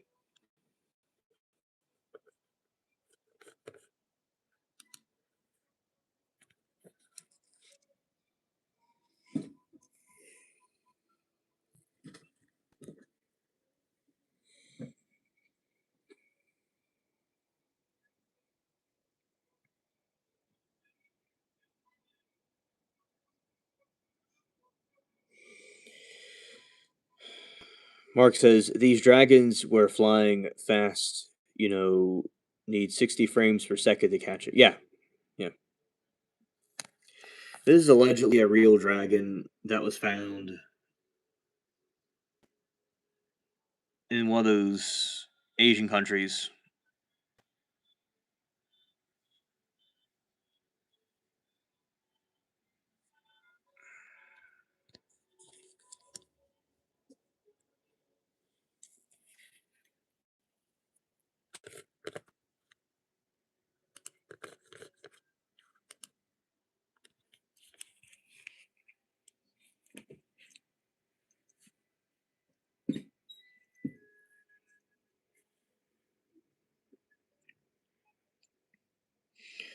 All right, the T Rex is primarily included the three horned Triceratops and duck billed dinosaurs like the Edometasaurus.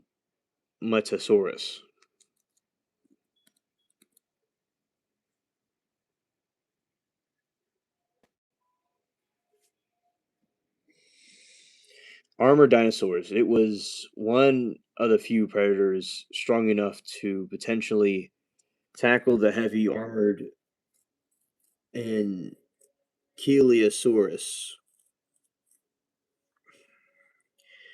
Other T Rexes. Fossil bones and T Rex both marks suggest that these dinosaurs engaged in cannibalism, likely scavenging carcasses in their own kind.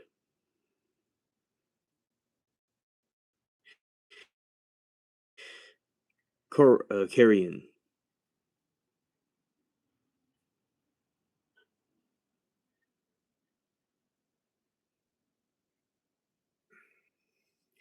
Yeah, but it could be real. That could be a real sighting. You never know. But I hear what you're saying. But definitely,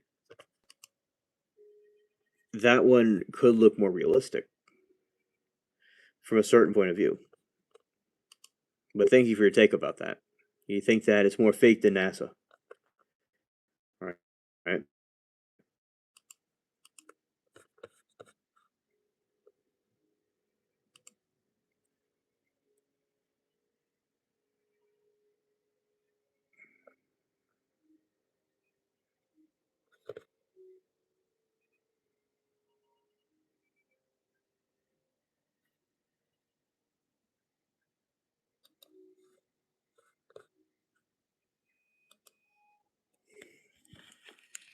It's a what you would think call a Timu photo. Right. Armored dinosaurs. It was one of the few predators strong enough to potentially tackle the heavy armored and Ankylosaurus.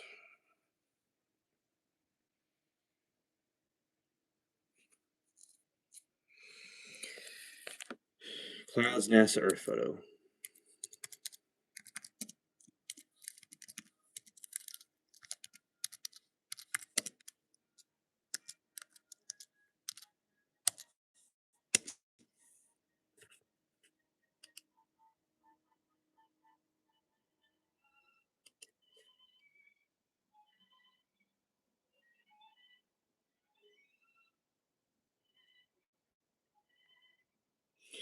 I've seen that before.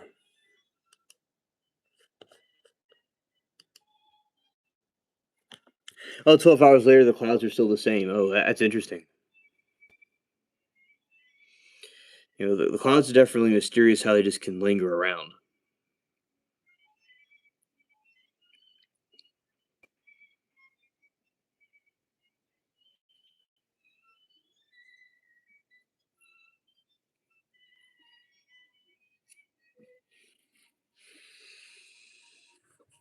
Other T Rexes. Fossilized bones with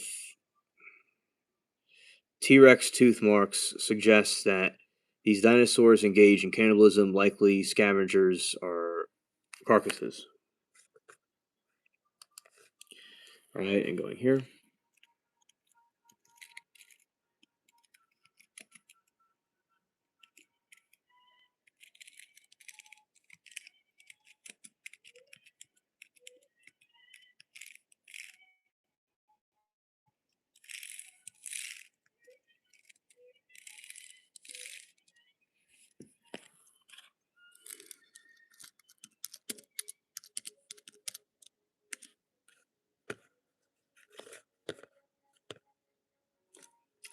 All right, let's see this right here.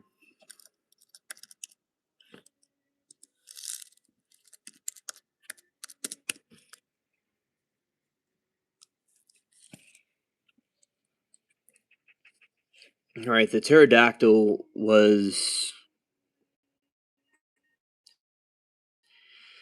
a meat-eating journalist, primarily hunting small fish, insects, and invertebrates. Because pterodactyl is often used to describe many different flying reptiles, their diets are actually varied a lot depending on the species.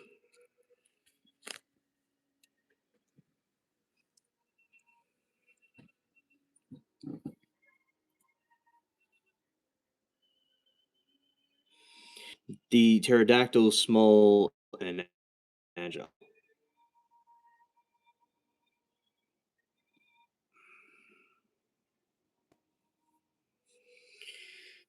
Intervertebrates, insects, and mollusks were commonly eat meals, especially for younger ones.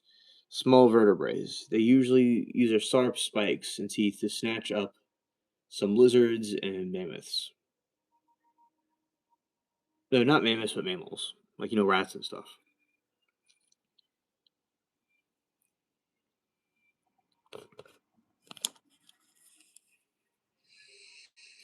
This is the largest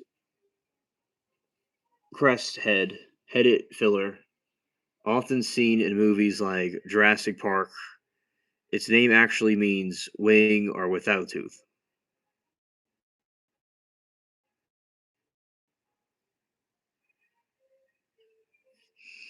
It was a piscivore that caught fish by skimming on the water surface or diving. Soft marine prey, often likely ate prehistoric squid and jellyfish as well. I got stung by jellyfish before.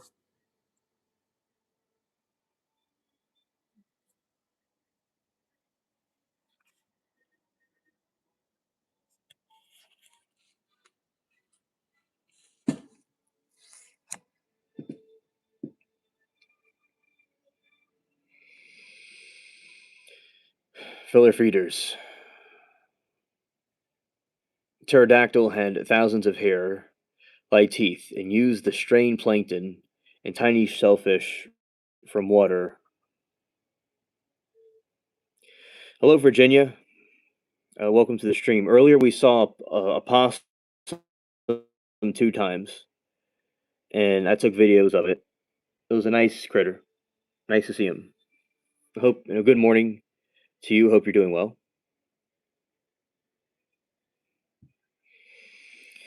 And terrestrial hunters, giants and Custicotus were the size of giraffes and likely stalked the ground.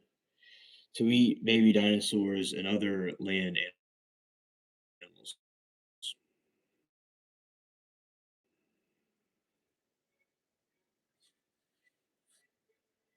Herbivores. A recent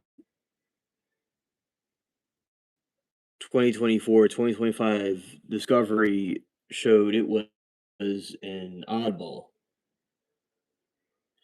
that actually ate fruit and seeds, making it one of the few known plant-eating flying reptiles.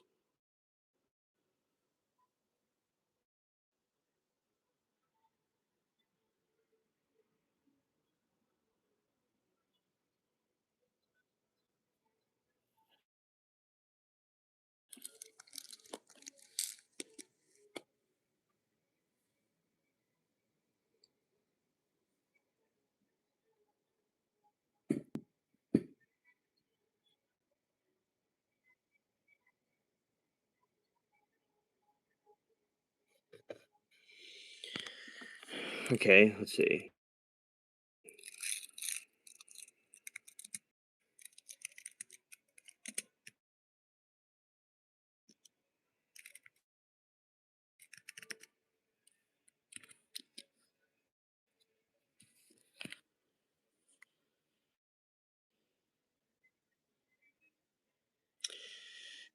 The tomb of King Tut, officially known as KV-62, is found in the Valley of Kings in Egypt. City of Thebes, exact spot. The entrance was discovered directly beneath the remains of ancient stone huts.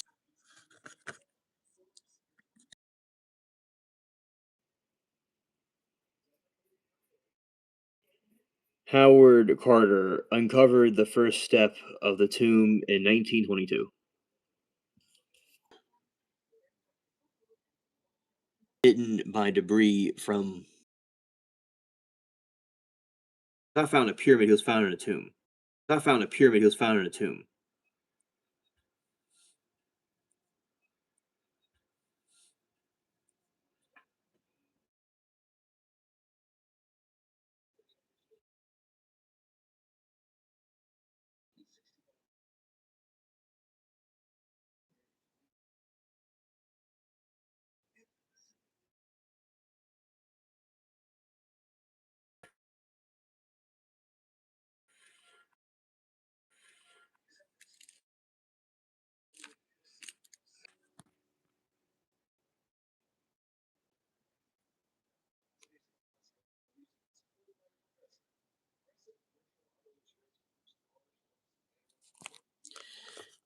All right, so I'm back.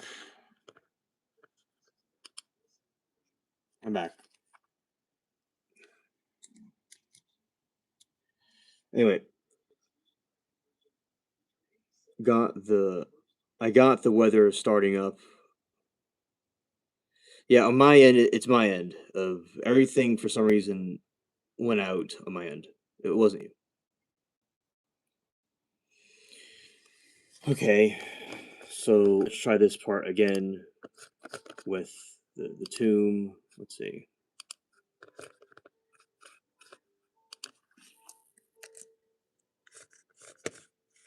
All right, just sometimes things hiccup. And here we go.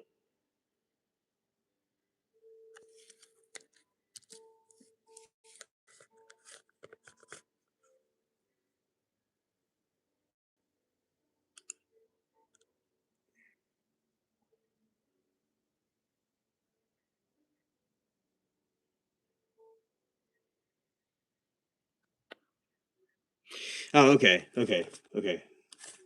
Yeah, we're all still here. For a second there, I thought we didn't make it. Okay, here we go.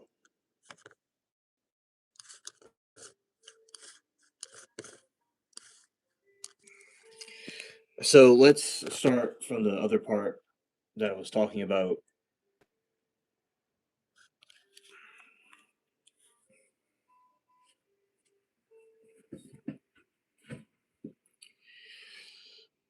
Well, King Tut, officially known as KV-62, was found in the Valley of the Kings in Egypt. This famous burial site located west of the bank of the Nile, near the ancient city of Thebes. Exact spot. The entrance was discovered directly beneath the remains of the ancient stones huts, once used by workers building the nearby tomb from Ramses. The British archaeologist Howard Carter uncovered the first step of the tomb in November 4, 1922. Intact, celebrated. Yes, I know about the Captain Jack pirate. Yep, absolutely. Intact state. It is celebrated as only a royal tomb from the kingdom, subsequently intact and having been hidden by debris from flash floods and later constructed in 3,000 years. And KV62.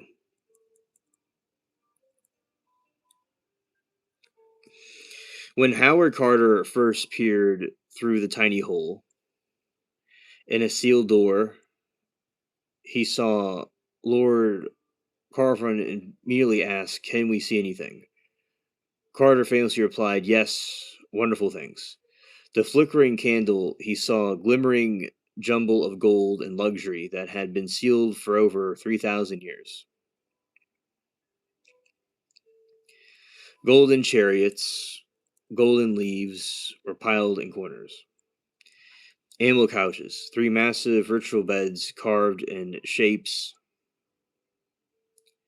of the gilded hippopotamus, and a cow and a lion head beast. A magnificent golden chair showing King Tut and his wife decorated with gold, silver, and semi precious stones.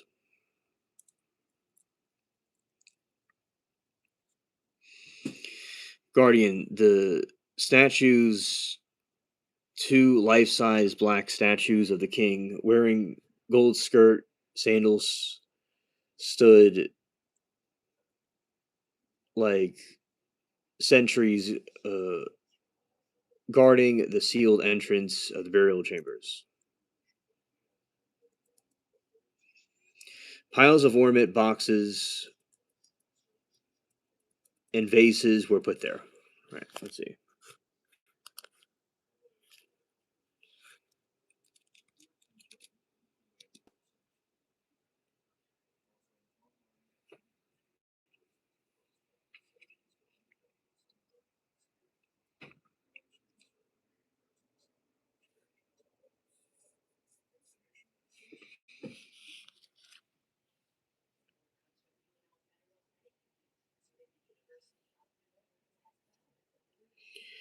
The Golden Mask is arguably the most famous object in ancient world.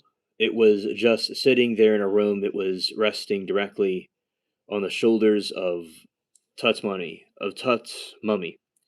inside the innermost golden coffin.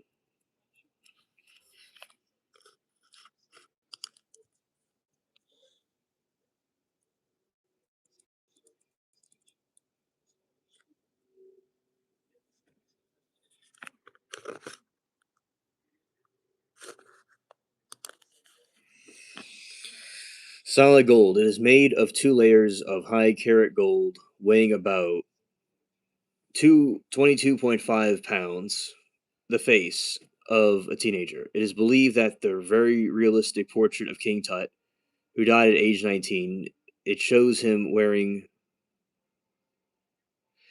the Nemes strip royal headdress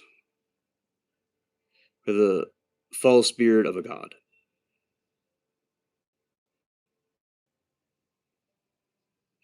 Oh no, I'll check it out, Zoomy. Thank you. Mark says, "Why do pirates like women with small breasts? Because they have a sunken chest." Excellent. That was a really good one. Yeah, definitely.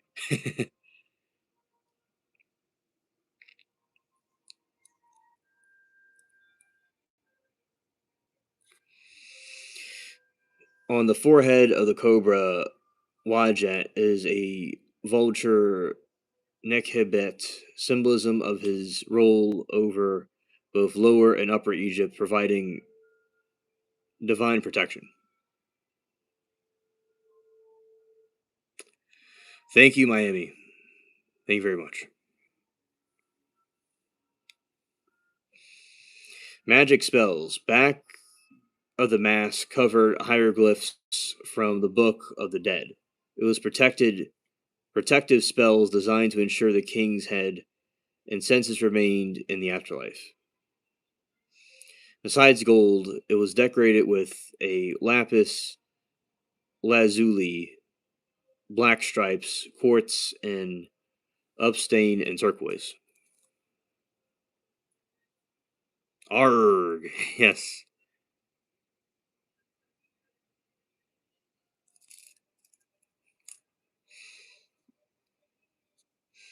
Yeah, shout out to Mark. Yeah.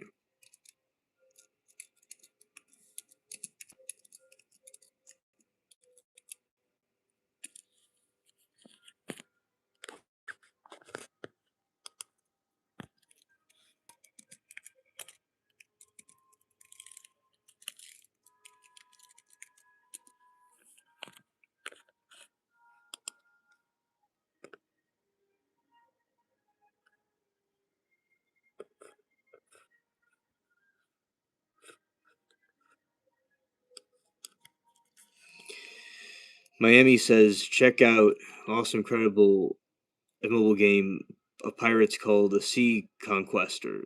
Conquest. I'm in the server 809 Kraken's Bane team 420 join us. Okay, absolutely, definitely. I'll do that.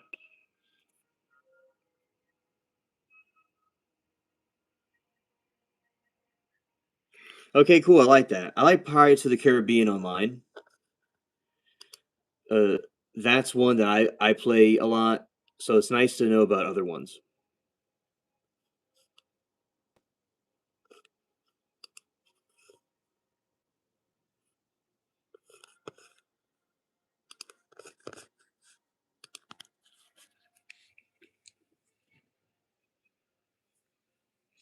Okay, you're Kraken's Bane. Okay, gotcha.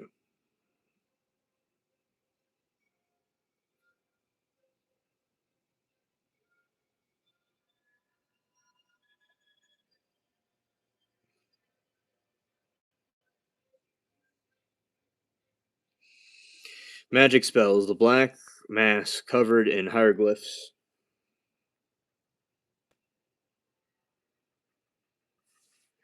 Here, I read that. Okay.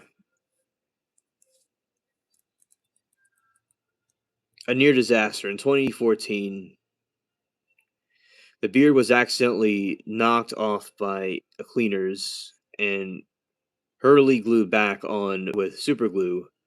Thankfully, restorers were able to fix it properly a year later.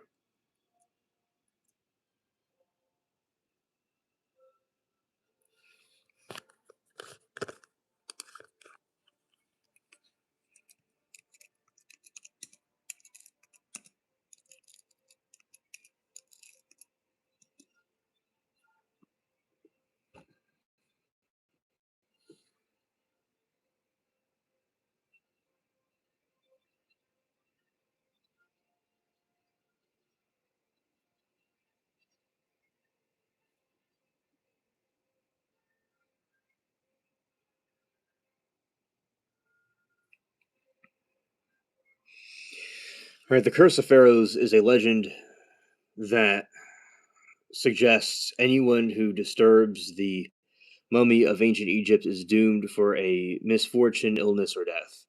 While highly famous, it is widely considered by historians as a scientist as a myth fueled by sensationalist journalism and unfortunate coincidences.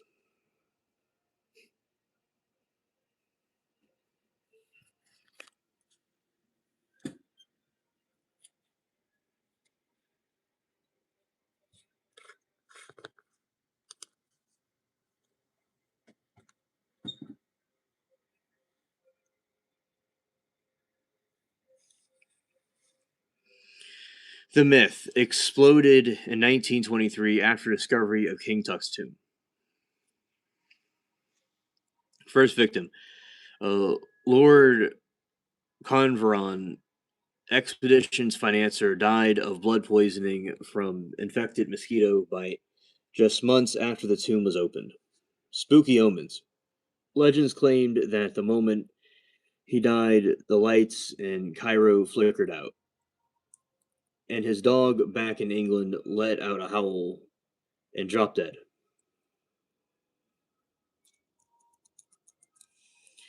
Media reports warning death shall come on swift wings to him who disturbs the peace of the king. But no such inscription was ever actually found in the tomb.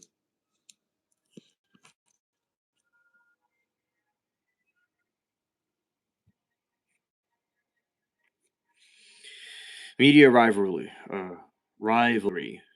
Lord Carnarvon gave exclusive rights to the Times of London to compete other newspapers and curse the angels to sell copies.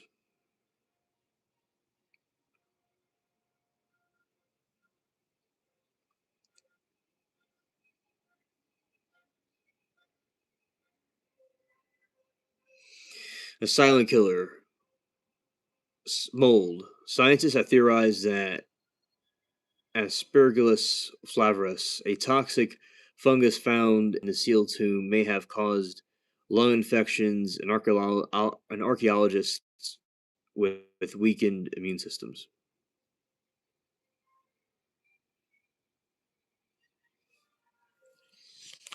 Statistics.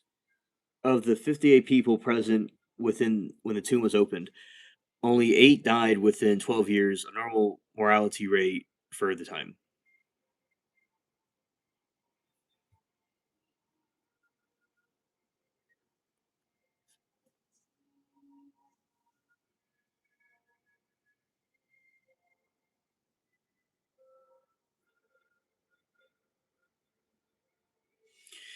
Best counterproof. Howard Carter, the man who actually opened the tomb and handled the mummy, lived until 1939 and died of natural causes at age 64.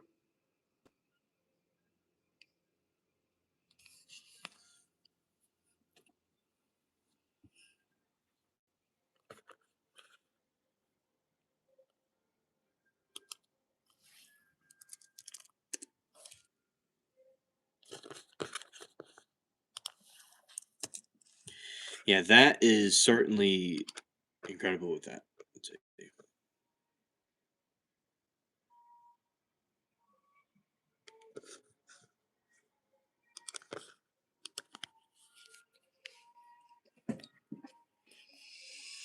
Toxic fungus Aspergillus flavus, which has lurked in ancient Egyptian tombs for thousands of years, is now being hailed as a potential breakthrough cancer treatment.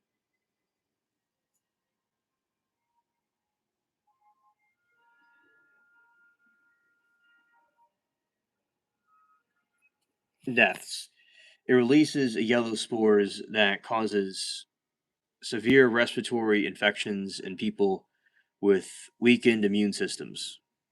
It was found in King Tut's tomb and linked to the deaths of several archaeologists, as well as 1970s excavation in Poland, where 10 out of the 12 researchers died.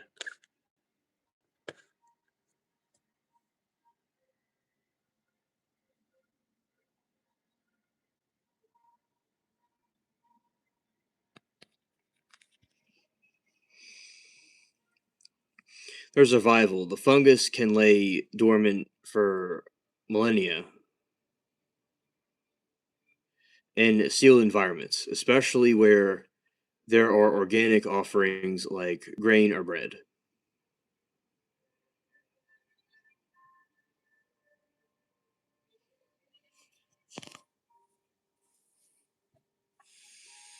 Medical breakthrough. Study published in Nature Chemical Biology researchers at University of Pennsylvania transformed this deadly mold into the cancer-fighting tool.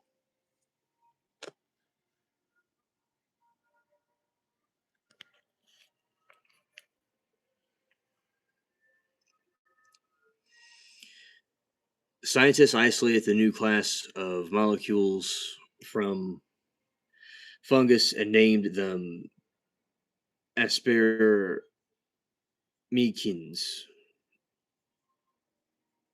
right, fighting leukemia.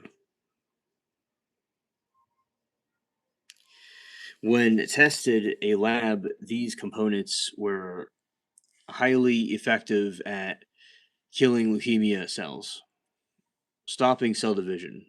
The compounds work by blocking formation of microtubes, which essentially scaffolding cells need to divide. By stopping this process, the cancer cells cannot multiply.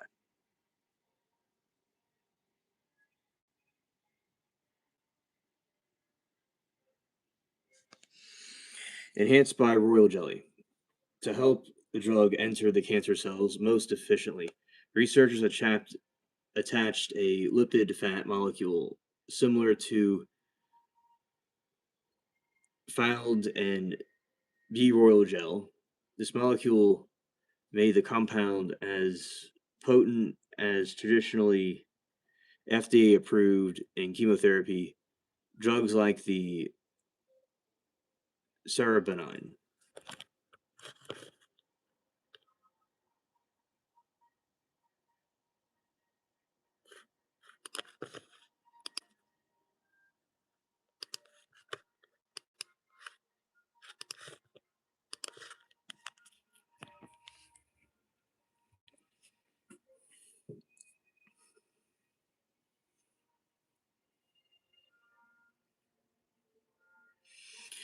Compounds work by blocking the formation of microtubes, which are essential for scaffolding cells need to divide, stopping them from multiplying. Enhanced royal jelly. To help the drug enter the cancer cells more efficiently, researchers attached the lipid fat molecule similar to the one found in B royal jelly. This modification made the compound as potent as traditional and FDA approved chemotherapy drugs like the kytrabine.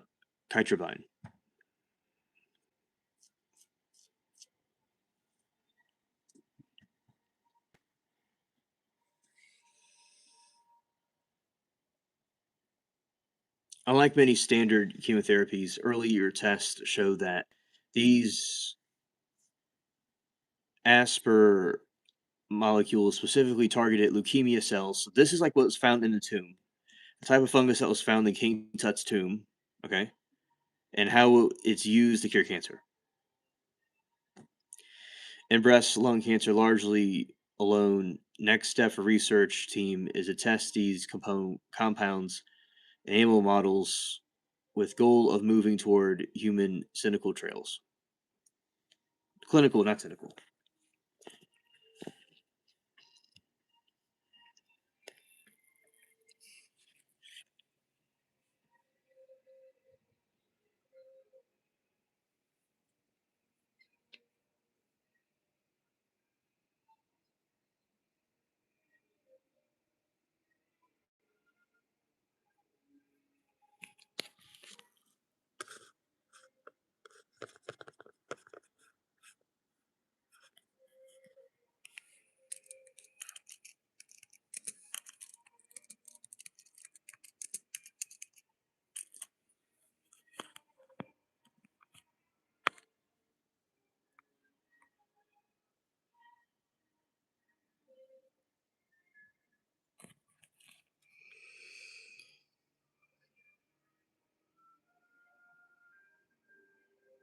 All right, because what I was doing was I didn't realize I see messages. Okay.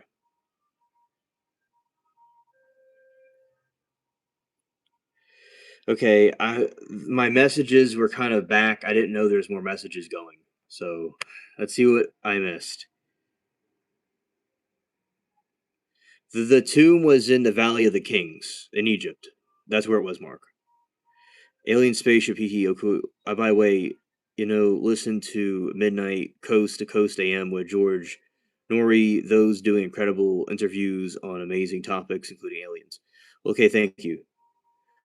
To fight cancer, green walnut husks, wormwood, brothers and sisters, by the way, women, one mushroom, black pepper, reduce breast cancer. Oh, thank you, Rod. B17 and apricot kernels, who cancer as well as weight guidelines to be sure. Okay, thank you. Said I on my phone I had some messages from a while back. I didn't realize I didn't scroll down, so I wondered why the chat wasn't moving. So okay, I appreciate it.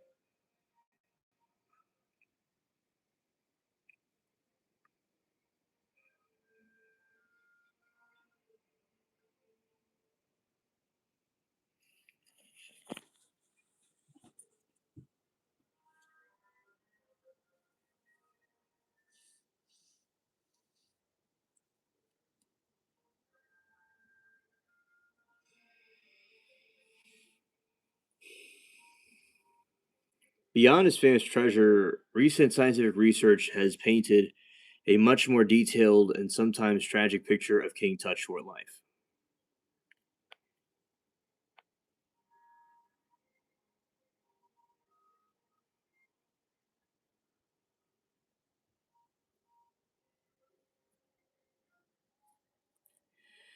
Hello there, Blake. Welcome to the stream.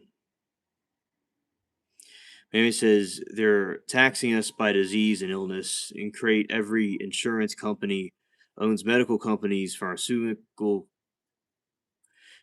companies and manufacturers and making money everywhere. Which way? Yeah, I think definitely they take advantage of it, and a lot of it is to make money, not necessarily caring about the people they're supposed to care for. I do think money is a big role in that, definitely. Yeah.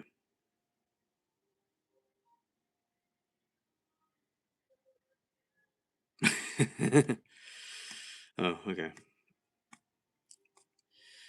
And LOL, Blake. All right. Miami says, but that was my 2 cents. My brother smiles. Yeah, Miami, I do agree with you completely about your the company. The pharmaceutical companies will definitely do that. They will make it. They just want to make money from people, in my opinion, or they have the technology that they don't want to release. There's a farther down rabbit hole that there are people who really like the different, you know, there's alien technology out there that they're not giving people that can actually cure these things, but they don't give it to people because they want to keep it within their own groups. So that's what it seems to be going on.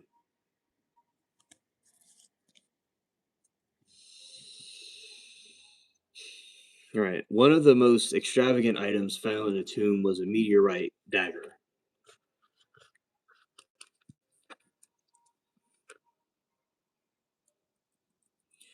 One of the most extraordinary yes, one of the most extraordinary items found in his tomb was a meteor dagger. Metal, because of the iron smelting hadn't been invented yet. Iron was rarer than gold. Scientists use X ray technology to prove that Tut's iron blade contained high levels of nickel and cobalt, confirming it was forged from iron meteor.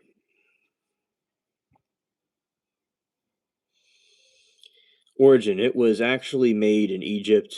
Analysis of the hilt's adhesive lime plasters, suggesting it was diplomatic gift from the Mytilene kingdom of Antalo, Anna, Tolia, modern day Turkey, likely sent to Tut's grandfather Amenhotep III.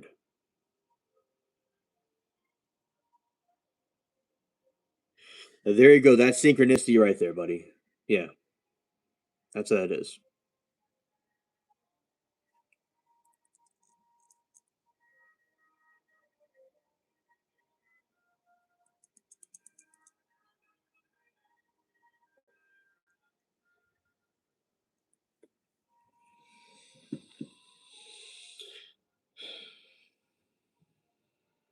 Genetic health and disabilities. Far from powerful warrior king, DNA CT scans show Tut was physically frail. Walking impairment. He had clubbed left foot and rare bone disorder called Kohler disease, which caused bones tissue to die. This was 130 walking sticks were found in his tomb. Many show signs of actual use. They all had too much of the vax left over, and they said you had to get a second shot, third shot, and a fifth shot, and a sixth shot, and you have to wear a mask and stand on your head. Yeah, they're all still here. If there was like a plague, like the Black Plague, everybody would be like dying in the streets. You know, society would have collapsed already. All the electricity would have been out. It would have been. Because I remember the History Channel put out something of if a pandemic happened, and that would be extremely different than what we see in the modern day. You know, like the other thing that happened, nothing really occurred. It was just the you know shots and another shot and another shot. You know, it's not like everybody's still alive. Yeah.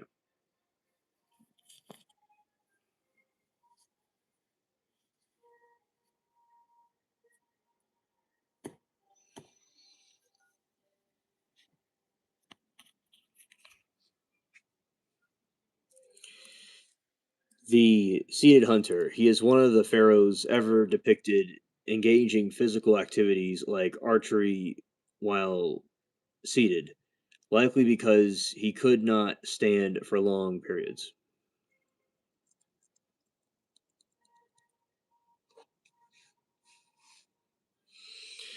Complex family tree. The Tut was product of generations of royal inbreeding, which was done to keep the bloodline divine.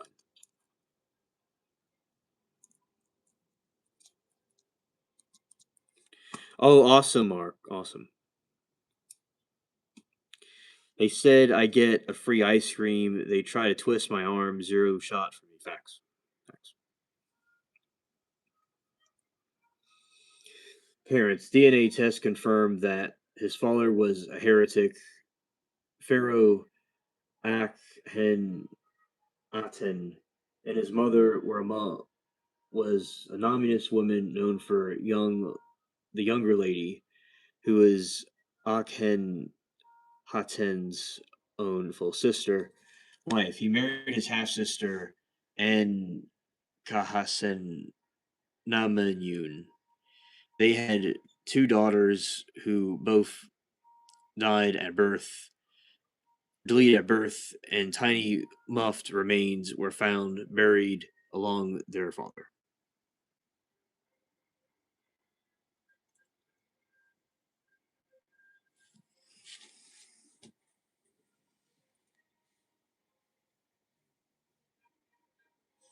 Hello, crazy Mary. Welcome to the stream.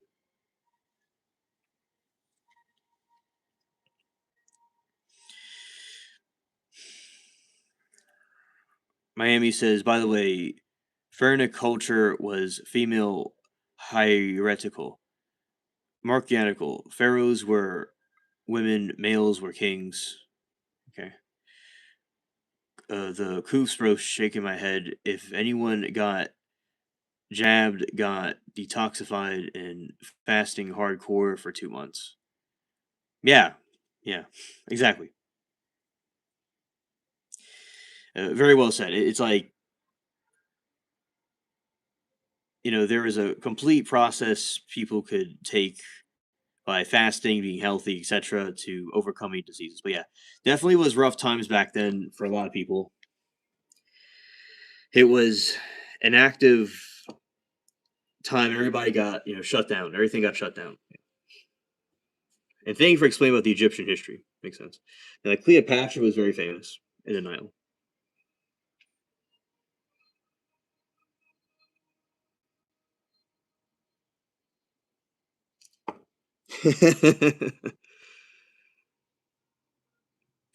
Yeah, the only time he could stick a needle in his arm if there's heroin in it. Oh my goodness, that's hilarious.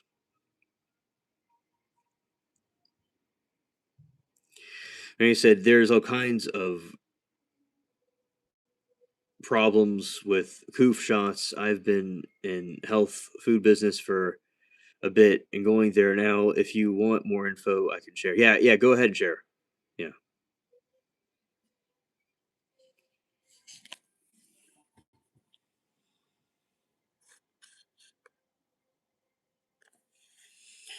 The popular theory is that he murdered by a blow to the head has been largely disproven. The hole in his skull was likely made by embalmers during mummification.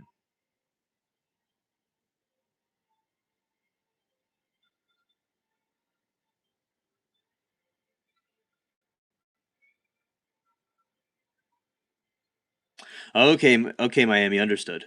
Okay,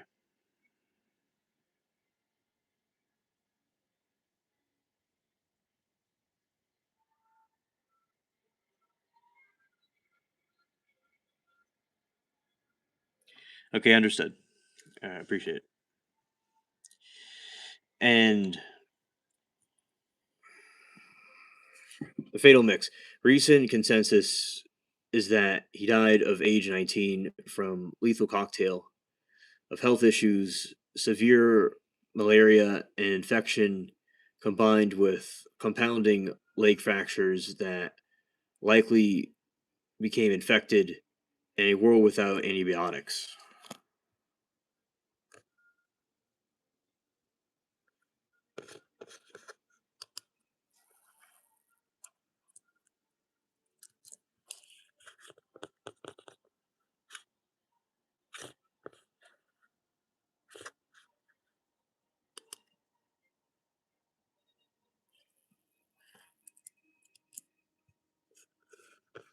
Okay, let's see here.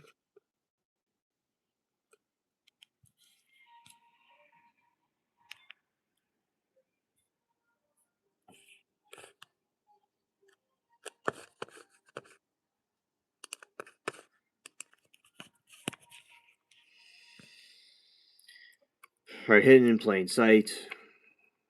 Tut's tomb was so small and cluttered because his death was unexpected. It was. It wasn't even. Yes, enjoy your day, everyone. Yes, absolutely.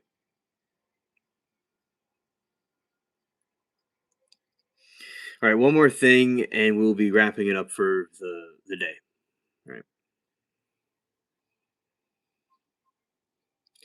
Tut's tomb was small and cluttered because his death was unexpected. It was even built for a king, and he was likely moved into a smaller private official's tomb because his royal burial site was finished. This rushed burial activity saved him from looters as it was eventually covered by debris and forgotten.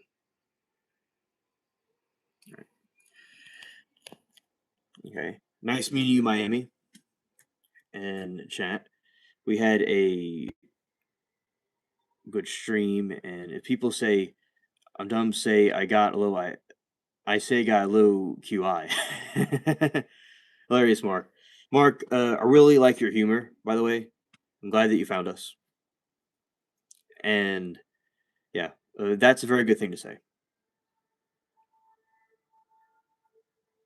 All right, Miami says, elderberry is awesome, bro, for many minor flu like oregano oil, great garlic smashed fine air, and great one too. Oh, elderberry is very good.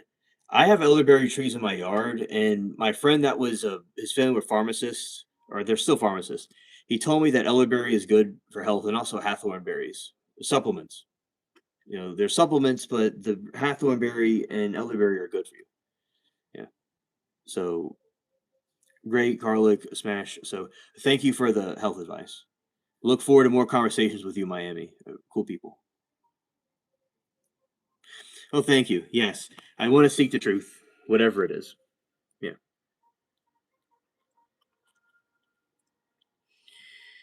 And yeah, at this point in time, I'll be ending it for the day. And thank you all for being here. This is the longest phone live that I did into the morning, as I was doing a stream like at night. Oh yeah, shout to Crazy Mary. Yeah, cool people. This is the long one I did one always in the morning. Right. Shout out to you, Crazy Mary, and yeah, that's some information on King Tut. And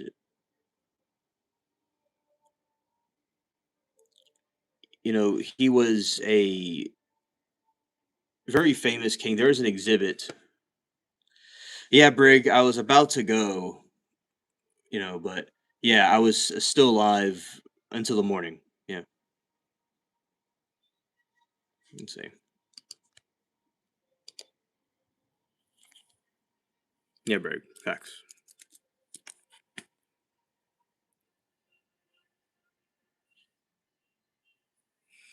Yes, indeed. Later, True Seeker, arg, yes.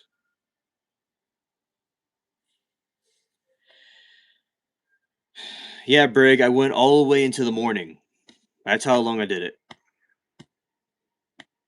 I went to the garden all night with the animals and stuff, and then I came over here and did it until the sun came up. There is a Grand Egyptian Museum located in Giza Plateau, right next to the Great Pyramids. It is new permanent home in Tutkin's entire collection. Yeah, arg, yes.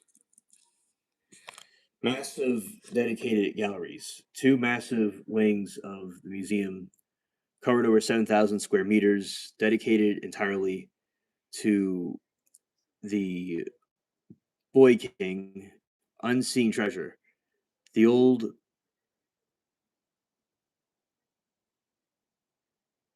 Oh, yeah. Thank you, Miami. Unseen treasure. In the old museum in Cairo, only about 1,500 items were shown due to space. Yeah, fact, Joseph. Unseen treasure. The old museum in Cairo only was about 1,500 times were shown due to space. Gem is finally displaying the hidden items like his undergarments, childhood games, and over 100 sandals. And we're almost at 50. It's at 49 right now. This stream got over 2,000 views, by the way. That's pretty good.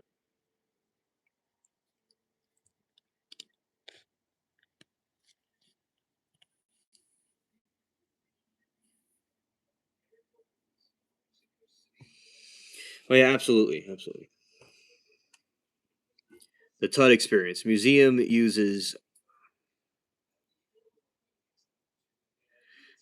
Yeah, definitely. Definitely.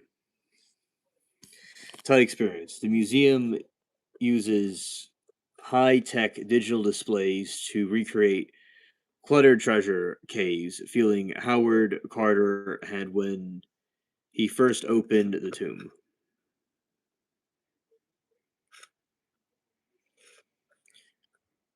While Gem has been hosted for Luminous tours.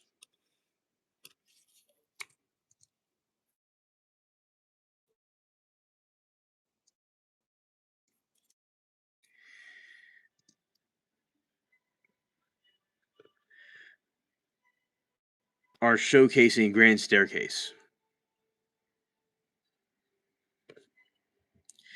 Commercial areas define Tut.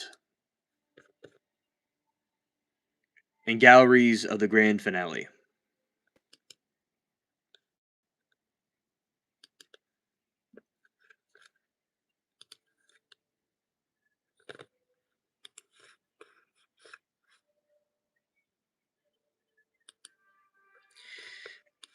And let's see. While the gold mask. Yeah, right on, Jay. Facts. Good to see you, Jay. Welcome to the stream.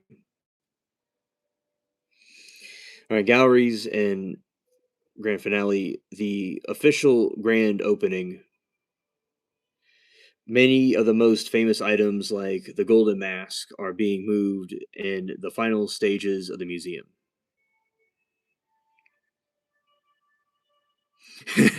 Arg, Mark. Arg. Facts.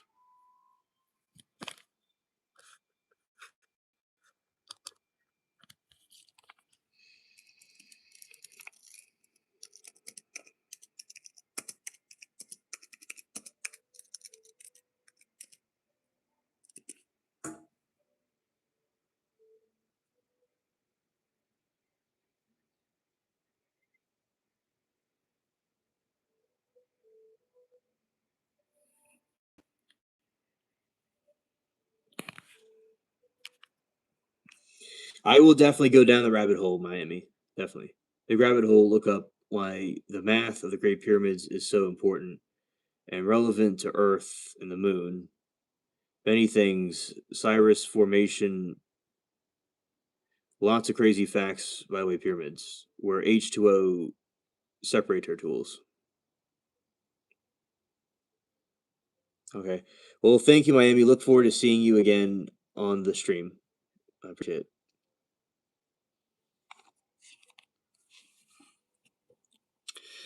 We got 51 likes. That's awesome.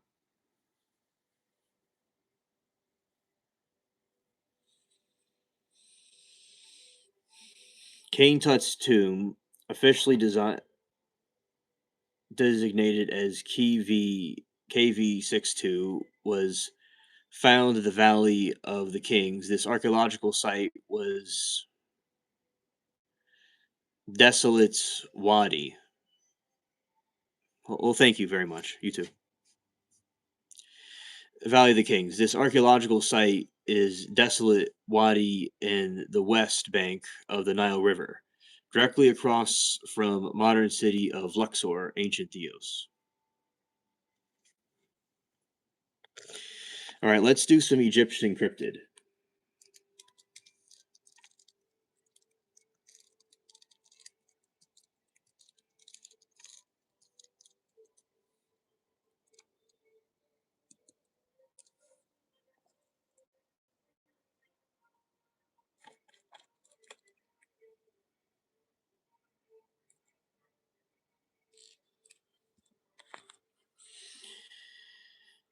All right, the Salawa. The Salawa.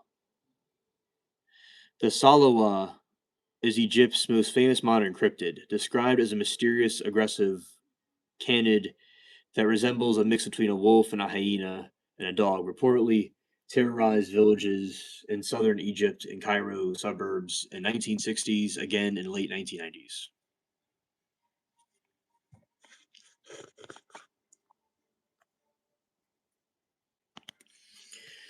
Appearance.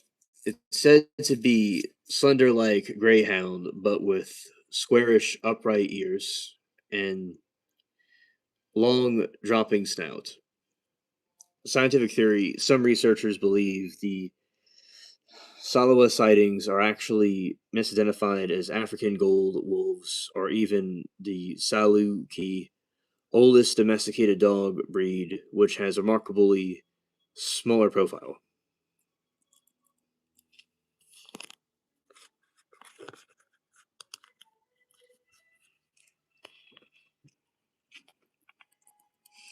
One of the biggest mysteries in Egyptology is the animal associated with Set, the god of chaos. Unlike other gods who have clear animal heads, like the jackal of Anubis, Set animal does not match any known living creature. Distinct features: it has a long curved snout, squared off ears, and stiff forked tail. Stands upright. Cryptid angle. Some cryptozoologists suggest that Shah was real species that went extinct in historical times, such as now lost species of African wild dog or a stylized giraffe.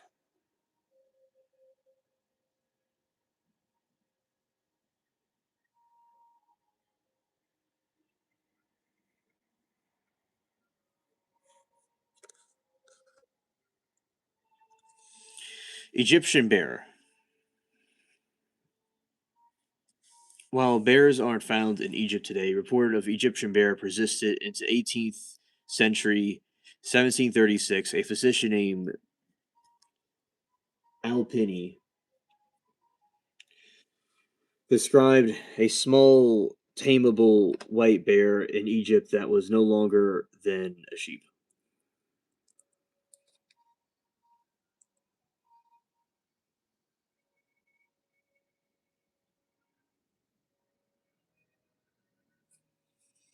We'll find that out in a moment, Mark. Yeah. Identity. Most scientists believe it was either a Syrian brown bear that wandered across the Sinai Peninsula or simply misidentified honey badger. The El Nan Aha. The rule along legend, captivity, a female spirit or siren who calls men by name for the riverbanks at night. Legend. Men who follow her hypnotic voice are said to be dragged into the water and drowned. Reality. While treated as supernatural genie, some link. Yeah, that's a lot of blocks. I think it had to do with extraterrestrials. Because I think aliens definitely help with the pyramids.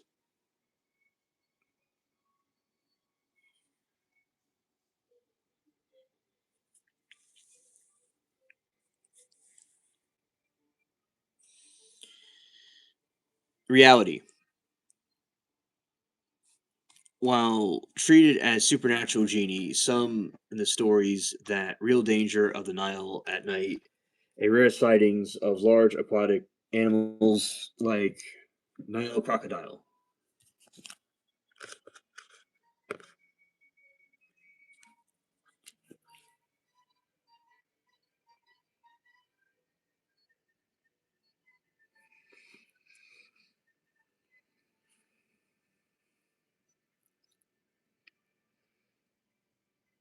The ancient Bennu bird was often depicted as a giant heron.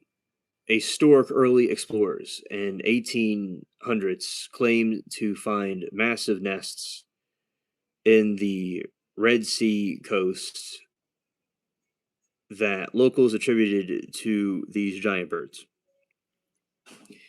Giant fossil herons have been found in the Middle East, leading to some belief that the Bennu was a real massive bird that survived until a few thousand years ago.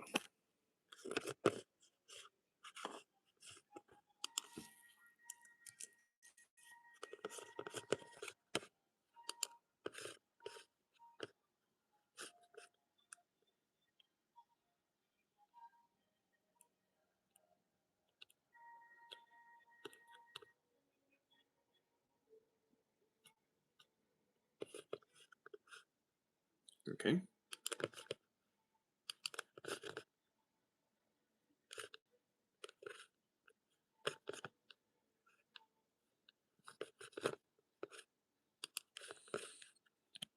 Those are some Egyptian cryptids.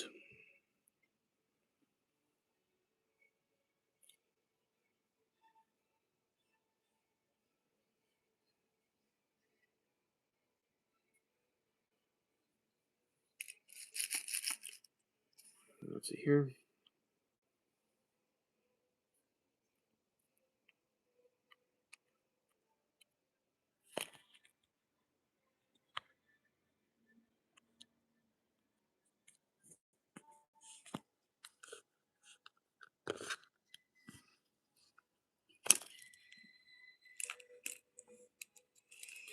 Okay, next thing is yeah. So yeah, those are some of the Egyptian cryptids because we talk about cryptids here. Okay, we got that part done. Let's see.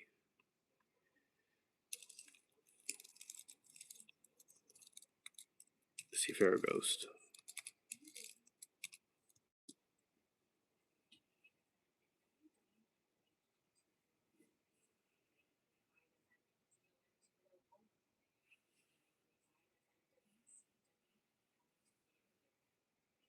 Not sure is seen to be only logical answer, like the Stonehenge in England, blocks moved from 500 miles away.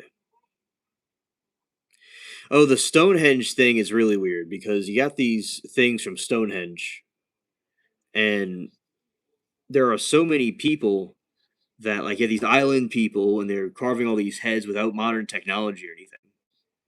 So I think that certainly is a interesting. How does that happen? Especially the things in England. I do agree. The Stonehenge, the the structures. Either they had some giants help them, or they had some which are from the aliens, descendants of them, or they had some extraterrestrial help. The only logical answer I could think of too.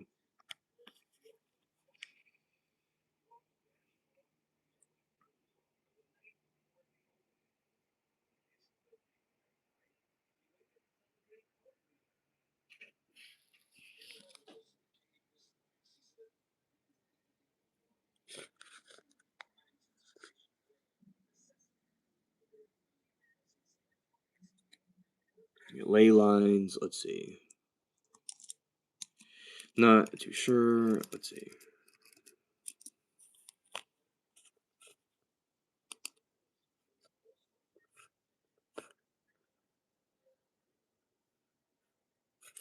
Okay, let's get into ley lines right now.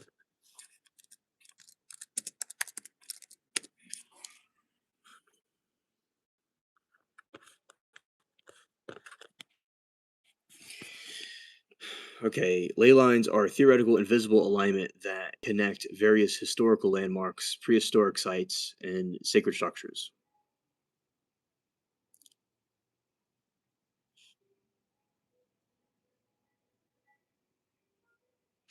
The original theory, proposed in 1921 by amateur archaeologist Alfred Watkins. Ley was. Shout out to Mary Toodles. Original theory. So proposed in 1921 by amateur archaeologists.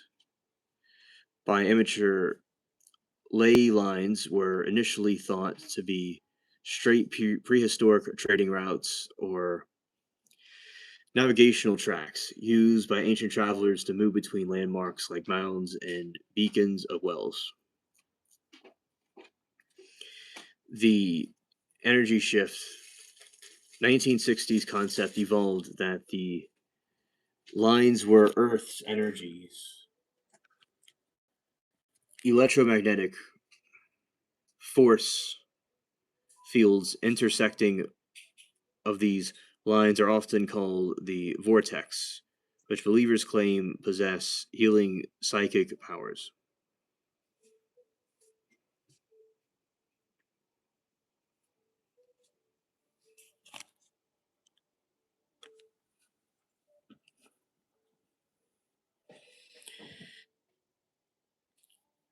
Many proponents of the ley lines point to Egyptian as a hub for global planetary grid. I believe there's something supernatural about it. I don't deny that, by the way. Right, the Great Pyramid of Giza is often cited as being localized by mere ley line intersection of vortex in internal alignment. Some theories suggest that the Great Circle of ancient sites that connects the pyramids of Giza places the Stonehenge and Easter Islands in nearly perfect arc across the globe.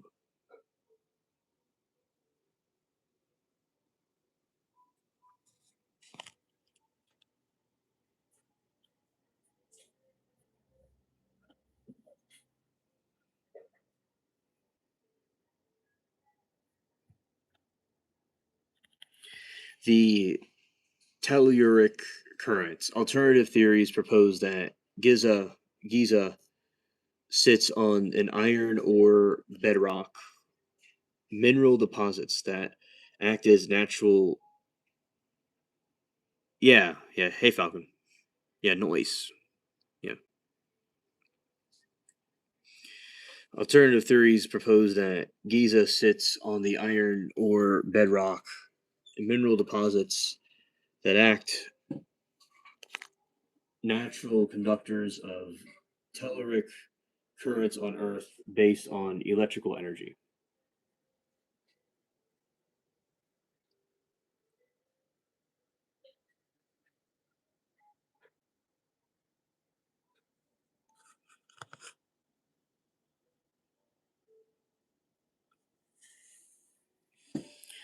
Archaeological stance. Mainstream archaeologists and scientists regard ley lines as the pseudo-archaeological or pseudoscience.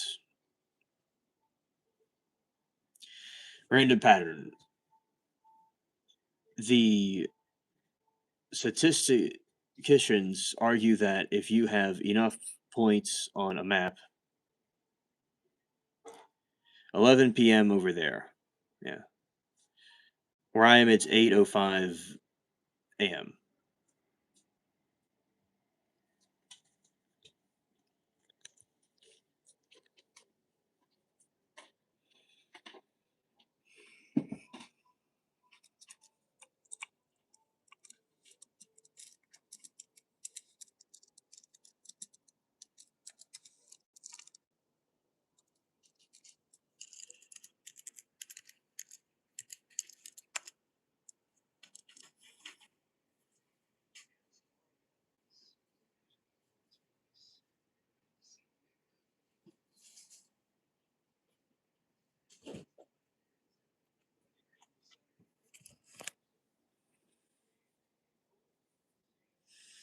No, we could get into that, but we didn't get into that just yet.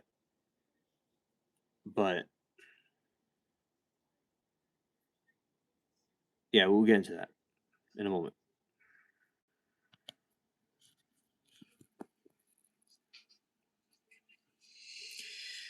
Divine signal. Every summer, Sirius would reappear in the eastern horizon just before dawn after 70 days of absence, even called the Heliac Rising.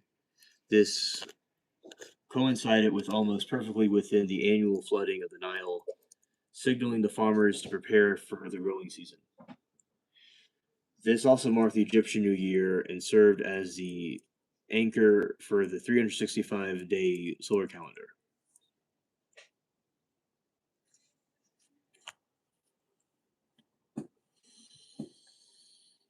Star clocks. They use 36 star groups called deacons to tell time at night. Every 10 days, a new deacon would rise at dawn, serving as a celestial hour marker. Diagonal star tables. These star calendars were often painted inside coffin lids to act as guides for deceased, helping their souls navigate to the afterlife.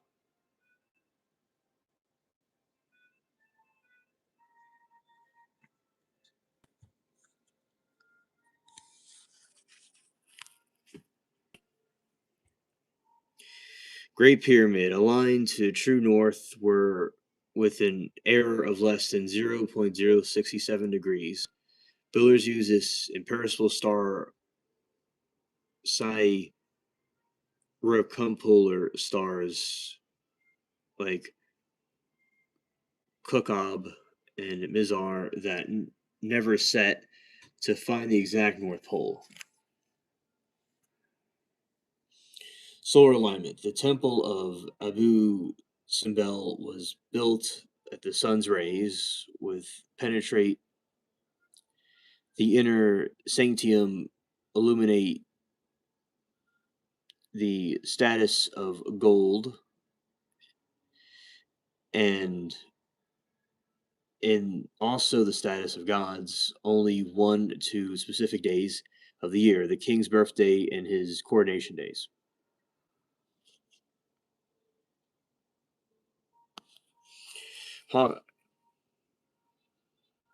And I believe that the 3 pyramids of Giza align perfectly with Orion's belt, by the way. I believe that's facts.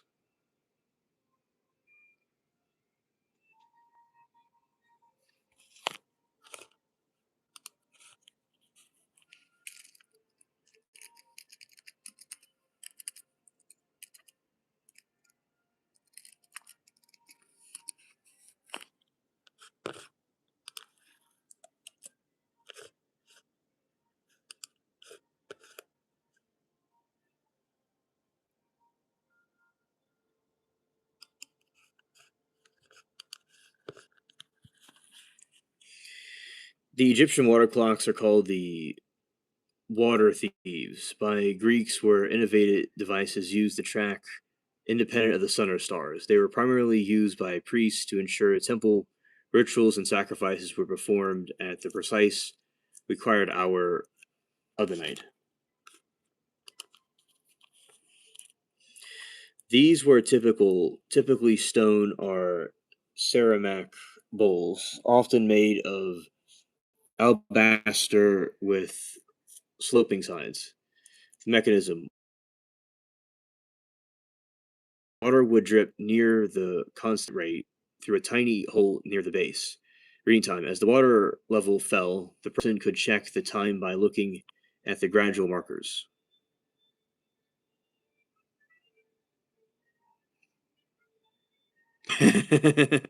Ovyar. Yeah, I know that. Okay, understood. Yeah, I'll do that. Definitely.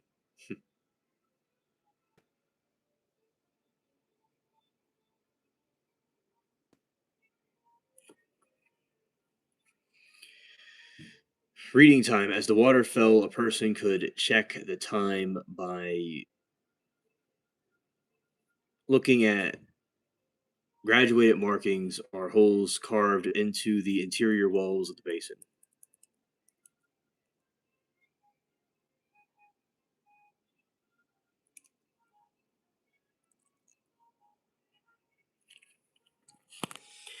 Multiple scales. The fifth is the advanced clocks featured 12 separate columns of markings, one of each month of the year, to account for these variations. The Karnak Celaistra,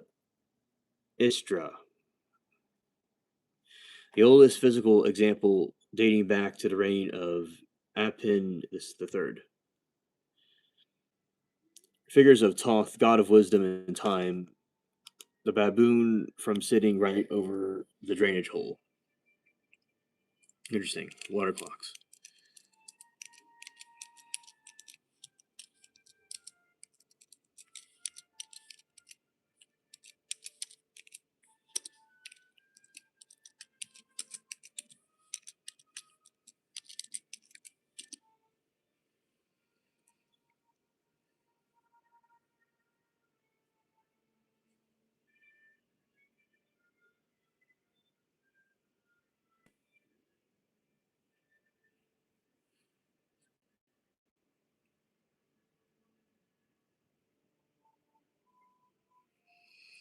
All right. Crystals are stable energy transmitters, while science seems to as repeating molecular structure. Many spiritual transitions believe perfect order allows them to hold, amplify, or redirect energy.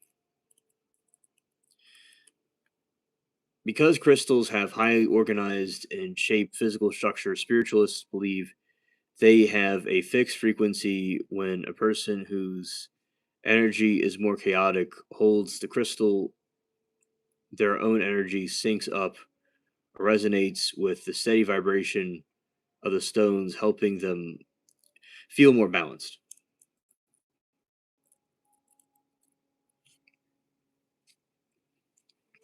The piezoelectric connection. This measures they give generally tiny electrical charges when squeezed or put under pressure. In spiritual context, this seen as proof that the crystals are alive with energy that can transform physical pressure into intention into spiritual signal.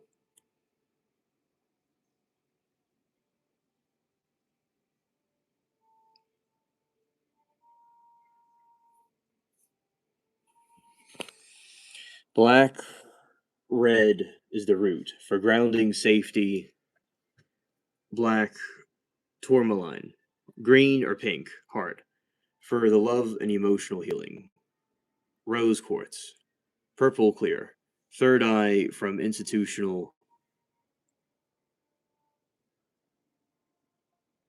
Yeah, sharing is caring, right? Right. That's our motto. Yeah. Purple third eye crown for intuition, the spiritual connection, amethyst.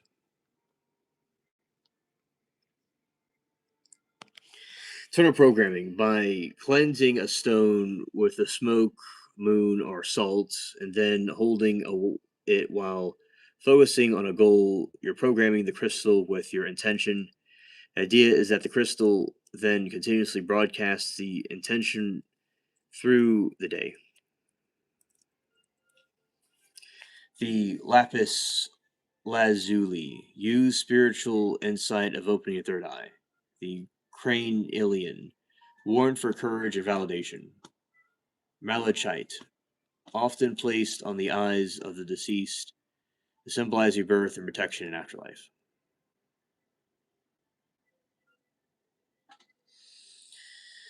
All right, so at this point, I'm officially going to go now, and it was nice having everybody here. And yeah, that's the pineal gland, right? It's the reptilian id, and also, we talk about Egypt and some interesting things about crystals too. Yeah, Falcon. All right, everybody, see you all later on with the other streams that will be on later today, and peace.